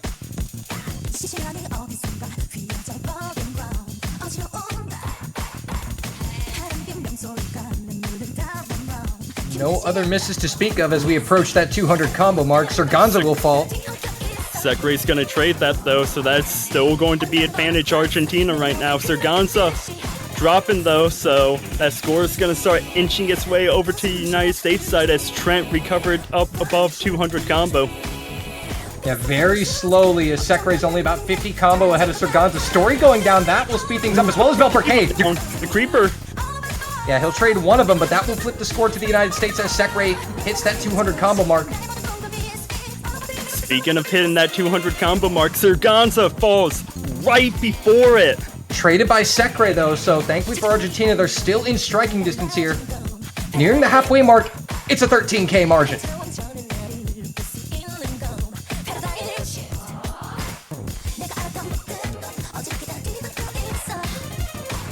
I mean, you just don't want to curse anyone here when the margin's this thin. Sekray, Serganza back up to 200 combo. All players on the board above 200 combo. A miss from the United States. There it is. Sekray drops. That score is going to start flipping over to Argentine side any second. There it is. And it is not traded. Oh, finally now it is by Serganza and Felper K. Trent trades one back. What are these trades today? Serganza trades, Sekray trades. Trent drops. Sekray drops to Argentine side. Final quarter, Argentina with a chance. Serganza will fall, but that's okay. Sekray and Trent fell, so Trent still have the advantage. The Creeper against the world here. Story going down. Story went down again. Trent trades it though. A 10k margin. Felper K goes down. Serganza goes down. The United States takes the lead. Final sections on the Argentine side. And look at how fast. Holding on. Not anymore. The Creeper did his job and held on to all the combo in the world when Sekray and Trent, his teammates, were trading misses back. Wait! 2k for the Americans. Sekray and Trent almost gave it back. The Creeper literally held on just long enough to give the Americans the win. Oh my goodness! Oh my lord, Sekray My and heart! Trent. Oh, that was almost passed off. 2 notes. I think like 2 or 3 notes would have made the difference there. Literally 2 or 3 notes. I mean, 2 more seconds, and Argentina. Not even 2 seconds. 1 second of combo. They just need, like you said, literally like 2 or 3 more notes, and that flips. Unfortunate for Argentina, and that is 3 points that they've lost by less than 15,000. And now, match point for the United States, and they have the pick. How will they choose to go about this? That had to have been a wake-up call, though, for the United States. That even though you are up 6-1, at the snap of a finger, the Argentines can easily take a point off you. I mean, they caught up in a hurry. Uh-oh. Looks like it is going to be Hidden 3. I was about to say, I think Sekre is doing this one for the fans. They've been demanding Hidden 3. And Hidden, honestly, not a bad avenue to go for, but I don't know if I would do that against Argentina. No, definitely going to be interesting. Although the United States have match point 6-1, the most dangerous thing in the world is a cornered animal. And the Argentines are that cornered animal right now. They will have absolutely nothing to lose here playing the rest of these maps if they happen to get a break point. And I mean, even if this is the last map of the match and the United States take a 7-1 win, Argentina can rest assured knowing they played an amazing game today, but that is not how they want to go out. They will go down swinging. 9.4 the approach rate here. And we're in stock for nearly 4 minutes of Hidden, Elux. We are indeed by an amazing mapper, WWWWW, aka Connor, aka the man who dedicated this entire CWC to making sure that this pool is amazing. Felper K with early misses, Rossold finding a couple early misses as well. And we do get to see Rostel come in. You know, we didn't mention him, but the one player that we haven't seen for the United States checking in, DeCreeper will find a miss, traded by Velper K. A 20K margin for the Americans. Velper K dropping Creeper trades, though. That'll keep him in it. Yeah, that trade did benefit Argentina a bit more. Creeper dropping, so that score is just inching back over to the Argentine side. Russell drops. Felper K trades. Russell again. Argentina not out of this. DeCreeper will drop, and that will flip it. Velper K and Rostel will trade. It's Story and Serganza against Lexi. Serganza was... What are these maps, Elux? These score margins are crazy close to Serganza finds another miss.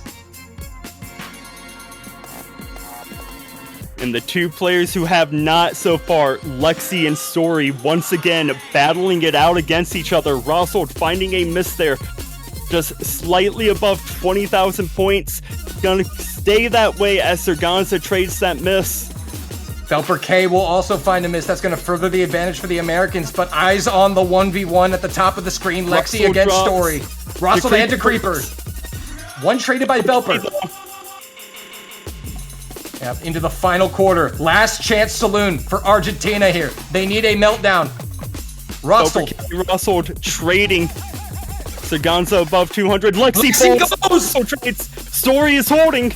They need Felper K to hold. They need Felper K to get combo and to hold.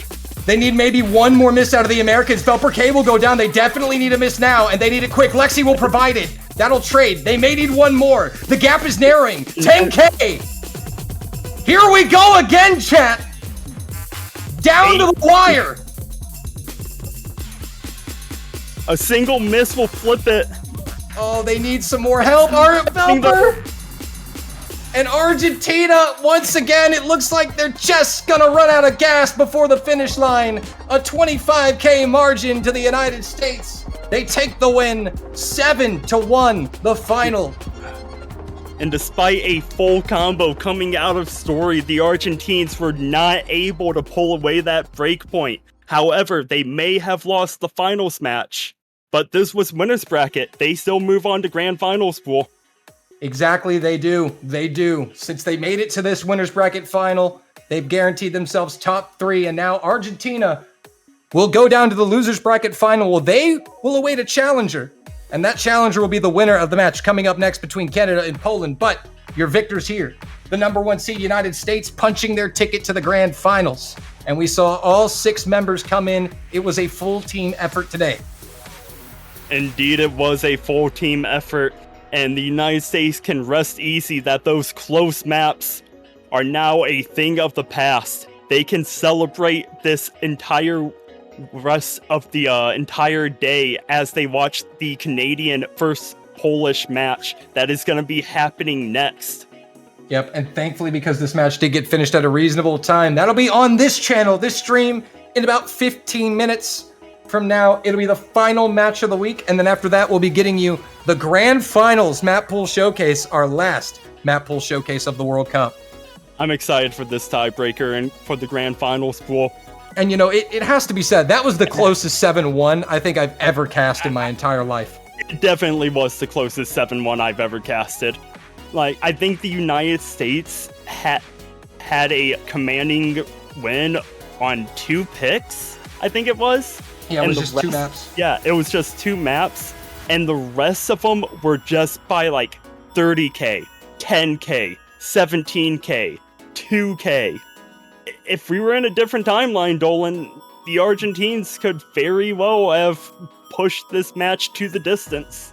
Yeah, I mean, you know, it was 8 maps played, and at least 5 of those maps could have gone Argentina's way. So we could have been looking at a completely different storyline, but that's not the timeline we're on.